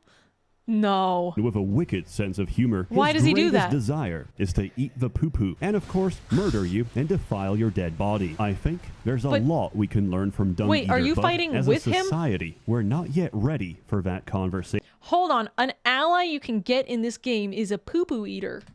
Builds. There's many builds. Strength is terrible until you realize you can power stance through the entire game and block everything else with barricade shield for 0 stamina. Going strength, unfortunately, puts you at the highest risk group for naming yourself the Black Swordsman and cosplaying as your favorite slice of life anime. If I see you doing this, I'll summon you intentionally so I can kick you for my world. Dexterity. Do you enjoy katanas? How about double katanas, each one longer than the last, using realistic, historically accurate sword techniques from feudal era Japan? What about epic PvP?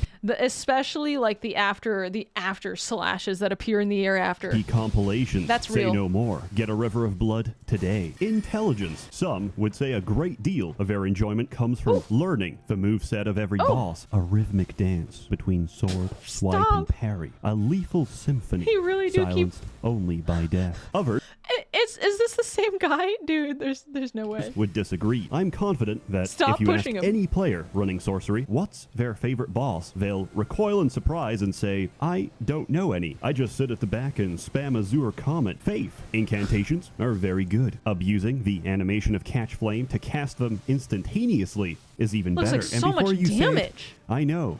It's working exactly as intended. You know what else is intended? This. Also, this. And this. Who is that boss? My greatest enjoyment of this game, beyond the exploration, the richness of the graphics, and the scale of the world they made, has been abusing every mechanic I possibly can before it gets patched out. And so... that's the point. That's what you gotta do. Those are pre-patches. Okay, so this is when the game was a little fucky-wucky, if you will. So basically most of this is removed because it was broken.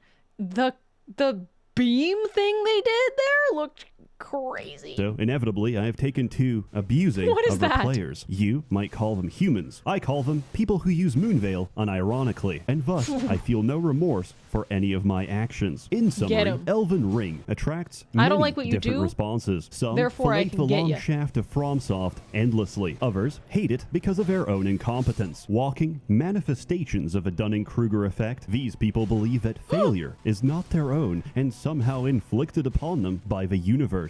I love the Dunning-Kruger effect. That's when like you're so bad at something you don't actually know you're bad, but so you think you're good. Can't be bad at video games, as video games are merely a subject matter. No, that is a deficit in your cognitive ability. Something that likely plagues you in every aspect of your life. In summary, if you're bad at video games, you're bad at life. You've got a smooth brain and a low IQ. Your fate is to be a grunt in the New World Order. And then there's... I want to be a grunt. I want to be a grunt in the New World Order. That sounds like great. It doesn't even sound like an insult. Others, like me, who are quietly waking up to the fact that maybe this seems we like should have never dropped those bombs to begin with. I guess what I'm trying to... There's a few people who think that maybe we shouldn't have done that. Really? Really? What a bold statement. Say is Elden Scrolls 10 out of 10 Tell me more. Garbage. I love it. As always, more content to come, it's not so like stay tuned. If you're interested... It's not like a generally agreed thing that it shouldn't be happening, right? In some merchant multiplayer, password that was a terrible thing. Goes in all fields. First 52 and date get a 15% off their first month of FugHunters.com, the official sponsor of this video. And now, allow me to conclude this presentation with some calming visuals. Rest assured, most of the things seen here can no longer be the afflicted on another human being. A warm thanks to the many members of the Merchants Guild generously funding and bankrolling these videos. You're all truly wonderful. Have a good one. Holy crap, go subscribe to this guy's Patreon. But give me a second. This is insane. He has so many patrons that the video has to play for another 3.5 minutes. The video has to play for another 3.5 minutes because he can't fit them all in. Get out of here with that shit, my man. dear Lord. You don't know me and you don't know what I'm going through, so fuck you and your lame ass.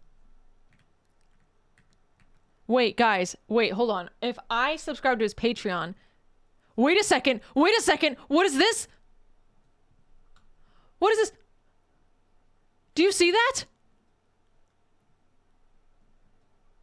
Mighty Sonny! I'm here! Oh my god, there's no way. Do you see Miguel? Oh my god! And there's Miguel! Oh my god! What is happening? Oh my god! What are the chances of this? Oh, okay. For those who do not know, my name is Sonny, obviously, but when I got my phone number like 6 years ago, Google Fi gave me the phone number of somebody who was clearly just named Miguel. I asked them so many times, this is a new number? Is this a new number? And they were like, yeah, it's a new number. It wasn't. I get phone calls all the time from people asking for Miguel. Why is Mighty Sonny? This is weird and incredible, and I am moved to tears, actually. What are the chances there's just a regular Sonny at the end? A, B, C, D, F, G, H, I, J, K, L, M, N, P, Q, R, S, T. Before this. Okay, a little bit before. A, B, C, D, E, F, G, H, I, J.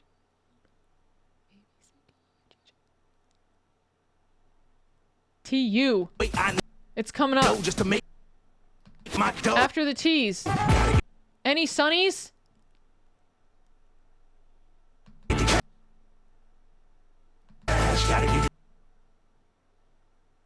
Well, here's Suck My Left Nut. Here's a Sonny. Here's 2 Sonnies. I'm already in here. Sunman. 2 Sonnies. What are the chances I'm one of them? 0? I discovered him today.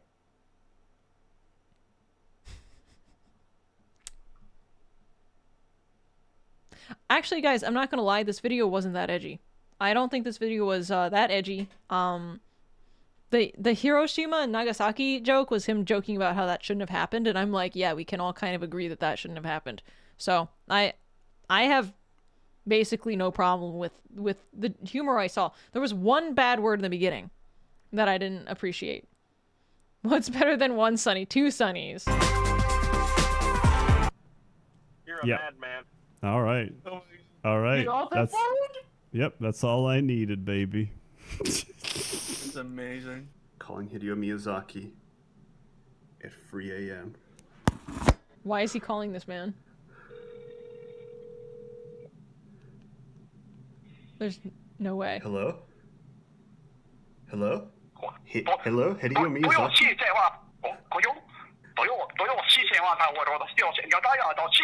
He's just a random guy. You really got his phone number. You really believed. Ah! That's funny. That is a 3 a.m. Miyazaki challenge. That is a very, very fascinating thing that happened right there. Okay, so this was good. I like this video. What I didn't like was feeling on edge about whether or not this was going to be socially acceptable. Holy shit, my guy gets $11,000 a video. I would be pumping videos out like left and right. Good for him. I'm so happy to see that he's well compensated. He should be. These videos are clearly a lot of effort. Dang. Well, that was a good first impression because the video didn't upset me. You know, I streamed these live in front of people. I had a crazy dream last night. I was swimming in an ocean of orange soda. Turns out it was just fantasy. Oh, shit. Welcome in, Ozzy. Welcome in. So, I'm feeling a little refreshed because we had some snacks. I'm thinking maybe we could actually continue and watch some Reggie. Here's another Reggie video. There's a lot of good ones. Are we thinking Reggie? Oh shit. Let me really quickly make sure we link it. Reggie. Manually unpin at the end. This one is fun. Okay. See, I've been actually really enjoying Reggie's Total Warhammer 3. Another one that I want to watch, and I was a little unclear on whether or not it was okay for me to do, is Maxor. He has a new video out. I wanted to watch this. I just wasn't certain about whether or not he was cool with reacts.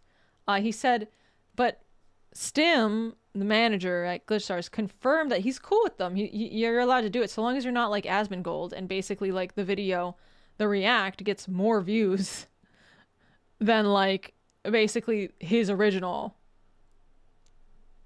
Hennyworks SJ, enjoy work. It was a blast to see Seth video. Thanks for giving me a chance, Sonny. I think I'll watch some more.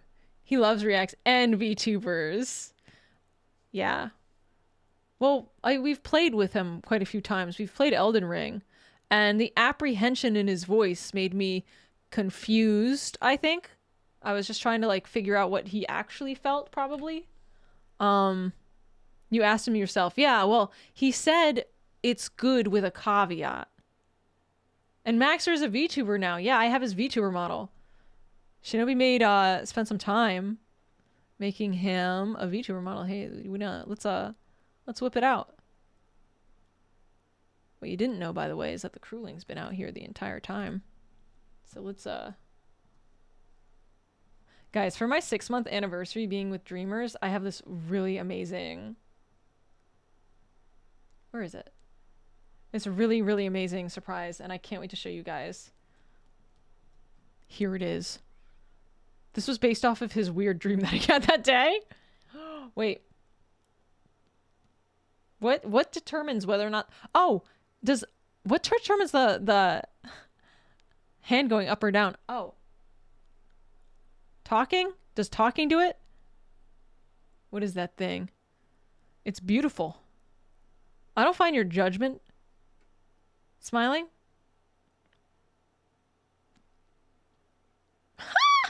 That's funny.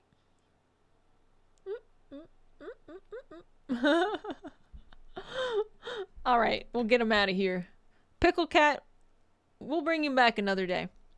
All right, this is I used World War 1 tactics to survive Armageddon in Total Warhammer 3 by Reggie. I'm assuming the only World War 1. I think trenches and unacceptable chemical warfare. So, we'll see. Oh dear. Gentlemen, I have one question. There he is. When you visualize... Give me a second. What are you saying? Warhammer, do you see machine gun nests mowing down hordes of the undead? Maybe war zeppelins dropping bombs on confused Frenchmen? No, not at all. But this is fantasy, or right? Or even thousands of soldiers simultaneously suffering from trench foot. Well, you should, because today we're going to be using the technology and tactics of a certain 20th century military power to conquer the world.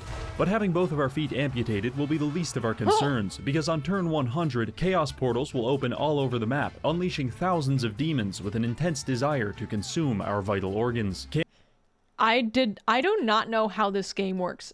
You get that naturally on turn 100, or did he do that? Can we become a military superpower and overcome this cataclysmic event? Or will we be subjugated by our demonic overlords? There's only one way to know. But first, a word... So this means he's only using... Okay, I get it. He is only using World War I tactics to survive Armageddon.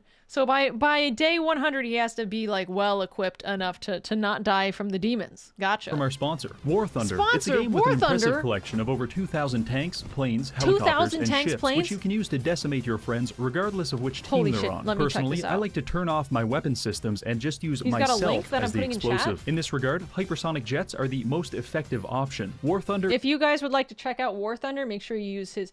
If this is interesting you, use his link. Is the most comprehensive vehicle combat game ever made, with dynamic and detailed damage models. Holy so crap. when I crash my F-16 into the side of a T-34 tank at 2,000 kilometers an hour, I get a complex breakdown of exactly why I am no longer alive. Because...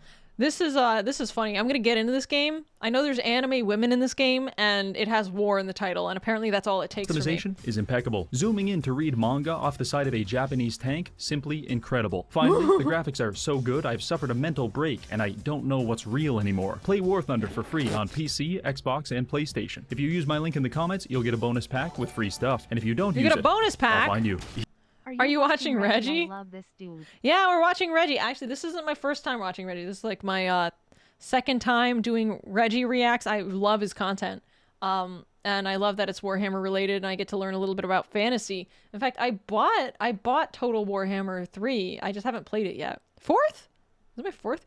I mean, did I watch a ton of them in one stream?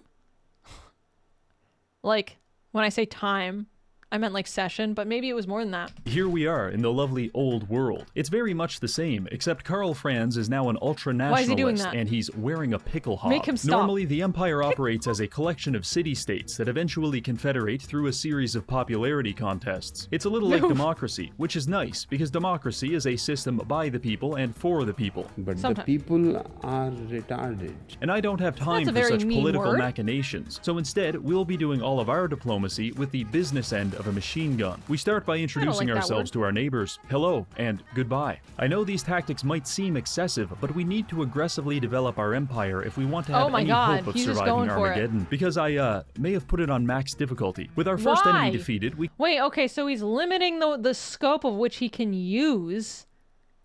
And then...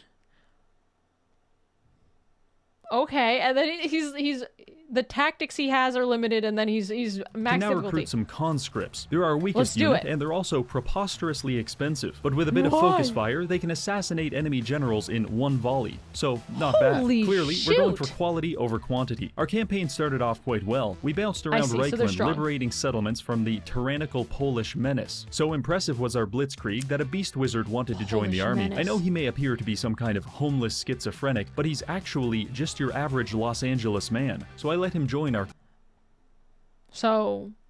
a homeless schizophrenic? crusade. Now, in an effort to immediately bankrupt my own government, I decided to start building a second army, led by the legendary General Wilhelm von Zollerhorn. And yes, I did Google that name to see if he was associated with any genocides. Surprisingly, he was not. Wilhelm is great because unlike Karl, his talent tree actually buffs our modern units. And you better believe I'm going to specialize him entirely into tank warfare. But we don't have any tanks yet. Tanks. In fact, all we have are people who wanted to be here slightly more than they wanted to be in a military prison. So let's get back. The ramming through is so funny.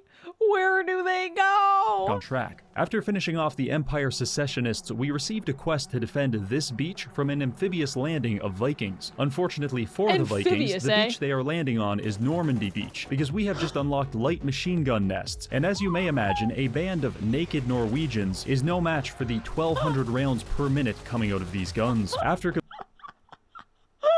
I feel bad.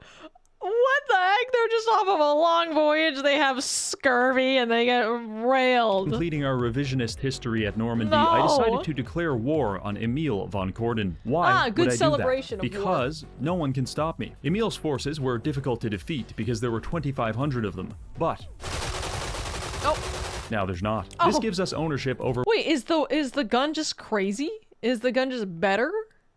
I don't get it. One of the mountain passes, which will help us control our borders, especially when the demons arrive. While this was going on, Wilhelm was starting up a war on the Eastern Front, and things were going pretty well. However, we were starting to run into some growing pains. As it turns out, ignoring your faction's game mechanics in favor of ultra-violence is not a wise decision, because after declaring war on two people just for fun, everyone thinks I'm clinically insane, and our popularity is plummeting, much like... Does that matter? Like a high school girl, without popularity, Karl's empire starts to physically decompose. So to correct this economic tailspin, we need to increase our approval My value is rating. based off of everyone else's we will opinions. Stop fighting humans and instead focus on killing creatures of the night, such as the elderly. Unfortunately, Evan von Leibowitz didn't get this memo, and he attacked Wilhelm with 3,000 units. Now, machine guns are very strong, but as it turns out... You know what? The way you fix your popularity problem in this game is, like, just get rid of the people who don't like you. They have their limitations, and we got absolutely massacred. This was a small but detectable setback in our plans. With my army destroyed, Durfu took the opportunity to demand financial restitution from us, despite the fact I've never even talked to him before. I'll be honest, it really damages my confidence to be successfully extorted by sentient plant matter, and I won't be forgetting this. But for now, we can't afford another war. Now, it's not all bad, because the Beastmen just completed their end of a suicide pact by running headfirst into my capital, and this gave us a nice little chunk of change. In fact, money is at a bit of a premium in my empire, because if I want to recruit a super heavy tank, it's going to cost me thousands of gold. I've noticed that very often with Reggie's videos. He basically explains, I won as the AI did something unbelievably stupid. Fortunately, I found a few ways to make money. For example, I struck up a trade deal with this lovely wood elf lady. Shh, don't tell, but I think I want to kill her. Aside from that, we've just been completing quests, trading with the Chinese, and stealing Heinrich Himmler's social security checks. Speaking of Heinrich, the war is going quite well. Much like the Beastmen, he fell into the trap of driving himself into a wood chipper at 300 kilometers per hour. And since then, I've been using light tanks to carve my way through his territory. Truly, there is no cleaner pleasure than watching machine gun fire tear into hordes of the undead. Our campaign culminated in the siege of Castle Artois. It was kind of awkward because we have almost no melee units, and we can't really shoot them effectively from this angle, so I settled on using some breaching charges to open the castle gates. From here, I just let my tanks sit down in front of the door and shoot anyone who attempted to move from here to here. It was a little like Red Rover, except the stakes were a lot higher, because angry Germans are shooting at you with machine guns. Eventually, we won, but not the high stakes Red Rover, no. I'm going to have to invest in some heavy artillery going forward. At this point, all of our initial enemies are dead, so it's a good time to assess our position in the world. It's turn 33, we occupy a thin band of regions along the southwest. I was hoping to have the entire empire conquered by turn 40, so it's safe to say we're a little behind schedule, but I'm confident. Holy crap, wait, he wanted to have everything? Oh my god. Holy crap. That our rapidly developing military technology will help us catch up. For example, Wilhelm recently acquired a new mount. Is it a horse or even a dog sled pulled by children? No, it's a bulletproof Mercedes-Benz with a machine gun mounted on the roof. I'd like to see Vlad von Karstein compete with this. Speaking of Vlad, he's going to be our next target. He owns a lot of territory, and unfortunately for him, most of the Geneva Conventions do not apply to reanimated corpses, so I should lose no popularity by eviscerating him with hundreds of landmines. However, the orcs were blocking my path into Sylvania. Does like playing dirty like get rid of your popularity? So I had to grapple with the serious moral dilemma of whether I should shoot them to death or cover them in napalm. I chose both. It was all going very well because the orc military philosophy consists exclusively of screaming and running headfirst into bullets. The undead were experiencing a similar issue. Usually they throw bodies at you until you become exhausted, but luckily for us, bullets do not get tired. The only problem we ran into was that the ghosts are ethereal, so roughly half of our bullets go right through them. But I am a firm believer in just shooting them twice as much. So we plowed forward, capturing Grenstadt, Schwarzhaven, and Fort Obersteyr. And just as my military conquest was about to send me over the edge into an erection-induced coma, tragedy struck. Why did that guy pass out? Scryer declared war on me. It's alright though, they're strength rank 21 and we're rank 2, so surely they won't invade me with 3 armies, you son of a bitch. You look like a smart guy, so I probably...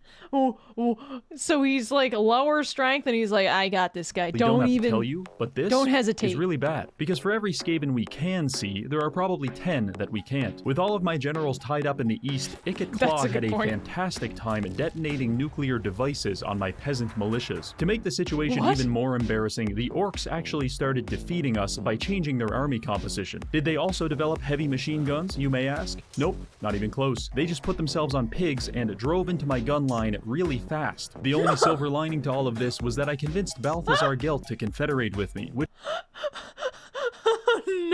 No! I have tanks, I have guns, machine guns, thousands of bullets.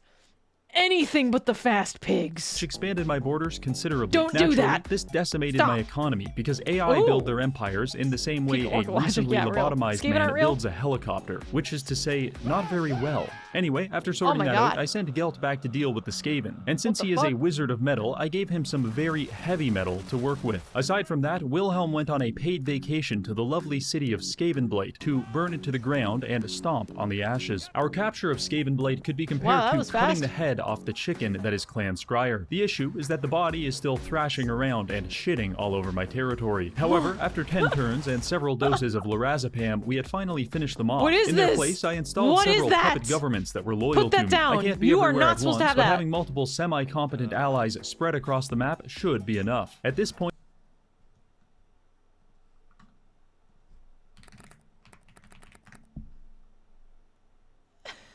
is used to treat anxiety disorders.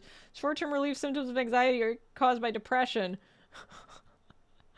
My guy loaded up on antidepressants.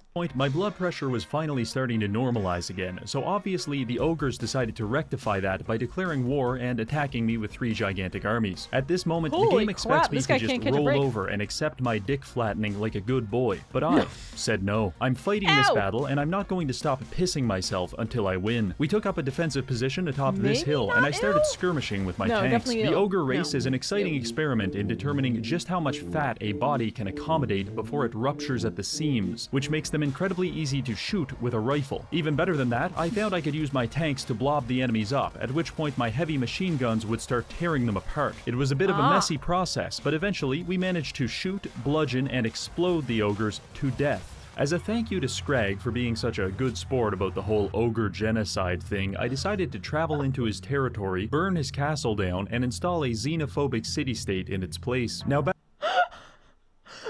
My God! His legacy. That is his legacy. Back to business. Vlad von Karstein is technically still alive, but his empire is dying, so we're going to administer some end-of-life care by caving in his cranium. This was fairly easy because I now have access to Pioneer Infantry, which can construct razor wire, MG nests, mortars, and anti-aircraft bunkers for free. It takes a lot of time, but the undead aren't exactly in a hurry. In fact, they're having a hard time moving at all, because Wilhelm upgraded his mount, and he's now flying above the battlefield in a war blimp, dropping cinder blocks and lawn darts on our enemies as they approach. Excited by the idea of blimp supremacy, I decided to recruit several Imperial war blimps to help me clean up some Viking villages. They're stronger, considerably more phallic, and each one has 10 bombs they can deploy. That's a good point. For massive damage. So, he got hot air balloons? Very nice. Norwegians attempted to counter this by throwing axes into the sky. Not only did this tactic not work, it actually made me bomb them even harder. At this point, I've managed to narrow down what the actually good units are, and things are starting to move pretty fast. Some orcs declared war on us, we beat the daylights out of poor Festus, hired the Red Baron, who is apparently a melee specialist despite being in a biplane, killed some wood elves while no one was looking, used rocket launchers to defeat Pope Francis in a quest battle, and most importantly, we implemented government-mandated crystal meth for all of my soldiers, which is clear.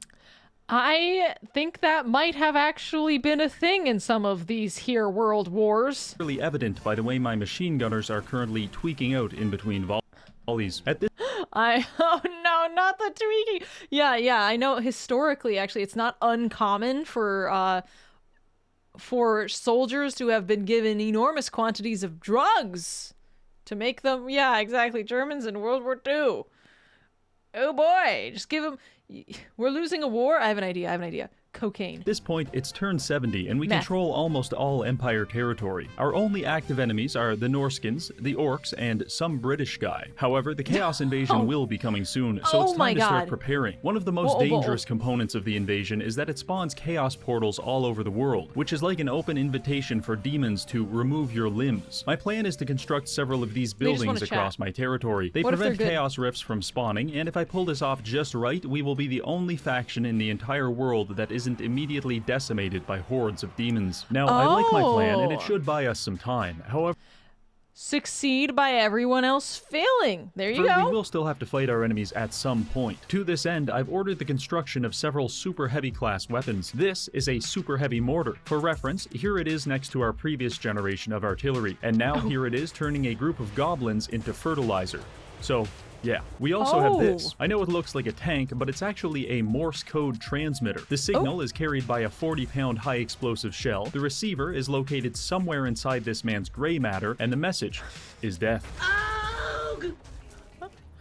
very Finally, the Imperial Sky technologically Destroyer. advanced, as I you haven't can even see. used this one yet, but it cost me 20,000 It gold looks to like a recruit gun, and even another after his 5,000 explanation, for but don't be upkeep. So I'm fooled. hoping this will be our secret weapon against the apocalypse. While my new units were recruiting, I spent the next couple of turns testing out different weapons. Go to the Here sky. are some of my favorites. A mobilized anti-aircraft gun. It's fairly good at killing flying units, but I prefer to use it to execute political prisoners at close range. Helicopters. They're quick, fire explosive rockets, and Adapt. you can land them to refuel their ammo. Very cool. Finally, we have colonial infantry. Each one can build 3 dirt walls that provide them cover and prevent the enemy from advancing. Of course, it doesn't take long for you to realize you can abuse this mechanic to instantly create an impenetrable fortress of dirt that puzzles even the most intelligent chaos giants.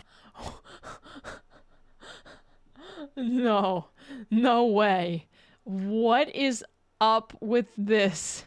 Why is that dirt mound enough to stop that man? You may be wondering how I experimented with all these war machines. Quite simple, really. The AI I took is them not across the very good. water and found that the Vikings graphic were is very also willing to let me test my hilarious. weapons on them. And by very willing, I mean they weren't able to can't deal with stop that me. dirt Turns wall. out it wasn't climate change that Too killed high. the mammoth. It was natural predators, He such mazed as up his toe. carnivorous flights of biplanes. Anyway, our extensive research and development biplane's program was actually flying, like, generating us a vertically. lot of money, and the Empire had entered into something of a golden age. Wars were going well, money was flowing, and the Empire was Wow. blossoming. Basically, there has never been a better time to be a citizen living in the Empire.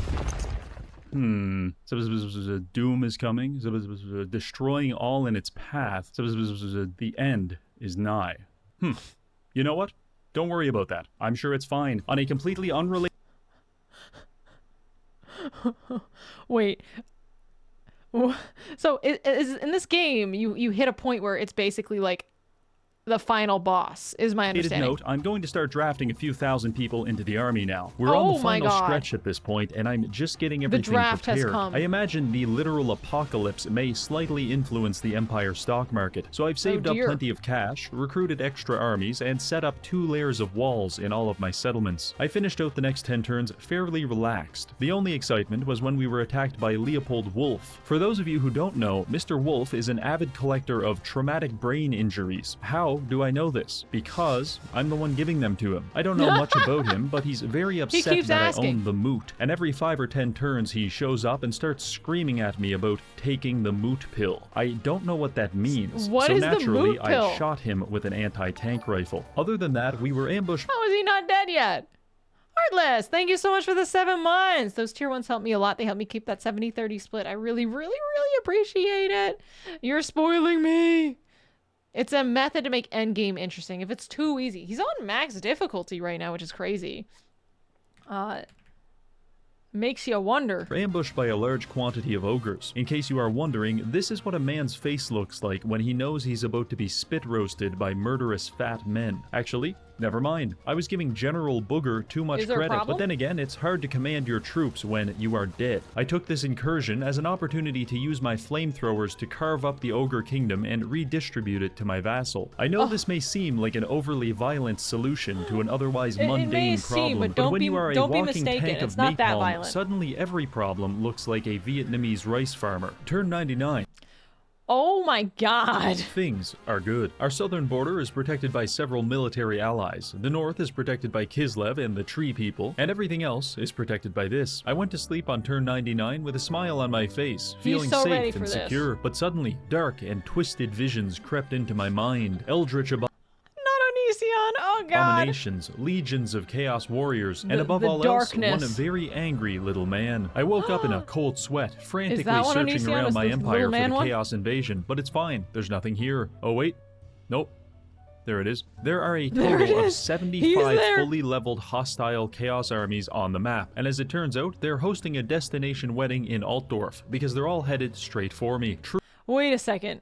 All of them? Truly, it is time to summon the Elector Forgot Counts. to see on Actually, this thing. never Same. mind. They're all dead, and we Unfortunately, I killed them. remembered. Well, at least our preparations worked, and we have no chaos portals in our territory, so that should buy us some time. Anyway, good luck everyone else. Now, first things first. Festus for has willed yourselves. himself back into existence, and he also brought 10 of What? his friends from the homeless shelter to come kill me. However, I anticipated this and brought 8 of my friends, which means the ultimate battle between modern firepower and disgusting freaks is about to unfold. I kicked it off with 4 of of my best armies against 4 of theirs. We deployed our forces and began setting up on the high ground. I was worried they might rush us, but there appeared to be some gentleman's agreement that we would both wait for our reinforcements to arrive. This is what that looked like on my side. Howitzers, tanks, machine guns, armored cars, blimps, and of course, a shitload of infantry. On their side, that's a pretty mean thing to say. Where's his claw? We were in a bit of a standoff by this point, but fortunately, only one of us had chemical weapons, and surprisingly, it wasn't Festus. So I began pounding my enemies with poison-filled shells. This achieved some level of neuron activation, and they started plowing across the field toward me. Our lines were very neatly formed, and we were picking hundreds of them off with each volley. But within minutes, it was absolute chaos. Giant insects chasing down heavy tanks, danger close artillery, blimps erupting into flames, giant balls of molten lead plowing across the battlefield, and most importantly,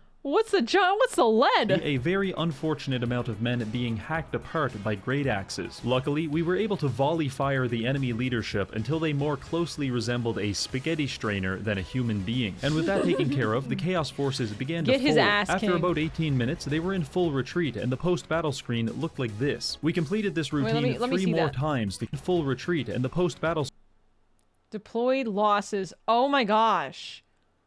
The remaining is so... I see. They got nothing. Screen looked like this. We completed this routine 3 more times to kill Festus and eliminate his faction. It was a victory for mankind, but one thing has become clear. This is not sustainable. My armies are in shambles, and there's still 50 Chaos Legions barreling down on us. Fortunately, we do have a chance. You see, when I enabled this endgame crisis, I toggled a setting called Faction Doom. Basically, the Chaos factions are incredibly strong. However, if we can manage to defeat their main general in combat, the rest of their empire will start to crumble. So I don't have to fight all of this, I just have to find and kill each leader before it's too late. I see. Basically, cut it off at the head. Gotcha. First target, Archaon. He's the strongest faction and also in a surprisingly vulnerable position. I used Festus's portal to take Carl, Gelt, and Claude Dogburglar. Okay, whatever. I teleported them across the map and started a battle with Archaon. No, my God. How do you get that? Is that a nickname? I have yet to find a man who was able to withstand being shot by 1,900 rifles. So anyway, he died, and next turn we had our proof of concept, because he went from being strength rank 1 to rank 89, and all of his armies are disappearing. 1 down, 6 to go. After defeating Archaon, I decided to close the Chaos portal that he used to teleport here. To do this, we had to complete a moderately challenging battle against Demons of Khorne, but after we beat the teenage angst out of them, we were able to close the portal and claim a reward. I took this ridiculously strong sword that will probably corrupt my mind and turn me into a sadistic lunatic, and I'm okay with that. In fact, each type of portal seems to give you a different reward. Khorne gives you access to extremely powerful items. Nurgle gives all of your armies poison attacks and attrition resistance. Tzeentch provides empire-wide buffs and removes fog of war. And finally, Slaanesh gives you laughably high casualty replenishment and empire growth at the cost of spreading their filthy, filthy corruption. This empire growth.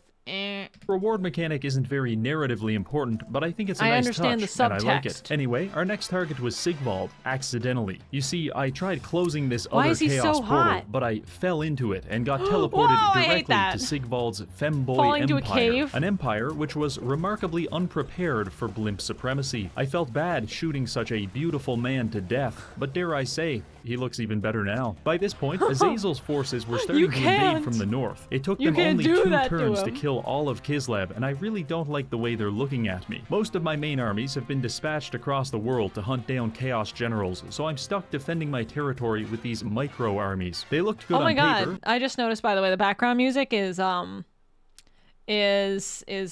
Cowboy Bebop.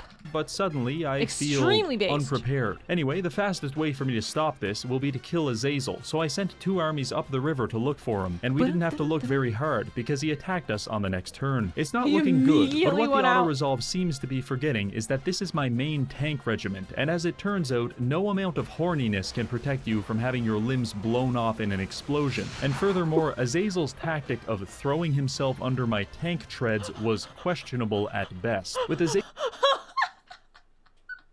He thought he could take it. Azazel defeated and his ecstatic legion in disarray, we've bought ourselves some time. For my next magic trick, I will be making Valkia the Bloody disappear. I took Blimp Boy through the Chaos portals again and managed to land right next to her. She had a lot. Imagine if all these Chaos armies were like, hold on, wait a second, there's like one guy. Why don't we just all together now? But I guess that's also in 40K. Why they never ever do that.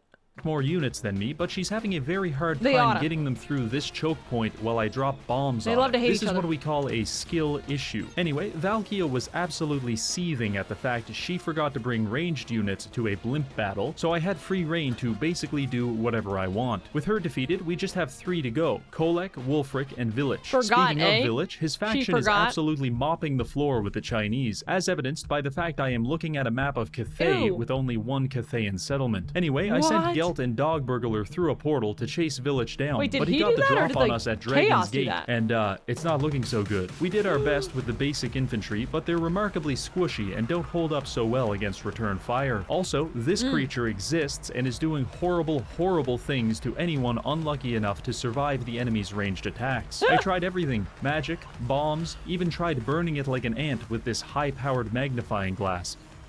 Didn't work. The desperation, oh my god. He's doing horrible things. Get everything we can. Just ends up like with a little magnifying glass. Our winning streak was officially over. I suppose it's true what they say: don't send a boy to do a blimp's job. By abusing the very same chaos portals the demons created, I was able to teleport my blimp army directly into the heart of Village's kingdom, and thanks to some questionably balanced units, we were back in the win column, but our territory was still beset by a bunch of miscellaneous freaks, and they're starting to corrupt the environment, which is itself spawning rebel armies. But that's alright, there's just Kolek and Wulfric left. I actually found Wulfric in a very vulnerable position on my northern shores. Alone, and with almost no troops under his command, I dispatched 4 of my militias to deal with him, but perhaps sensing the noose tightening, he, let's just say, deleted himself. I don't know why, but he was there one turn and dead the next. You can blame it on a freak accident or a bad horoscope, but He didn't even see it? That's so funny. Personally, I don't care. On to Kolek. In case you couldn't tell, Kolek is fairly dangerous. He wields a hammer the size of 6 grown men, and I have personally never seen him cry even once. We attacked him just outside of Cathay with what's left of our army. We have about 5 units of riflemen, a few blimps on life support, and whatever random regiments of renown I could anxiously recruit before the battle. Kolek's army was composed of 5 units of hell cannons, and basically everyone else was some variation of a person who would like to crush your skull beneath their bare foot. The battle was on, and I breathed a sigh of relief, because my siege weapons had longer range than his. But as it turns out, Kolek must be a top, because he did not appreciate being pounded. It's all the same to me though, because with his cannons destroyed, I can now safely deploy my blimps into the... Oh. Okay, so I guess I missed one. Anyway, after a little more shelling, we were back on track. We don't need that one. We have plenty. Beasts closed the gap on my gun line very quickly, probably because we were having a hard time aiming while being struck by lightning. After 10 minutes, all of my units were dead, except for a couple of heroes and a blimp which has 230 health. Kolek was still running around hammering my artillery crews into the ground, but eventually Balthazar Gelt killed him by transmuting his body into lead. The blimps may have also helped with this physical transformation. After leaving the battle, we were greeted with an ultimate victory screen by using it has been as much lead that could fit in there. Trench warfare, chemical weapons, and generally unfair units. We were able to usher in an age of peace. Unfair Truly, blimp. The world can move forward and live in harmony. Wait, no. A huge plus. We still have unfinished business. In the end, perhaps I was the endgame crisis all along. That was the guy who charged him 700 gold in the beginning, even though they had never talked. Alright, big thank you to this month's patrons, and finally, thank you for watching. And they killed him. And also, thank you to War Thunder. You can check out the game using the link in the description or the pinned comment below to receive all this cool stuff. Reggie. Alright, that's all. Using See you later. His link. I don't know if he gets commission right now. That doesn't really matter. The better the number, they probably may still be tracking that. Fuck yeah. That was good. I love this guy. This guy makes like such funny videos, and also I'm so interested in playing this game. I'm so intimidated with real-time strategy because I'm so easily distracted that like I think I would just kind of inherently suck at this. So it's like, oh, it's tough. I think it would be good, but I kind of also think that I might suck. The game has paused. It does, so I can actually think about it. Okay, that's good, because like I actually didn't know that. I just kind of thought it sucked all the time. Happy to hear that's not the case. Gosh dang. Okay, guys, I'm going to be Heading out now. I hope you guys had a good stream. I had a great stream. I'm not going to be streaming this weekend. We're taking it kind of slow here. Personally, I just need some time to like kind of get my brain on my shoulders. We're going to go support Pia P, who is a very hardworking person who's kind of been through it recently. So please go say hello to her and give her some support, which she needs and deserves. If you guys could just we'll copy. Let's see recovery time. Yeah, I'm in like a recovery month at this very second. Like this month has been a little slow, and I'm starting to pick it back up. But thank you for the stream. Thank you guys. Thank you. Which should be Pia peeking in. Oh, Shinobi, you're so fucking good at this. Copy and paste the raid message once. Don't spam her too much. Just do it one time. And I hope you guys all have a great time with her. She's very, very cute. And she's got a really cute model. So I will see you guys next week. And sometime next week, I'm going to be debuting my bikini outfit. I'm going to try to get a post out. It's a much more casual debut. So probably next weekend. I'll see you guys, okay? Thank you for chilling. I had so much fun. Bye-bye, everybody. Bye-bye. Bye-bye. Cuties.